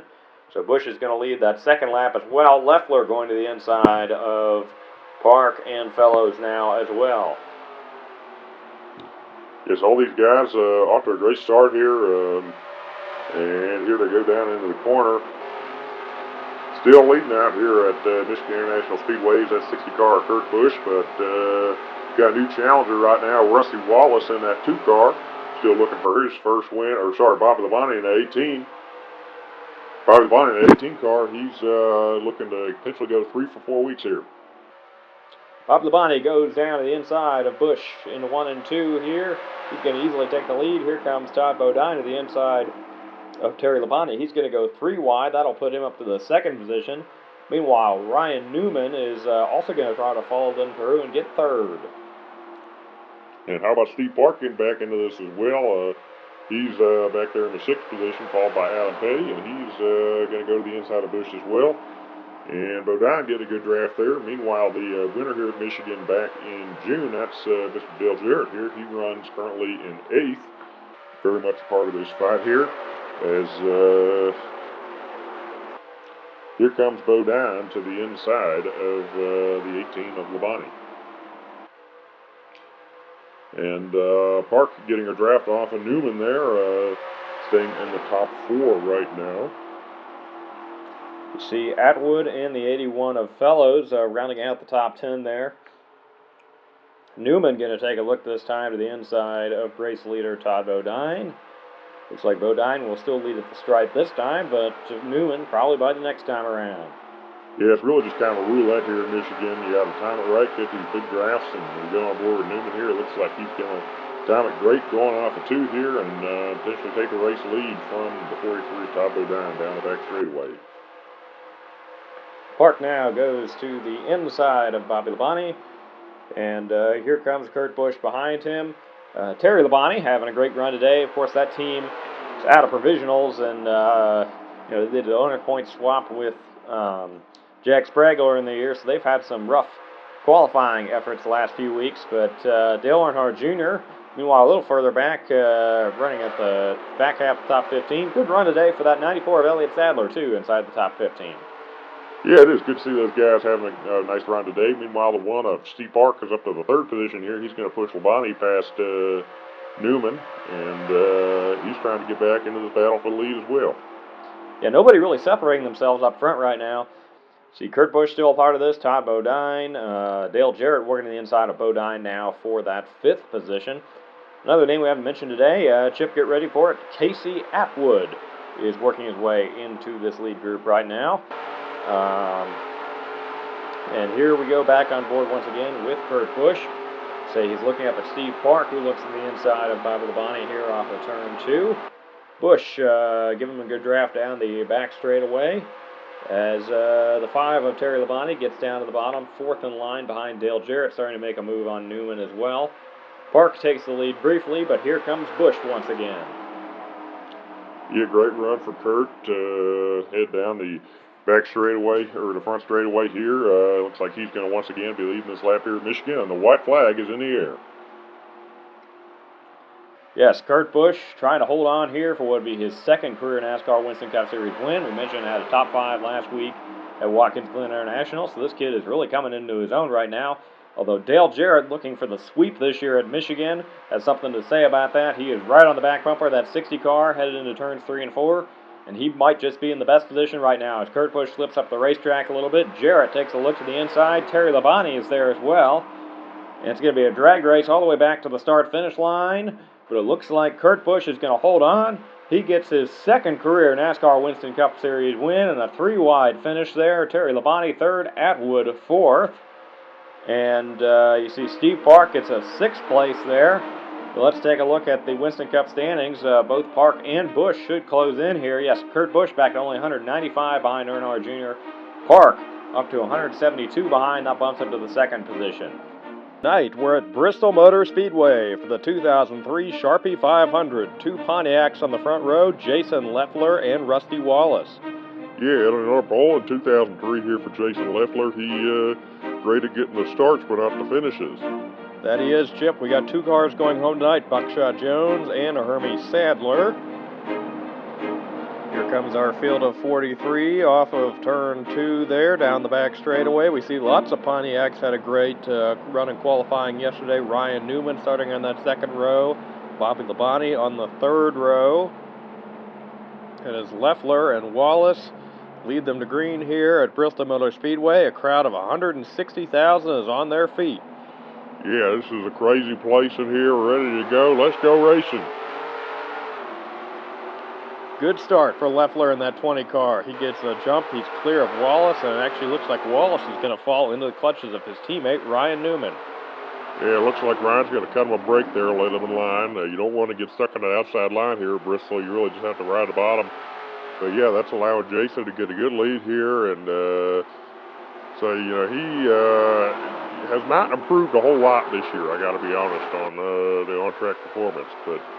So speaking of drivers that have not improved much this year, Kenny Irwin Jr., it's great to see him up front. Really, the whole Chip Ganassi organization has regressed quite a bit from their championship form the last couple seasons. Yeah, you got to wonder. You know, Jason's run away in this 20 car. Does Tony regret leaving it? Good. Leffler is still leading here on Thunder Valley. 2 of the cars that were up front earlier, Rusty Wallace and Kenny Irwin Jr., are on the verge of going a lap down. Johnny Benson works to the inside of Leffler trying to stay on the lead lap. Here comes Kevin Harvick, a name we've not talked about a whole lot this year.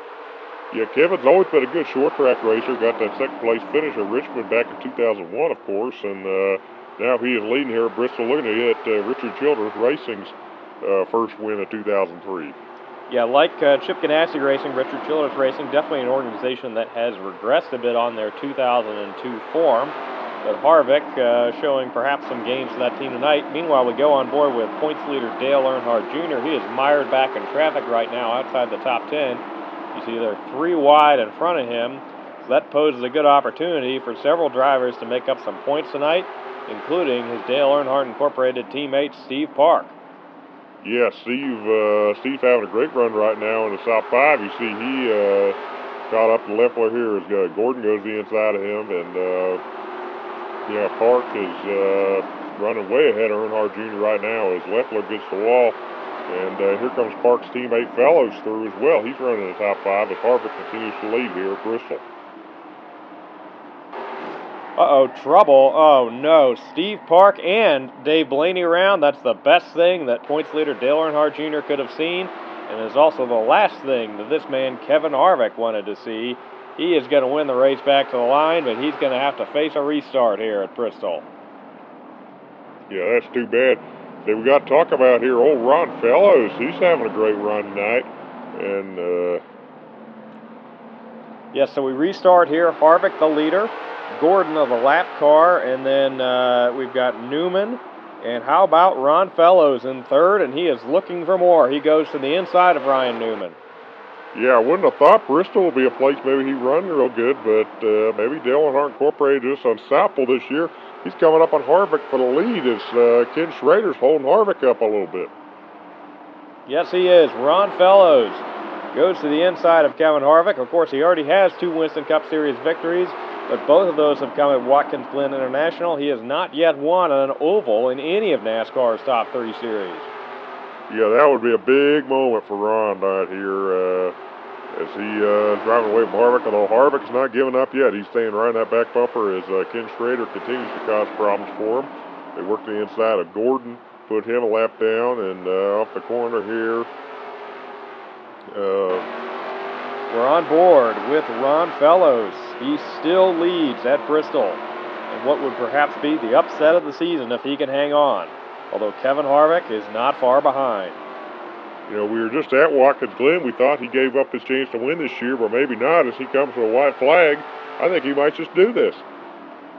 Yes, Ron Fellows, he does have some lap traffic in front of him, the 36 of McMurray, the 97 of Biffle, but I don't think there's going to be enough time for Harvick to get caught up. He actually gets to the inside of McMurray here through 3 and 4.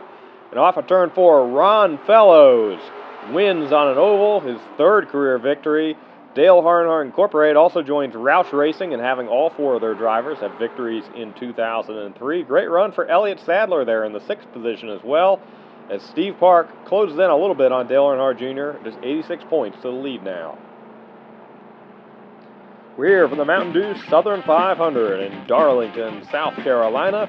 Rusty Wallace, yet another Pontiac on the pole with Bobby Labonte to his outside. We see a great start there for Ward Burton on that second row. We've got the 55 of Jeff Green to his outside, Burton's teammate Buckshot Jones, and Ricky Craven, the 2 cars going home tonight. Yeah, that Buckshot's starting to rack up them DNQs. I don't know if he'll be back with that 23 team next year. And here comes Wallace and Labonte, 2 former Winston Cup champions, to lead the field of green for one of NASCAR's most historic races. And we are racing in Darlington, South Carolina. Yeah, good job for Rusty, and great start for Ward Burton there, too. Looks like he's going to get the inside of Bobby Labonte here as they go through turns 1 and 2 the first time. So this is very much a one-groove racetrack down there, 1 and 2, and you get up out of the groove like Bobby did, you're going to lose a few spots. See Jeff Green, Steve Park, Ryan Newman looking to pass him as well. Yeah, Green has had some solid runs. Of course, he has failed to make a few races here in 2003, but when he has been in the field, that upstart Team Lone Star has really been very strong. Yes, they have. Bobby continues to lose spots here. See Kevin Harvick having another good top 10 start to this race. Yeah, man, Bobby's going back. You got Kenny Irwin. You got last week's winner there, the 81 Fellows. And take a look at this. We might have a battle for the lead on our hands. Ward is looking to try to get by Rusty here. Yeah, he had a look there down the back straightaway. What's going to happen down the front? It looks like Wallace is going to close the door on him for now. But as they head down towards turn 1 and 2, looks like Ward's going to get another look here. He goes to the inside of Wallace. Wallace right up against the wall. Looks like he's going to get a Darlington stripe.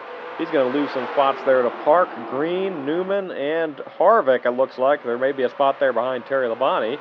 As the 22 of Burton now leading here at Darlington. It's been almost 2 years since he last won. That was Talladega, October 2001. Yeah, great start for that 22 team. Here comes Steve Park taking away the 2nd place position from Jeff Green. Park, of course, won the 2001 edition here at Darlington, so this is a good track for him. And he is looking for more. He's got a run on Burton down the front straightaway. No pass yet, but meanwhile, it looks like Newman and Harvick are going to follow him through to the inside of Green. And here comes Park. The 22 gets the Darlington stripe, although it looks like, we got trouble back there. Adam Petty gets the wall. They are able to save it amazingly. Ron Fellows nearly got into the side of the 55 at green there. Meanwhile, we go on board with Newman. He is right on the back bumper of that number 1 car of Steve Park. Yeah, Newman, of course, is looking for his 4th victory in 2003, and they are looking very strong right now. He goes to the inside of Park here off of 2. Park, he gets a Darlington stripe there. That's going to allow Kevin Harvick to get up to the 2nd place position, potentially looking for his 2nd runner-up finish in a row, as Newman starts to drive away here in that 12 Pontiac. Yeah, Ryan's been really fast this year. Kind of inconsistent, but very fast. And we're seeing that again right here tonight at Darlington. He is. Ryan Newman still leads this race here at Darlington. They're heading in for some green flag pit stops. You see Kevin Harvick, Steve Park, Ward Burton all following him down the pit road right now. Yeah, just got to get 4 Goodyear tires, 76 racing fuel on that car. So speaking of 76 racing fuel, they did re-sign to be the official fuel of NASCAR next year. We're excited to have them back. But meanwhile, you see Rusty Wallace has inherited a race lead right now as they head down the back straightaway, and here comes Newman to his pit box. Yeah, we'll have to see. I think Wallace is probably losing time staying out right now. You see, he is going to bring Terry Labonte and Kurt Busch down pit road with him right now. But, of course, if the caution would come out, that could change everything right now. Say Newman completing his service. He is away. So now we'll just have to see how they're going to blend onto the racetrack. Yeah, he got out way in front of Kevin Harvick. His crew was a lot faster than Kevin's. So now he comes out to blend. It looks like he is going to blend in behind the 40 of Sterling Marlin there. And the 77 of Joe Nemechek. So now we'll have to see where Rusty's at. Yes, you see Harvick is actually just now leaving the pit lane shift. A very slow stop on that 30 car. Not what he wanted to see at all. And here's Rusty Wallace, the pole sitter, completing his service. So he is going to pull onto the racetrack. He should be on the pit exit lane ahead of Newman, but likely not for long. Yeah, no, not. You see, actually, Newman, Rusty has a slow stop too. Newman's already on the back straightaway, so he has a huge lead here at Darlington as he laps Nemechek and Jerry Nadeau here. And Ryan Newman has built up a massive advantage here at Darlington Raceway. He looks to the inside of the 40 of Sterling Marlin. He is on track for his 4th win of 2003, although we don't know if that's really going to do anything towards his chances at the Winston Cup. yeah, I tell you what, he's been pretty consistent. But a lot of wins, though. Speaking of drivers that have wins, Casey Kane having a great run here. He's actually up to the 2nd position, so good job for him. So, he won the 600, and looks like he's going to get 2nd place in the 500 here with a white flag in the air. Newman coming off a 2. Also, great run here. Ricky Hendrick is in the 3rd position right now. Yes, Ricky, very impressive run in the top 5 in one of his limited starts here in 2003. And it'll be interesting to see what he does if he moves up to Winston Cup next year. Newman crosses the line. He will win, and he gets his 4th win of 2003, the most of all drivers. Take a look at the results. So, yes, Hendrick gets 3rd. Ken Schrader, great run for him in 6th as well. Yeah, good to see a veteran have a nice night here. Meanwhile, Dale Earnhardt Jr. bleeds more points than Steve Park. Just 47 is now the gap. Kurt Busch getting into this fight, too. We're here in Richmond, Virginia for the Chevy Rock and Roll 400. You see a couple of those Chevrolet drivers with rock band related paint schemes. Dale Earnhardt Jr. got stained on there. And we've got the 3 there of Dale Earnhardt. Has Sugar Ray on there. I just want to fly. Fly, fly, fly. Chip, I don't think that's the lyrics there, but I'd appreciate if you stop singing before the network yells at us about any copyright. Although you were out of pitch enough there that I think we're probably okay with that. But Earnhardt Jr. leads to the green here. We're racing in Richmond. I'd say I didn't mention when I was treating you all to my beautiful serenade of Sugar Ray there. We got here's Johnny, our winner here last year. Johnny Benson started on the outside of the front row. Great run, although it looks like Earnhardt's father and son are about to railroad him. Yes, Dale Earnhardt Sr. goes to the inside of Benson. See, Ken Schrader, who got a 6th place finish at Darlington last week, is going to move up to the 3rd position. He's always a great short track racer. And Earnhardt Jr. now leading, although his father, we go on board with him, is not far behind. Yeah, Dale Sr., of course, looking for really the first win for the whole RCR organization. Uh-oh, we've got trouble here. Ron Fellows slow. We thought he could have a good run here after his win at Bristol, and oh no, the 0 Sprague gets into him. That will bring out the caution here, and that's the last thing that his teammate Earnhardt Jr. wanted to see. He had built up a big advantage. So, yeah, they're going to come back to the caution here. What will happen on the restart to come here? Yeah, I don't know. That 8 car's been on rails tonight, but hey, we got to talk about Casey Atwood having a good run. Yes, Chip. Casey Atwood's in 2nd. They fire off. He gets a little bit of a slow start, though. It looks like he spins the tires. Benson at least gets a look to the outside as Earnhardt Jr. Gets a massive advantage on that restart. So caution to not set him back too much. But yes, Atwood in the 2nd position. And now look at this. Jeff Green going for 3rd. And it looks like Dale Earnhardt Sr. is going to try to go to the inside of Benson for that 4th position. Yeah, that Sugar Ray car, I tell you what, is fly in the night.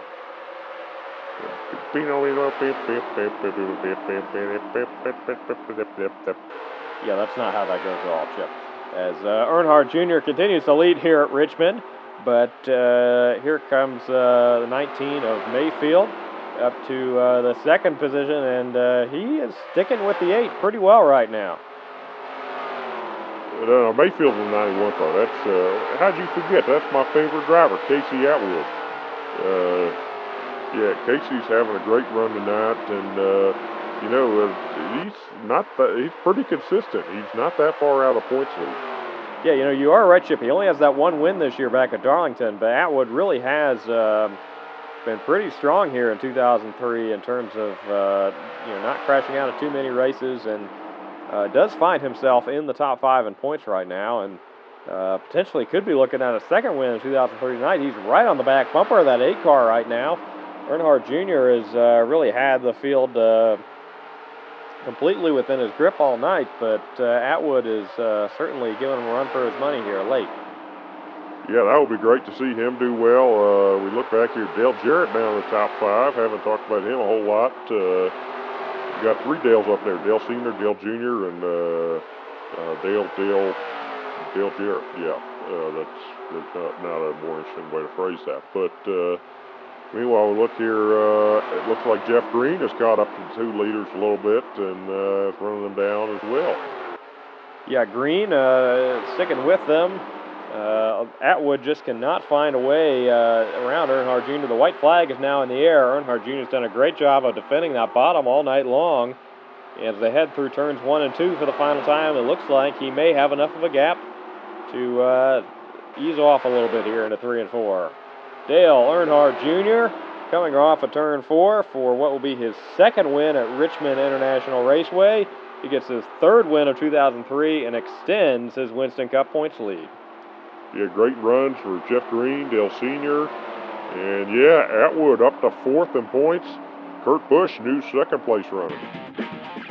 We're back at Texas for the 2nd annual Texaco Heveline 500.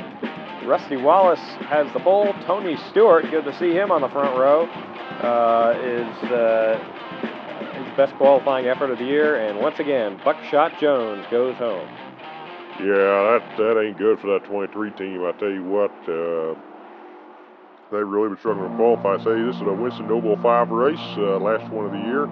Or no, we got Talladega too, I guess. But yeah, Steve Park, Bill Elliott, winner of Daytona, Michael Waltrip, Dave Blaney, and Todd Bodine are our 5 drivers going for $1 million. I say nobody has won $1 million yet in 2003. We also go on board here with Bill Elliott. Today starts the Winston Cup Victory Lap program.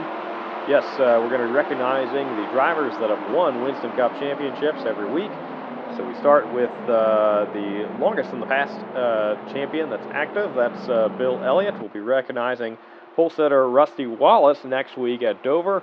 And, of course, we've got Dale Earnhardt, Jeff Gordon, Terry Labonte, Bobby Labonte, Sterling Marlin, and Mark Martin, all of our active champions. So we're excited to honor them.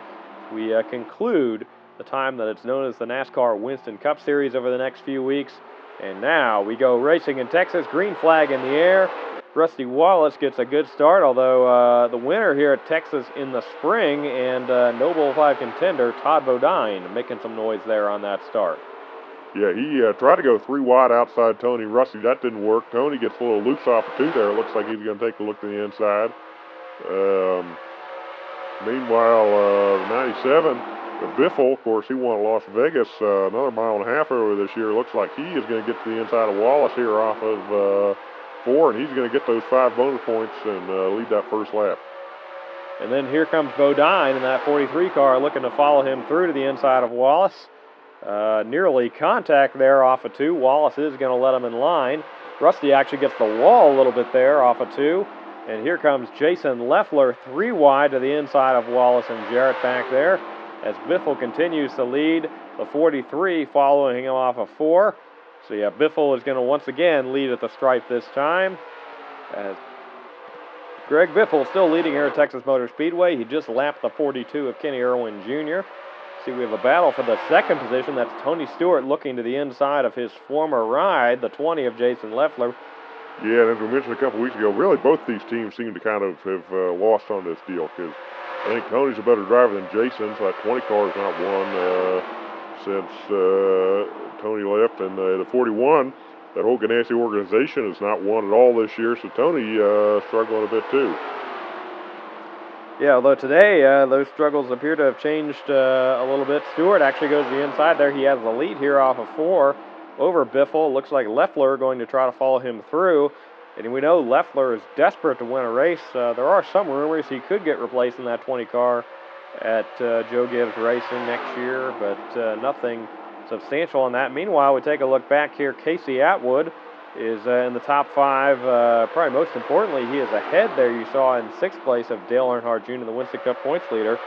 You know, he is up to 4th in the standings now, so say don't get too excited, Chip, but Atwood, you know, not that far out of the Winston Cup points lead, to be honest. Yeah, I don't necessarily see him win a Winston Cup this year, but certainly he's going to be part of the conversation.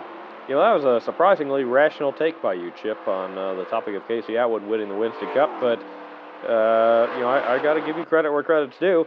Oh, come on. Yeah, Casey, take the win. Yeah, get the lead. Wreck him. I stand corrected on Chip being rational about Casey Atwood, but yes, Casey Atwood does take the lead there. He goes 3 wide to the inside of Stewart and Jarrett. And, we got a lap car here of the 44 of Ricky Craven there is going to get in the way of Atwood. He has to slide up the track, and that's going to allow Jarrett to look back to his inside. He actually gets the wall a little bit there off of 2. So yes, Dale Jarrett now the new race leader at Texas as Tony Stewart is back up to the 2nd position. Atwood back to 3rd. Yeah, Dale Jarrett, of course, he had a win at Michigan earlier this year, but haven't talked about him a whole lot otherwise.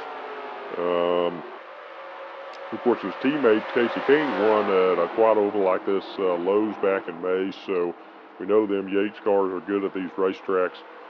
Jarrett's the one that gets the wall this time. Here comes Tony back, and let's see, looks like Casey's going to try to follow Tony through. Yeah, he's going to do that 3 wide to the bottom move once again, and probably come off 4 with the lead here.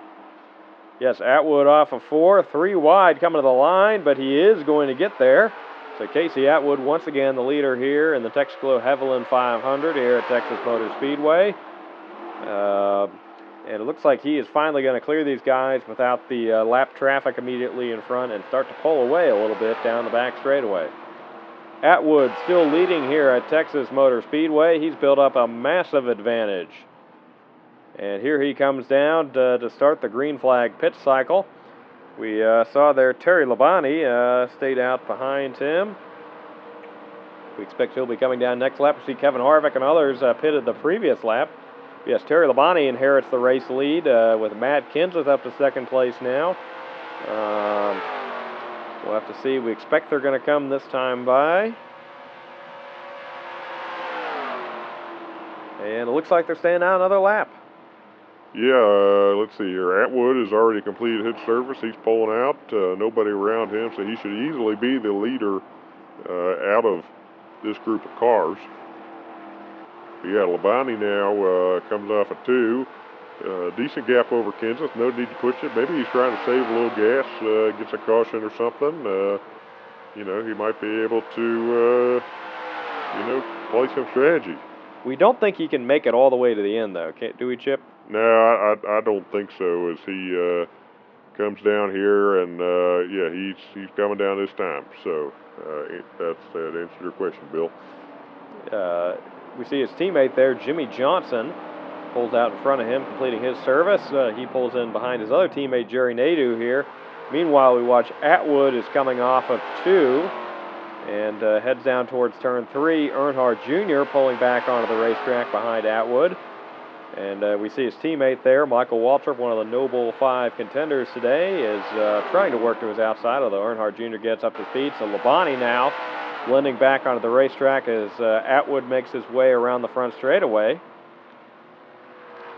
And off of 2 here, there comes Labonte, and he is actually ahead of Atwood right now. Very fast stop by that 5 bunch. We believe by waiting a little longer, they were able to put less fuel in it. We look back here at Atwood, but Labonte, assuming he can make it to the end, I do worry about the length of that stop. He is the race leader here at Texas Motor Speedway, and say what a story that would be. Terry Labonte, 2-time Winston Cup champion, is retiring from full-time competition at the end of the season, and now leads in the closing laps here at his home track, Texas Motor Speedway. Yeah, that would be almost too perfect. I don't want to talk any more about that, Bill, because then we'll get a caution or something and it'll wreck the ending. But yeah, Terry doing a great job right now. We look back here, points leader Dale Earnhardt Jr. is hanging on the top 10, but is bleeding some points to Atwood there. He looks around Mike Skinner in the 14 car here. Looks like he's not going to get past Skinner. Well, no, he will get past Skinner this time, I guess. Yeah, here comes Labonte off of 4, still leading here at Texas. And the laps continue to wind down. The crowd getting very excited. White flag in the air. Terry Labonte from Corpus Christi, Texas, has already won here at his home track, but this one would have to be even more special. The 2-time Winston Cup champion works his way around the back straightaway and now heads towards turns 3 and 4. Terry Labonte getting an emotional send-off from his home track crowd here at Texas Motor Speedway. He wins the Texaco Haviland 500, his 25th career win. And I'll tell you what, if that is his final one, what a way to go out. Great job, Terry. Great job, Casey, in second place. Let's take a look at the standings here. Yeah, Casey is only 122 back now of junior Kurt Busch. Bad day for him. Steve Park now just 96 back as well. Battle for the NASCAR Winston Cup heads back up north to the first state. The 2003 MBNA Gold 400 has Jeff Gordon as its pole sitter with Ryan Newman to his outside. We see there on the second row is Bobby Labonte and Casey Atwood. 2 cars headed home today. We've got an extra car in the field today. That is the 34 team for Petty Enterprises. Shane Meal makes his second Winston Cup start. He will make 8 starts in 2004, thanks to a rule change allowing rookie prospects to enter 8 races due to the extended Winston Cup schedule. We also take a look back here. Rusty Wallace is this week's honoree in the Winston Cup Victory Lap program, the 1989 NASCAR Winston Cup Series champion. Yeah, great to see Rusty in them Winston colors. They will be honoring this fellow right here in a couple weeks. Jeff Gordon, 3-time champion, 95, 97, 98. And I wouldn't be shocked with the season he's having if not this year, at some point soon, Amino who's outside will be a champion. Yes, I would not be shocked about that either, Chip. We're underway here at Dover. Good start for Gordon and Newman. Not so great start for the 18 of Labonte. Atwood tries to clear him, and now actually Jeff Green is going to take both of them 3 wide down the back straightaway. Yeah, that seemed to have slowed up Casey a little bit, that allowed green to get in there. Meanwhile, Ryan Newman, great run through 3 and 4. Gordon's going to lead this first lap. I think Ryan may try to make an attempt at the lead here down here in 1 and 2. We go on board with the number 12 All-Tail Pontiac down the back straightaway. Takes a look inside Jeff Gordon, but no move there. Gordon sends it off into 3 and 4, but slides up the hill a little bit. That will allow Newman to look to his inside down the front straightaway. And Newman will be in the preferred position here heading into turns 1 and 2. Yep, yeah, he just drives it right in, and goodbye. Ryan Newman just driving away here at Dover. Meanwhile, we look back here at the Winston Cup points leader, Dale Earnhardt Jr. He passes Jeff Green. Now he's catching up to Casey Atwood and Kurt Busch, two drivers that are close to him in the standings. He certainly would like to put them behind him in this race, start making up some points. That he would, yeah. He gets around Kurt pretty easy. Here he goes to the inside of Casey. Meanwhile, Newman continues to pull away here at Dover, but Gordon not too far behind. Newman still leading, but the points leader has caught up to him. Here comes Dale Earnhardt Jr. He's looking to the inside. Crowd getting very excited here at Dover International Speedway. No pass yet there down the back straightaway. But as Newman sails it off into 3 and 4, Earnhardt Jr. stays right on his back bumper, and here he comes to the inside down the front stretch. Yeah, the late car has really just been moving up all day. Looks really good. This is one of his better tracks, and there he goes. He's got the lead and driving away here. Meanwhile, Jeff Gordon continues to have a good run there in the third position, although he is not in this fight for the lead. Newman tries to cross over Earnhardt Jr. there through 3 and 4 to no avail. As Earnhardt Jr. now has gotten 5 bonus points for leading a lap in this race, crucial points towards the championship over rivals like Atwood and Busch. Newman, we got trouble here, spinning cars, flipping everywhere. And this, of course, as Newman remains on the back bumper of Earnhardt Jr. here, they work to the inside of the lap car of Bobby Hamilton. But that was crazy down there in turns 1 and 2.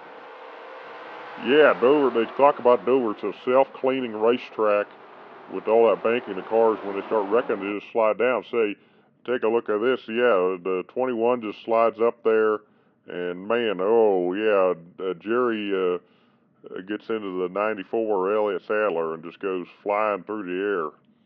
See, we got a self-cleaning racetrack here. I'd love to have a self-cleaning house. That would be nice. Yes, that would be nice, Chip.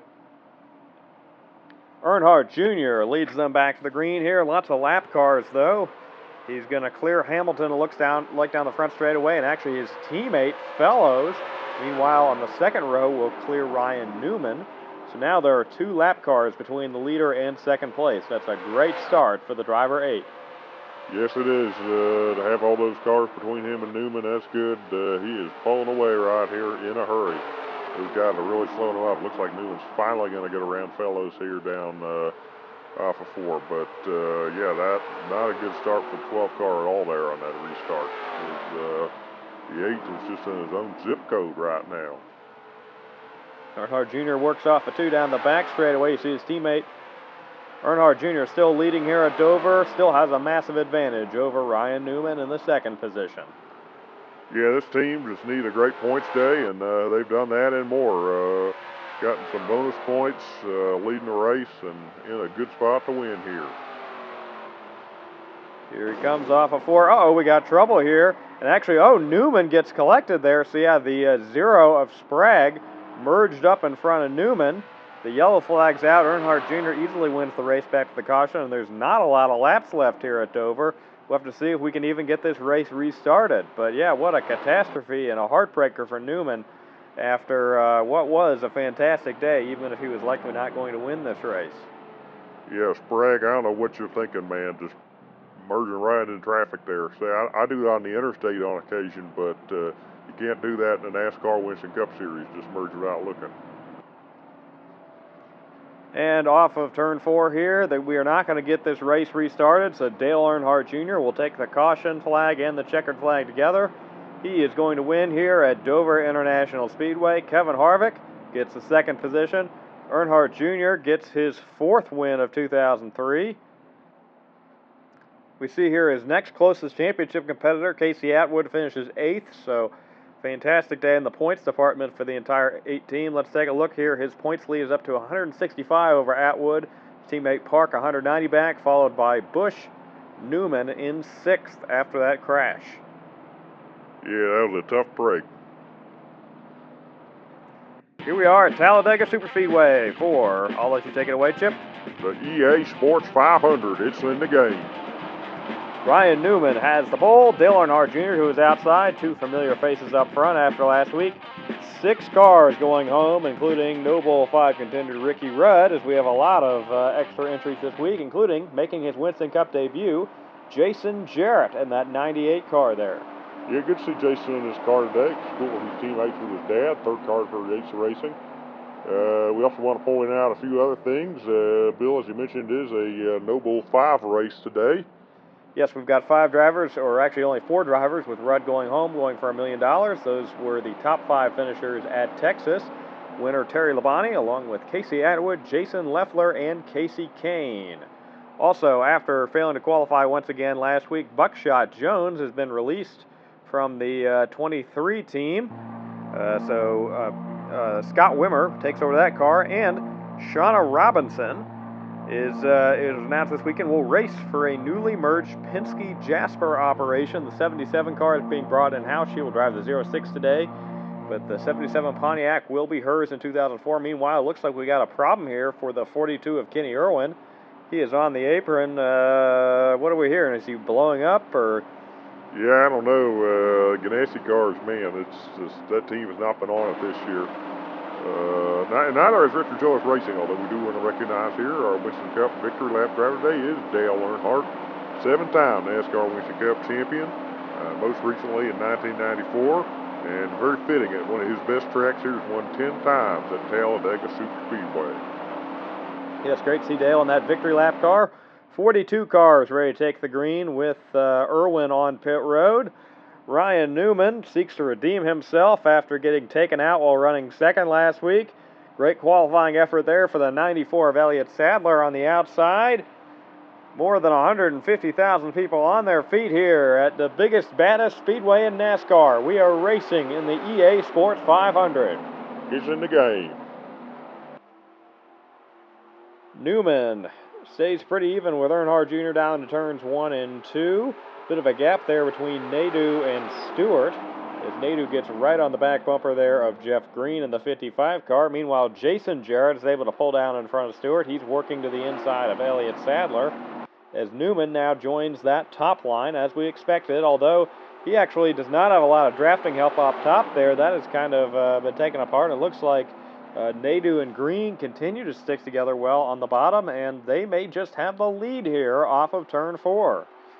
Yeah, those 2 guys really just pushing together very well. Of course, Jerry's the only Hendrick driver that's not have a win this year. Terry got his first win of the year at Texas a few weeks ago, and so he'd certainly like to change that. Meanwhile, how about Jason Jarrett there, 2nd in line on the inside as Newman works back to the inside of Nadeau. Green will get 5 bonus points for leading the first lap here.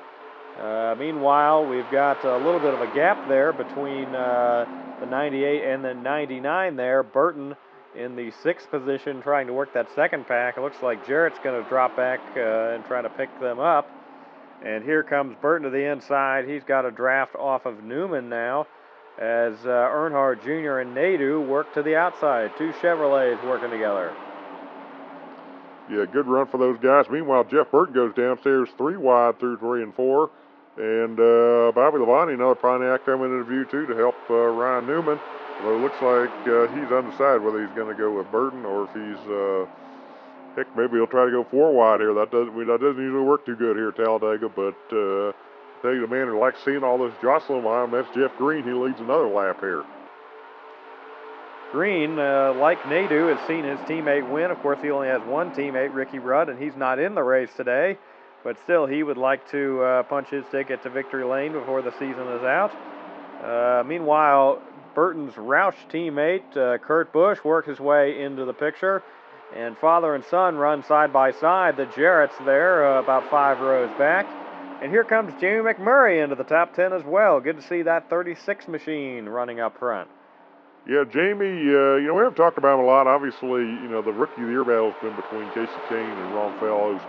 but he's been, kind of quietly improving, and the team has confirmed he will be back next year. And certainly somebody that'll be back next year with his team. How about this man, Casey Atwood, second in the Winston Cup right now, and currently working his inside, trying to maybe get in front of that 8 car. Yeah, the driver 19 would like to try to make up some points. That 165-point deficit he has to Earnhardt Jr. We see the other younger Earnhardt there, Kerry, is having a good run today as well in the top 15 in that 16 car. John Andretti, who drove the 16 at Talladega in the spring, is in a 4th Richard Childress Racing entry today, the number 90. Meanwhile, Newman working back to the inside here, the pole sitter, trying to get the lead back from Green. He's got help there from Burton and Biffle and another Ford there, and Dale Jarrett. So 3 Fords behind him. He's got to be worried that they're going to pull out of line and leave him out to dry. Low 4 now. We've got trouble here in the lead pack. Looks like, amazingly, they might just avoid a caution here. But the 18 of Bobby Labonte, the 60 of Kurt Busch, and the 99 of Burton there get into it in turns 1 and 2. Again, no caution, but that really breaks up the pack here. So Earnhardt Jr., Nadeau, break away here a little bit from Ryan Newman and some of those other guys up front. But still, what a way to change the complexion of this race. And can Earnhardt Jr. go 2 in a row and extend his Winston Cup points lead? Yeah, that would be great for Dale Jr. I tell you what. See Newman there, he's got help from, how about we talked about Jamie McMurray earlier. Great to see him running up front, and Casey Atwood too. Glad to be in the top 5 right now. As Irwin, we see he has gotten back on track. He had those issues with on the pace lap, but good to see him back out there. Yes, it is, Chip. See 4 cars to settle it here, and a lap car of Kenny Irwin Jr. We've got the 25 of Jerry Nadeau leading. Here comes Ryan Newman to his inside, and then our championship contenders, Dale Earnhardt Jr. and Casey Atwood off the corner. Yeah, this group of 5 cars has built up a huge advantage over the next competitor. You see Jamie McMurray, unfortunately, has kind of lost his lead draft a little bit, riding back there at Dale Jarrett, the 5th and 6th position. But Newman neck and neck here off the corner with the 25 car of Nadeau. And he's got help from Earnhardt Jr. here down the front straightaway. And where are they going to go now? Newman up to block Nadeau there. Going back to the stripe, that's going to leave Earnhardt Jr. all by himself on the bottom. White flag in the air here at Talladega.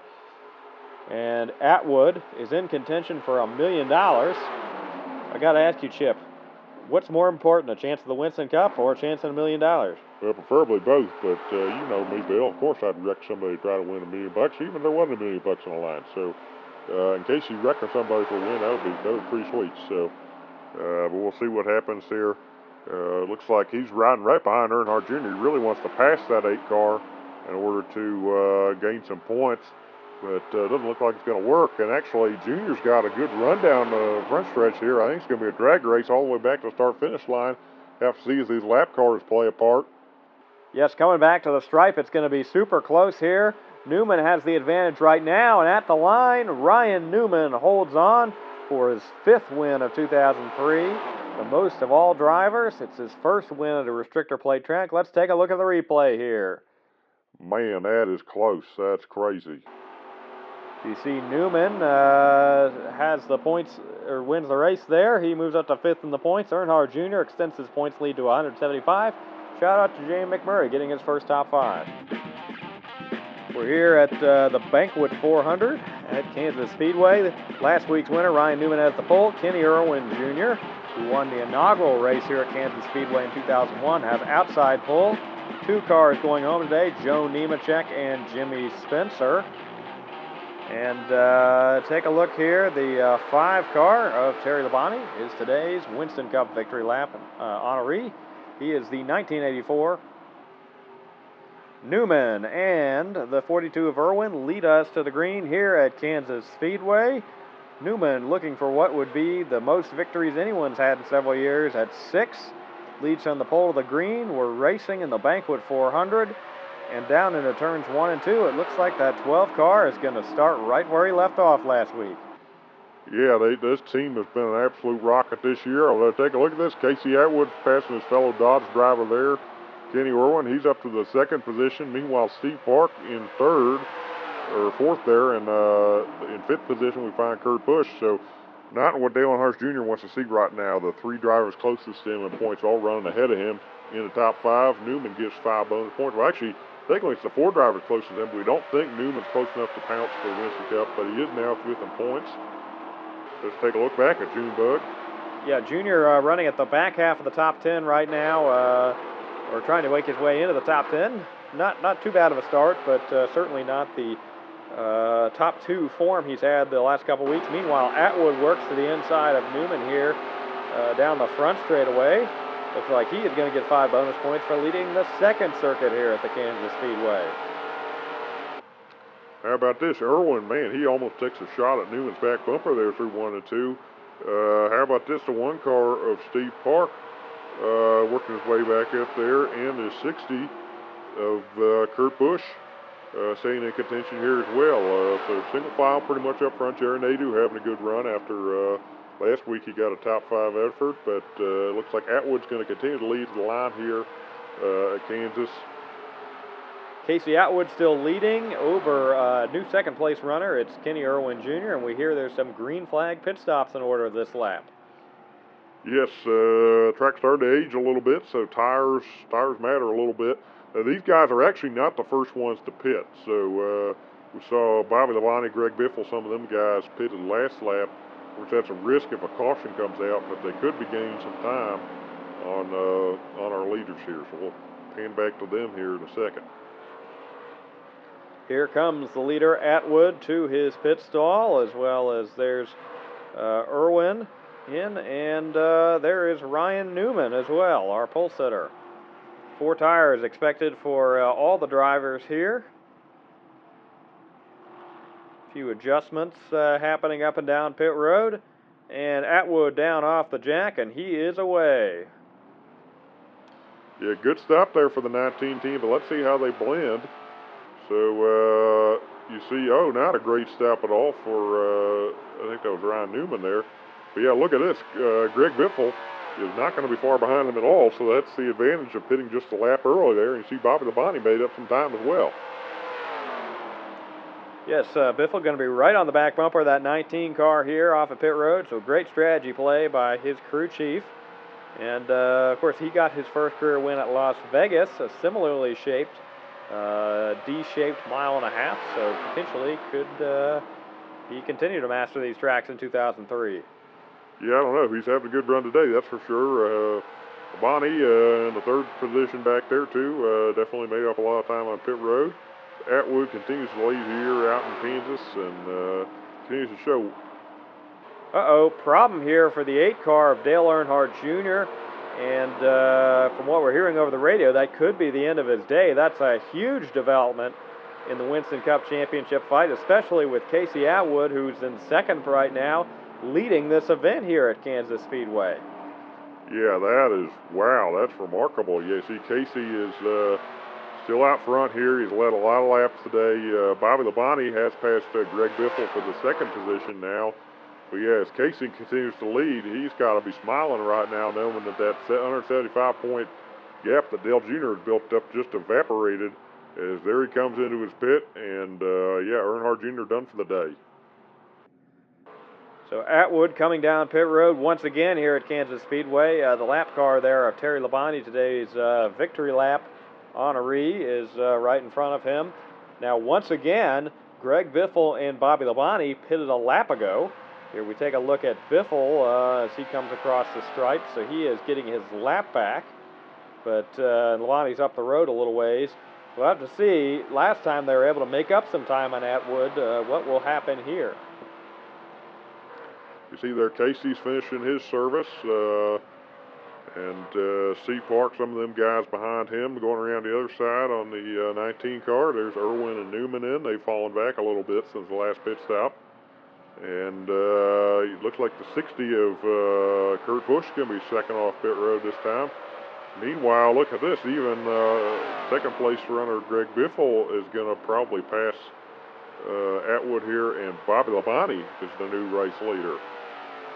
Yeah, great call by Labonte's team to get him out front, or perhaps a miscommunication. Of course, Everham Motorsports does not use a crew chief. They've got a strategist and an engineer, so maybe they're just not on the same page today, as Atwood is going to lose the race lead, actually go down 3 spots, as Todd Bodine has now gotten his way around Greg Biffle for that second position, and Bobby Labonte here, we see him lapping Sterling Marlin, has a massive lead here at Kansas Speedway. Yeah, Bobby and his 18 team has really... Labonte still leading here at Kansas Speedway. White flag in the air, coming up on the lap car of Michael Waltrip and Bobby's brother Terry. Meanwhile, Casey Atwood still runs in the 4th position here he's up to 3rd now. They both got around Todd Bodine, and actually he's going for 2nd on Biffle. So he is going to make up a lot of points on Dale Earnhardt Jr., who fell out of the race because of a mechanical issue. But meanwhile, off of turn 4, Bobby Labonte is going to win here at Kansas Speedway, his 3rd victory of 2003. And an impressive effort there for the 2000 Winston Cup champion. All of his wins in 2003 have come on ovals 1.5 miles and longer. Take a look here to 23 at Scott Wimmer. Great run for him. 8th place, very impressive. And, man, just 32 points now back to Atwood, and Park less than a race to Earnhardt Jr. now, too. We're in NASCAR's hometown of Charlotte, North Carolina at the Lowe's Motor Speedway for the UAW-GM Quality 500. Casey Atwood is the talk of the NASCAR Winston Cup Series. Right now, he has today's pole. Ryan Newman to his outside.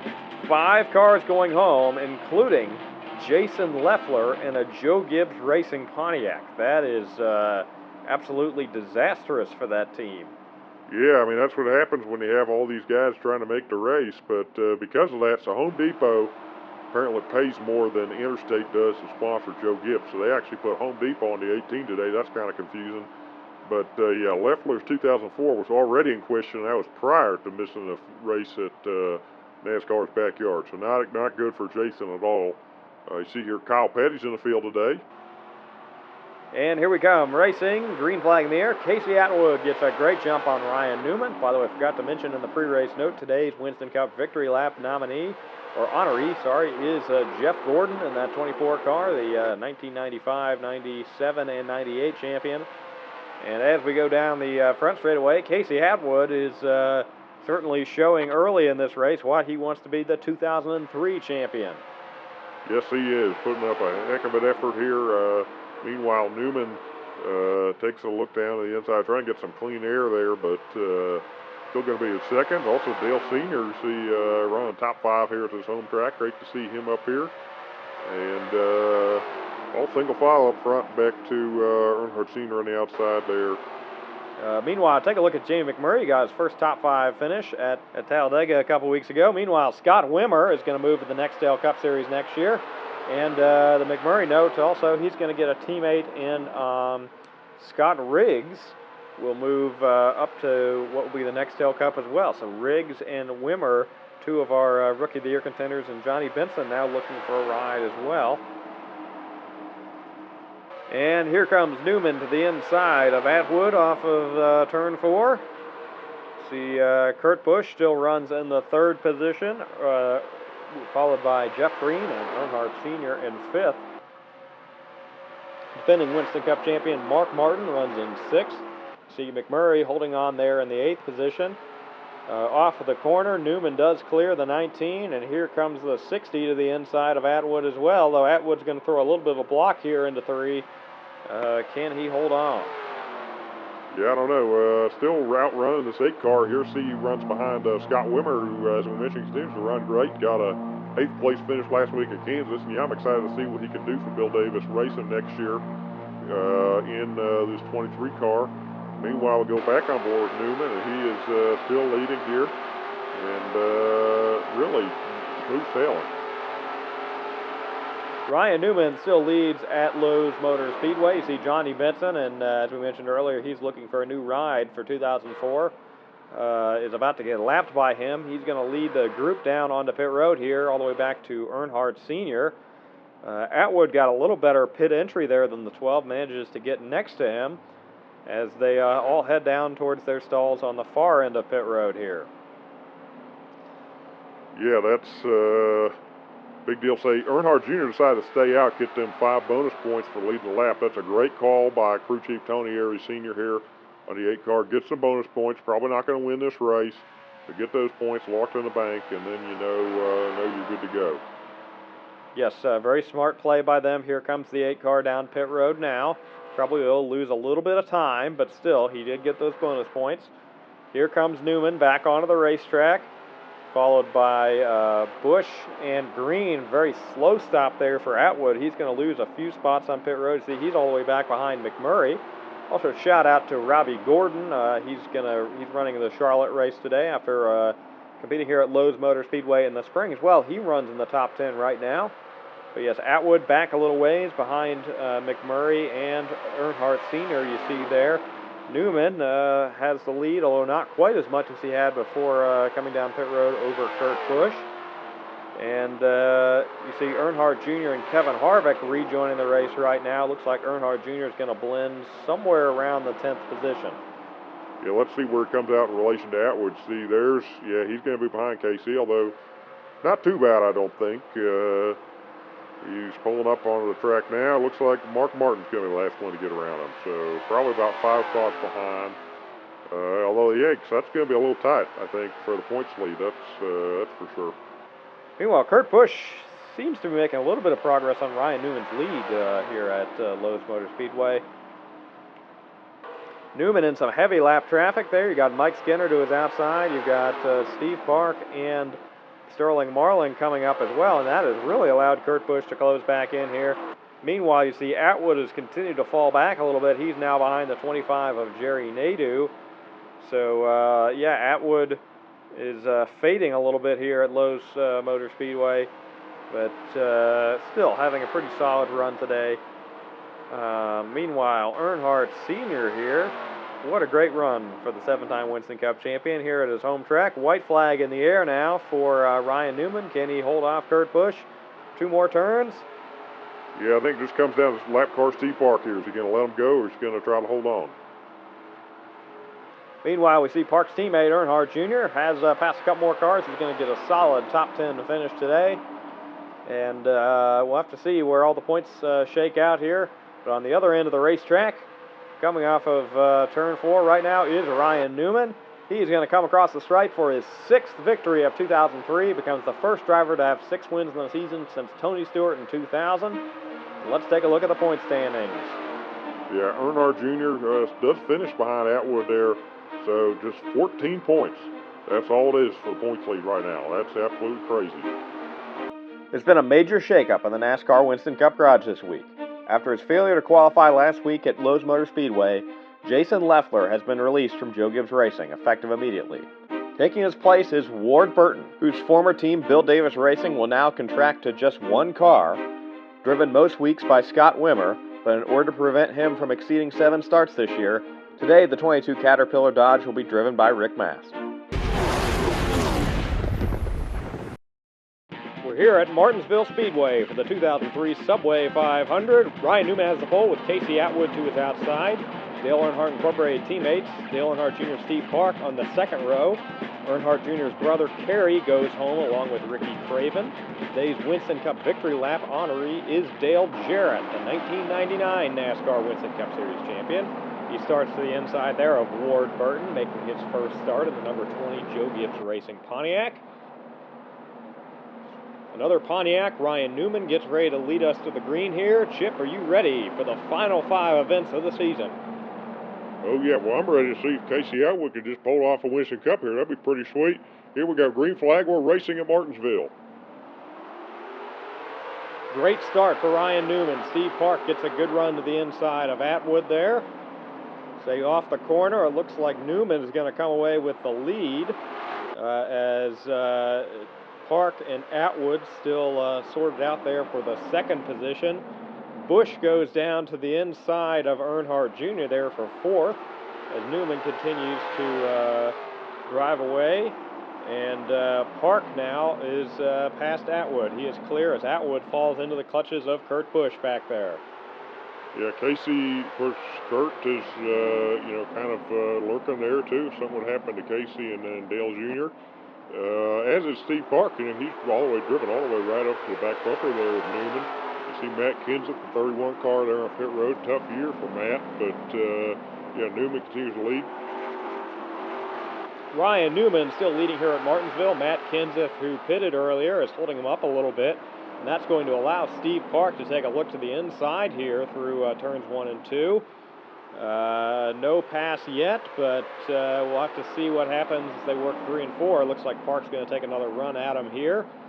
And down the front straightaway, it looks like Newman's going to lead the line this time, but Park may be the leader here in a moment. Yep, Park clear off the back straightaway. You see Kurt Busch also coming into view. He wants to get past Newman there. And Atwood running in the 4th position behind these guys. Of course, Steve Park, his only win this year was at Richmond, another short track. So his teammate Dale Earnhardt Jr. back here running the 5th position. He has some damage to the back end of that race car. Of course, aero doesn't really matter here at Martinsville. But, he's still losing points to Casey Atwood, though, running behind him. That's not what he wants to have happen. No, it is not, although his teammate Steve Park is having everything go his way right now, continues to lead this race, although he's still stuck behind that lap car, Matt Kenseth, from the 31 there. Steve Park still leading. He got around Matt Kenseth. Now he's working the lap traffic of Bill Elliott. Meanwhile, Bill Elliott's teammate, Casey Atwood, is in the clutches of Steve Park's owner and teammate. Here's both the Earnhardts working in the inside of Atwood. And contact. And, oh no, Atwood spins, yellow flag is out, and perhaps a very smart move there by Dale Earnhardt to help out his son and driver by taking out the competition for the championship. Are you kidding me? That's the dirtiest move I ever seen, Bill. You should never wreck anybody in a NASCAR Winston Cup race. I can't believe what Dale just did there. That is just absolutely pathetic. Why would you think to do that? I just don't know. Why would you take out Casey? They better park Dale, and I mean, that's ridiculous. That's just a shame against NASCAR. So we're in opposite world today. Chip is not defending somebody causing a crash. Meanwhile, back up front, Steve Park has the lead here on this restart as we've got the lap car there of Jeff Green to his inside. So yeah, Atwood spinning. He is still on the racetrack a lap down in the 20s, but that is going to give Dale Earnhardt Jr. a huge boost in the points. We have heard that NASCAR has called Dale Earnhardt to the hauler after the race. Steve Park still leading here at Martinsville Speedway, is absolutely driven away. And meanwhile, we see his teammate Dale Earnhardt Jr. runs in the 3rd position, followed by his owner in 4th. And here's Casey Atwood, 1 lap down. I believe he's on the 22nd position right now. So, yeah, he's going to lose a lot of points to Dale Earnhardt Jr. for the Winston Cup. White flag in the air for Steve Park. It's been a day of controversy for Dale Earnhardt and Dale Earnhardt Incorporated, but not for this man right here. Steve Park has driven a perfect race, has been out front for almost all of it. He works around the lap car of Jimmy Johnson, who has heavy damage there. See Casey Kane also making a pass on Johnson there. He's a lap down as well. And off of 4, Steve Park is going to get his 2nd victory of 2003 here at Martinsville. Yeah, and, Junior did make up a lot of points. This ain't going to be pretty. Let's take a look here. Actually, not as bad as I thought. Yeah, Atwood's back 77. So we're here at Atlanta Motor Speedway for the Bass Pro Shops MBNA 500. Today's pole sitter is Kevin Harvick. He's got the 2001 Winston Cup champion Sterling Marlin to his outside. 3 cars going home, Mike Skinner, Joe Nemechek, and Jimmy Spencer, because we have some extra entries today, including making his Winston Cup debut, Morty Buckles. Buckles became the first African-American since Wendell Scott to win a NASCAR-sanctioned race a couple years ago. And he is competing in the Busch Series this year for Hank Aaron Motorsports. And it's great to have him in the field today. Say our honoree for the Winston Cup Victory Lap program here is Bobby Labonte. And in front of him, it starts another Winston Cup champion that has been the subject of a lot of controversy this week, Dale Earnhardt. Yeah, we don't talk about Dale. He who does not be named. I can't believe that he wrecked Casey Atwood last week. If I was running NASCAR, he'd probably be suspended the rest of the season. And I imagine Casey Atwood would already be the Winston Cup champion. Anyway, we've got the pace car headed down pit road. Kevin Harvick and Sterling Marlin get ready to lead them to the green here at NASCAR's fastest racetrack. We're racing at Atlanta. Yeah, good start there for Kevin. Though he's got some company, it looks like that 55 of Jeff Green going to stay right on his back bumper. And here comes the 19 of Atwood trying to follow him through as well. Yeah, it looks like Harvick will not lead this first lap here. Atwood going to make it 3 wide. He knows he needs to get those 5 bonus points. He is ferociously fighting for this lead right here off of 4. Coming back to the line. Green got him that time, but we'll see what lap 2 has in store. Yeah, I think Casey's got the advantage here. You see, fellow Dodge there, Sterling Marlin dropped below Kevin Harvick, and he's working on him for the 3rd position. Meanwhile, we got Mark Martin there is up to the 3rd on the inside as Sterling starts to work his way on the inside of Green as well. That's going to allow Atwood to clear out front here for a moment. So, yeah, he will get them 5 bonus points, and that'll close the gap up a little bit. He runs ahead of Junior right now, so that's good. But certainly that crash last week was not good at all for his chances. No, it was not, Chip, although Earnhardt Jr. is in a hornet's nest right now. Almost briefly 4 wide there. Atwood still leading, new 2nd place runner. That's that 33 car there of Ricky Rudd. Earnhardt Jr. up to the 3rd position. Of course, Earnhardt Jr. won the spring race here in Atlanta, so he's looking to sweep the season. Here comes Rudd to the back bumper of that 19 Dodge here down into 1 and 2. Atwood slides up the racetrack a little bit. I think that's actually going to help him for now. What will happen down the back straightaway? Well, on board with Dale Earnhardt Jr. here, looking at the back end of that Heveline 33 for Ricky Rudd. Looks like he's going to push Rudd through, and actually he's going to do what Casey did on the initial lap and go 3 wide and 3 and 4, try to lead this thing. Yes, Earnhardt Jr. down at the bottom. It looks like Rudd is going to lead that lap, but as we go into 1 and 2, Earnhardt Jr. in the catbird seat right now. He is going to take the lead away as Jeff Gordon moves up to the 4th position. Yeah, good run there for Jeff today. Haven't talked about him a whole lot this year as that win back at Infineon in June.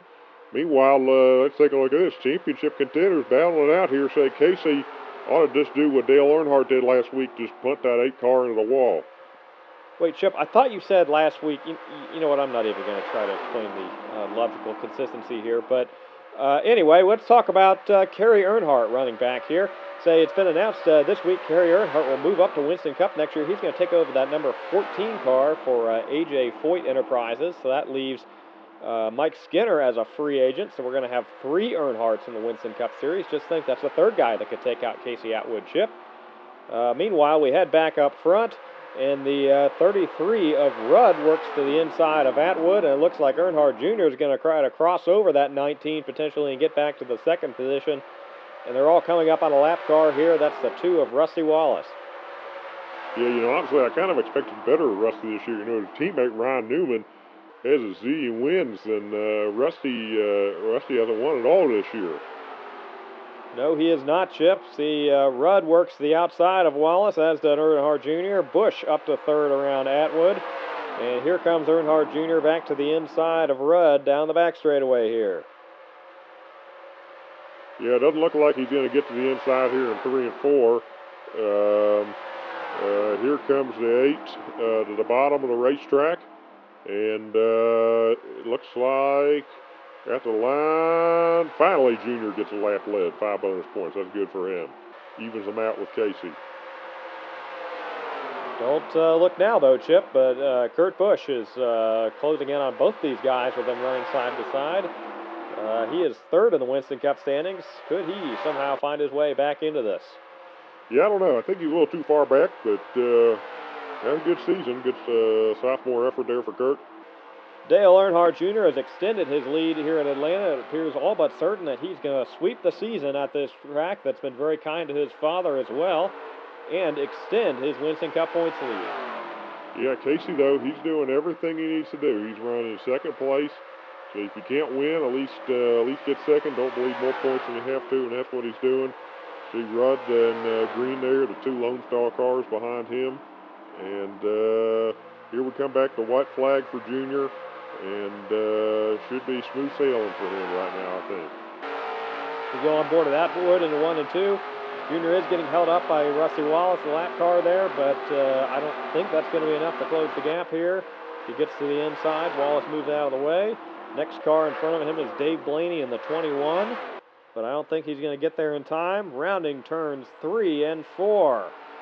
Dale Earnhardt Jr. is going to sweep the season at Atlanta and extend his Winston Cup points lead with his 5th victory of 2003 and his 10th of his career. Yeah, you got to say this. He's starting to look a lot like his dad in terms of winning these races, extending the points lead to 87 points now. I think Kurt's officially out of this, 224 back.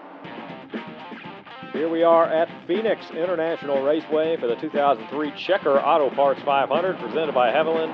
The Hevelin Ford of Ricky Rudd has the pole today with Casey Atwood. Another great qualifying effort for him on the outside. No cars going home as we're down to just 43 full-time entries with the closure of the 23 team with Ward Burton moving to Joe Gibbs Racing. Sterling Marlin, the 2001 NASCAR Winston Cup Series champion, today's victory lap honoree. And coming to the green here, Ricky Rudd takes them away. Pretty even there between Ricky and Casey. So Sterling got a great jump from 4th position there. He's going to get down to the inside and potentially come away with 2nd here off of 1 and 2 from Casey. Great job. Yeah, you know, we've had all these great-looking Winston Cup victory lap cars the last few weeks, but none of them have been super competitive until today. Great to see Sterling running up there in this race. We go on board with Dale Earnhardt Jr., last week's winner and the points leader. He's in the 5th position as Rudd continues to lead here. Marlin works to the inside of Atwood, while you see his teammate, the teammate of Ricky Rudd, Jeff Green, there runs in 4th with Earnhardt's Plural running behind him. Casey Atwood, he's got to be having flashbacks to Martinsville right now. Got to watch out there. But, you know, honestly, being on the outside, he's running pretty good here. Sticking with Sterling. Trouble here in turn 4. The 94 of Sadler goes around. Looks like we're going to have quite the race back to the caution here as Marlin has the inside edge here on Ricky Rudd going into 3 and 4. He drives it in deep. Can he make it stick? Looks like it's going to be a drag race back to the finish line, but I think Marlin's got the advantage. Yeah, man, that was close, but yeah, Sterling gets back to caution first. He'll have the lead here on this restart. Great to see him up front. He hasn't won a race this year. I haven't gotten to talk about him much. So Marlin going to lead them back. Single file restart, no lap cars here. Got Rudd in 2nd, Rudd's teammate Green in 3rd, and then Earnhardt Jr. in 4th. Earnhardt Jr. importantly runs ahead of Atwood right now, so he's going to gain even more points in the Winston Cup. Could he potentially even take home the championship a week or two early? Yeah, I don't think he's going to lock himself in today, but he's going to be in a good spot. There'll be 2 races left after this, so yeah, unfortunately, it might just not be meant to be for Casey this year. And I got to say, though, Casey, if you can't win the championship, at least take Dale down with you if you're right behind him there. Anyway, Sterling Marlin leads the race right now. We've got the Lone Star teammates of Rudd and Green side by side behind him. I don't think we've talked enough about Jeff Green and what he's done this year. I mean, that's an upstart team. Marlin still leads here at Phoenix. Rudd is trying to take the lead back. We've got a new 3rd place runner. That's the 1 car of Steve Park. Yeah, Steve, you know, we heard his crew chief Paul Andrews say he was able to take a lot of notes from the setup that they used in Martinsville 2 weeks ago and bring them to Phoenix. It's a similar flat racetrack, a longer racetrack, of course, but some similar characteristics that seem to have paid off for them as he is right in the thick of this right now. And how about Jeff Gordon? Another good run for him, too, in that 24 car. That's great to see. And actually, speaking of Gordon, there was an announcement this week. He is getting a new permanent crew chief in 2004. Chad Knaus, who's currently the crew chief for Bobby Hamilton, at Melling Hamilton Racing is going to come over and be Gordon's new crew chief. So it'll be interesting to see. Canals does have a win with Hamilton last year at Bristol, but still a relative unknown. He did do some work at Hendrick in the 1990s, so we'll see what happens there. But Gordon certainly has had a bit of a struggle of a year. Meanwhile, we see Steve Park up to the second position here, right on the back bumper of Rudd. His teammate Earnhardt Jr. falling back a little bit, but still runs ahead of Atwood right now. We see Biffle and Newman ahead of him as well, besides the leaders. We had back up front here in a second. Yeah, come on, cameraman, switch the view. I'm tired of seeing this 8 car. I don't want to be reminded that he's leading the points anymore. There we go. But yeah, up front here, we've got Steve Park right on the back bumper of Rudd. Matt Kenseth, much like at Martinsville, is holding up the line here a little bit, and that may allow Park. Rudd gets a little loose there off of 4. Although actually that allows him to extend his lead here a little bit down the front straightaway. He's trying to go low beneath Kenseth, and he loses grip, and Park takes it away. Yeah, Rudd just got loose there. That's impressive. Steve was to make a little pass on the outside there. He's on the outside of Matt here. It looks like through the dog leg there, he's going to take the lead. And, yeah, goodbye, everybody. Steve Park driving away here. We head back here. Jeff Gordon has gotten up to second position now. He got around both Lone Star cars in 1 and 2. He's going to work to the outside of Kenseth here. So that's going to allow Green to get a run to the inside here. And closing stages here at Phoenix International Raceway. Steve Park still leads, although Jeff Gordon has made some progress. He's lapping Tony Stewart. Say, not the year that Smoke won it in that 41 car. Yeah, not at all. White flag in the air for Steve now. Sees teammate Dylan Hart Jr. here running near the back half of the top 10.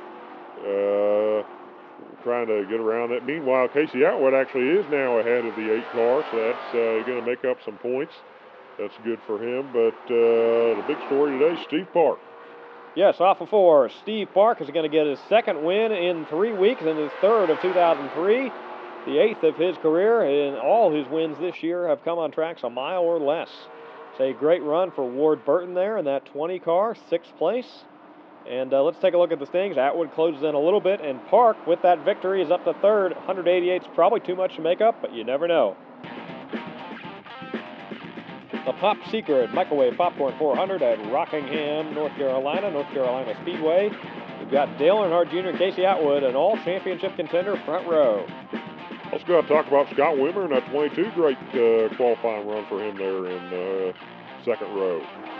Say we've reached the end of our victory lap here. Mark Martin, the 2002 NASCAR Winston Cup Series champion, has the Winston Cup victory lap colors today. We see Kyle Petty in the field here at Rockingham.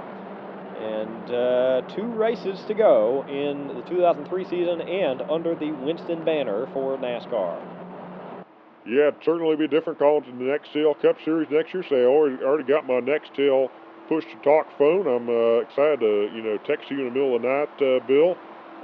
I'll be doing that a lot. Good to know. Green flag in the air. Earnhardt Jr. stays pretty even there with Atwood. Say, what about this? Look at this. Scott Wimmer, not even a rookie yet. He gets to the inside of Jr. down the front straightaway. And he may just lead this thing. Yeah, I think he is. Look at that. Bill Davis Racing, I tell you what, sometimes you can track cars, you get better. And that's exactly what happened with Wimmer. They got rid of the 23 car. Buckshot did not have good runs in that car. And now they put all the resources in 22, and they're doing great. Meanwhile, take a look back here at the man who used to drive the 22 car, Ward Burton. He's working to the inside of Casey Atwood here in the 20 car for Joe Gibbs Racing. So that seems to be working out well for him, too. Oh, no, contact and almost a crash. They're able to save it between Burton, Park, and there's the trouble. Rudd's in the wall all the way around, so the caution flag is out here, and we're going to race it back. So let's see what's going on here at the front of the field. It looks like Wimmer is going to win the race back to the caution. Jimmy Johnson gets around Earnhardt Jr. for second place. Kenny Irwin up to 4th. Yeah, and even if he doesn't hold on to win, that's got to be pretty exciting leading the Winston Cup race for this kid, Scott Wimmer. All right, so Wimmer leads them back to the restart. Johnson in second, Earnhardt Jr. in third. No lap cars. And we are racing at Rockingham once again. Yeah, I tell you what, sometimes these guys will focus on the championship. They don't take as many big risks with the setup. That allows a team not concerned about the title to have a good run like this. Yes, and as we mentioned earlier, Ward Burton seems to be finding a new home at Joe Gibbs Racing. He said he's really been having a lot of fun with his teammate Bobby Labonte, and Home Depot seems like a good fit for him. Yeah, I think so. I could see Ward at a Home Depot. Actually, I went there last week. That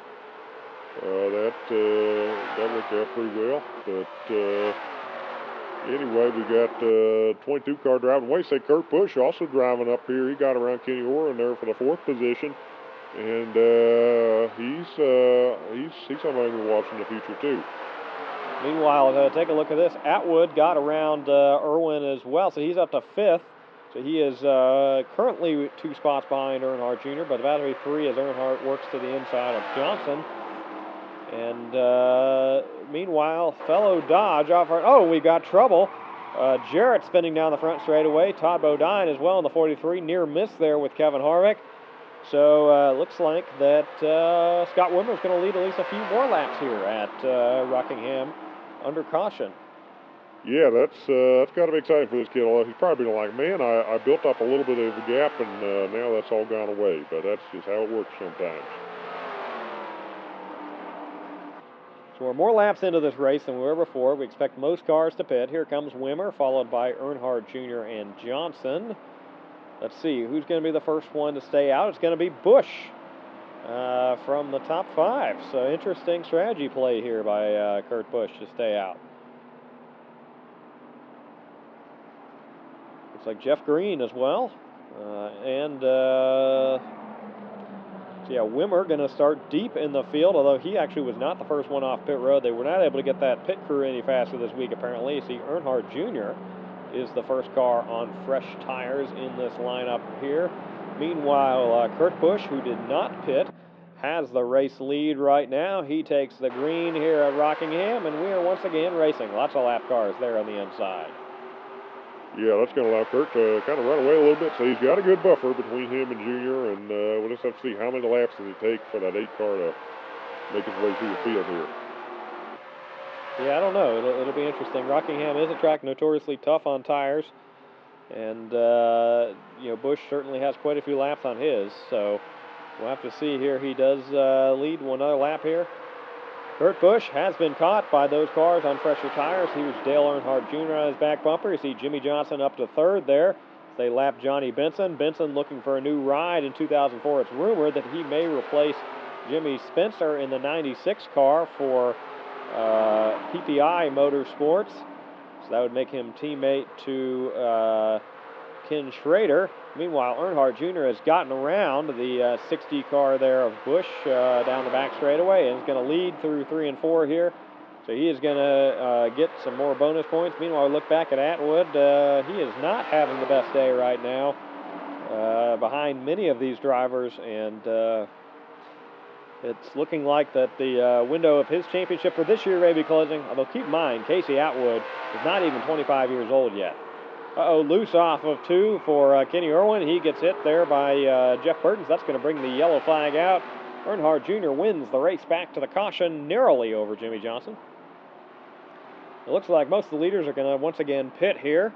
You see some damage there on the side of that 48 car. He must have gotten the wall. Several lap cars already in their pit stalls. And here come the leaders towards theirs, working their way towards the bend in pit road here at Rockingham. Teams over the wall for the 48 and the 8. Yeah, what to see here. Jimmy's in. There's Wimmer and Junior as well. Expect 4 tires all around for these guys. Now Casey finally in his pit. See Mike Skinner, one of the final races in that 14 car, lap car, leaving pit road. As is some of these other cars. And it looks like Jimmy's going to be the first one off pit road. He beats the 8 out. So Johnson wins the race off pit road. Park up to 2nd. See Earnhardt Jr. in 3rd. Green flag in the air, and we are racing once again at Rockingham. You see a couple cars took the wave around there. Johnson now in a ton of traffic.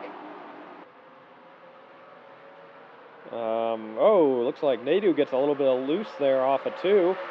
Park staying with Johnson as he works through this lap traffic here. Greg Biffle, Todd Bodine, Mike Skinner. Johnson going to go almost 3 wide off of 4 there. But he is making his way through this traffic and running away from Park here. Yeah, Jimmy probably been the best Hendrick car this year and having a good run. So here's Casey Atwood talking about being in the hornet's nest. He's behind some of these guys, Gordon and all that. So yeah, he's not going to help the point situation. Here comes Jimmy here. Jimmy Johnson leads still here at Rockingham. He's extended that deficit now a little bit. And behind him, Earnhardt Jr. is in a great point spot right now and likely going to make up quite a few here on Atwood, and he won't be quite locked into the championship next week, but he's going to be in a good spot. White flag in the air for Jimmy Johnson now as Earnhardt Jr. works through 1 and 2 for the final time. Down the back straightaway, we go on board with Casey Atwood. He's going to try to get around Steve Park here. That would be an important position there for Atwood. Meanwhile, off of 4, Johnson looks to the inside of Kenseth, and he is going to win here for the second time in 2003 at Rockingham. Meanwhile, we can officially say that Casey Kane is the Rookie of the Year over Ron Fellows. Congratulations to him. And let's take a look. Jimmy Johnson gets his second win of 2003, the 7th of his career. Earnhardt Jr. second. You see Atwood gets third. And Casey Atwood 71 back heading into the finale. Steve Park officially out of it. We're at the newly repaved Homestead Miami Speedway for the 2003 Ford 400. Yeah, they did put in that progressive banking here. And like I said last year, I'm still interested. I want to know, what does conservative banking look like? Fascist banking, socialist banking? These are the important questions. I bet those keep you up at night, Chip. And coming to the green flag here for the final time in 2003, Jeff Gordon and Dale Earnhardt Jr. on the pole. Green flag in the air. The race for the Winston Cup is on. And the final race of the NASCAR Winston Cup Series. Yep, definitely an end of the era here, and fitting to see a couple of the most successful names of that era. Earnhardt and Gordon up front right now. They head down the back straightaway. See, last year's Homestead winner, Kevin Harvick, is up to the 3rd position here. Earnhardt Jr. poised to get 5 bonus points to extend his championship points lead as they come off of turn 4 for the first time. Scott Wimmer, another great qualifying effort for him. He runs in the top 5 right now. He's going to be quite the formidable force in the Rookie of the Year fight next year. Meanwhile, at the back half of the top 10 is Casey Atwood. He's to the outside of Kurt Busch. Down the back straightaway, Earnhardt Jr. still leads over Gordon, although Kevin Harvick is right on the back bumper of that 24 car. It looks like he's going to have a run through 3 and 4 here. And Earnhardt Jr. trying to get up high here. Trouble on the back straightaway. Adam Petty, Bill Elliott, Bobby Labonte, they're all spinning. Caution is out. So that is going to close up the lead here. Earnhardt Jr. still out front. And how about this? Scott Wimmer in second. Yeah, that's mighty impressive. So Earnhardt Jr. leads Wimmer as well as Jeff Green and others down pit road. And once again, Kurt Busch is going to try the strategy of staying out to take the lead on an early caution. Didn't work last week. Let's see if it works any better today. Yeah, might as well. Yeah, as you said, Chip, Busch doesn't have anything to lose. He's no longer a factor in this championship hunt, so might as well see if he can get another win. Green flag in the air. And Bill Elliott, there's like a parachute coming off that car. He is getting passed by everybody. Earnhardt Jr., Jeff Green, Ward Burton, and Busch building up a decent lead here, actually, despite being on old tires there, and a little bit of gap there behind Wimmer between 5th and 6th back to Rutt.